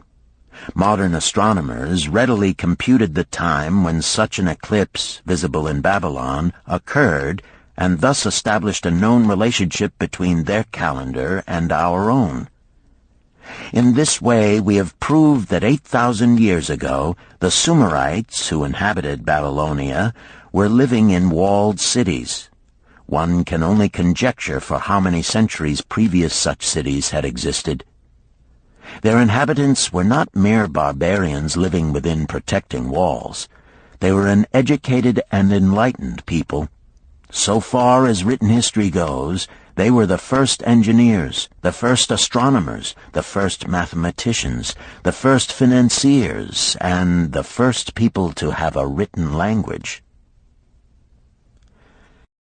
Mention has already been made of the irrigation systems which transformed the arid valley into an agricultural paradise. The remains of these canals can still be traced, although they are mostly filled with accumulated sand. Some of them were of such size that, when empty of water, a dozen horses could be ridden abreast along their bottoms. In size they compare favorably with the largest canals in Colorado and Utah. In addition to irrigating the valley lands, Babylonian engineers completed another project of similar magnitude. By means of an elaborate drainage system, they reclaimed an immense area of swampland at the mouths of the Euphrates and Tigris rivers and put this also under cultivation. Herodotus, the Greek traveler and historian, visited Babylon while it was in its prime and has given us the only known description by an outsider. His writings give a graphic description of the city and some of the unusual customs of its people. He mentions the remarkable fertility of the soil and the bountiful harvest of wheat and barley which they produced. The glory of Babylon has faded, but its wisdom has been preserved for us. For this we are indebted to their form of records. In that distant day, the use of paper had not been invented. Instead, they laboriously engraved their writing upon tablets of moist clay. When completed, these were baked and became hard tile. In size, they were about 6 by 8 inches and an inch in thickness. These clay tablets, as they are commonly called, were used much as we use modern forms of writing. Upon them were engraved legends, poetry, history, transcriptions of royal decrees, the laws of the land, titles to property, promissory notes, and even letters which were dispatched by messengers to distant cities. From these clay tablets we are permitted an insight into the intimate personal affairs of the people. For example, one tablet, evidently from the records of a country storekeeper, relates that upon the given date, a certain named customer brought in a cow and exchanged it for 7 sacks of wheat, 3 being delivered at the time, and the other 4 to await the customer's pleasure. Safely buried in the wrecked cities, archaeologists have recovered entire libraries of these tablets, hundreds of thousands of them. One of the outstanding wonders of Babylon was the immense walls surrounding the city. The ancients ranked them with the Great Pyramid of Egypt as belonging to the 7 wonders of the world. Queen Semiramis is credited with having erected the first walls during the early history of the city. Modern excavators have been unable to find any trace of the original walls, nor is their exact height known. From mention made by early writers, it is estimated they were about 50 to 60 feet high, faced on the outer side with burnt brick, and further protected by a deep moat of water. The later and more famous walls were started about 600 years before the time of Christ by King Nabopolassar. Upon such a gigantic scale did he plan the rebuilding, he did not live to see the work finished. This was left to his son Nebuchadnezzar, whose name is familiar in biblical history. The height and length of these later walls staggers belief. They are reported upon reliable authority to have been about 160 feet high, the equivalent of the height of a modern 15-story office building. The total length is estimated as between 9 and 11 miles. So wide was the top that a 6-horse chariot could be driven around them. Of this tremendous structure, little now remains except portions of the foundations and the moat. In addition to the ravages of the elements, the Arabs completed the destruction by quarrying the brick for building purposes elsewhere. Against the walls of Babylon marched, in turn, the victorious armies of almost every conqueror of that age of wars of conquest. A host of kings laid siege to Babylon, but always in vain. Invading armies of that day were not to be considered lightly. Historians speak of such units as 10,000 horsemen, 25,000 chariots, 1,200 regiments of foot soldiers with 1,000 men to the regiment. Often 2 or 3 years of preparation would be required to assemble war materials and depots of food along the proposed line of march. The city of Babylon was organized much like a modern city. There were streets and shops. Peddlers offered their wares through residential districts. Priests officiated in magnificent temples. Within the city was an inner enclosure for the royal palaces. The walls about this were said to have been higher than those about the city. The Babylonians were skilled in the arts. These included sculpture, painting, weaving, gold working, and the manufacture of metal weapons and agricultural implements. Their jewelers created most artistic jewelry. Many samples have been recovered from the graves of its wealthy citizens and are now on exhibition in the leading museums of the world. At a very early period, when the rest of the world was still hacking at trees with stone-headed axes, or hunting and fighting with flint-pointed spears and arrows, the Babylonians were using axes, spears, and arrows with metal heads. The Babylonians were clever financiers and traders. So far as we know, they were the original inventors of money as a means of exchange, of promissory notes, and written titles to property. Babylon was never entered by hostile armies until about 540 years before the birth of Christ. Even then, the walls were not captured. The story of the fall of Babylon is most unusual. Cyrus, one of the great conquerors of that period, intended to attack the city and hoped to take its impregnable walls. Advisors of Nabonidus, the king of Babylon, persuaded him to go forth to meet Cyrus and give him battle without waiting for the city to be besieged. In the succeeding defeat to the Babylonian army, it fled away from the city. Cyrus thereupon entered the open gates and took possession without resistance. Thereafter, the power and prestige of the city gradually waned until, in the course of a few hundred years, it was eventually abandoned, deserted, left for the winds and storms to level once again to that desert earth from which its grandeur had originally been built. Babylon had fallen, never to rise again. But to it, civilization owes much. The eons of time have crumbled to dust the proud walls of its temples, but the wisdom of Babylon endures. The End.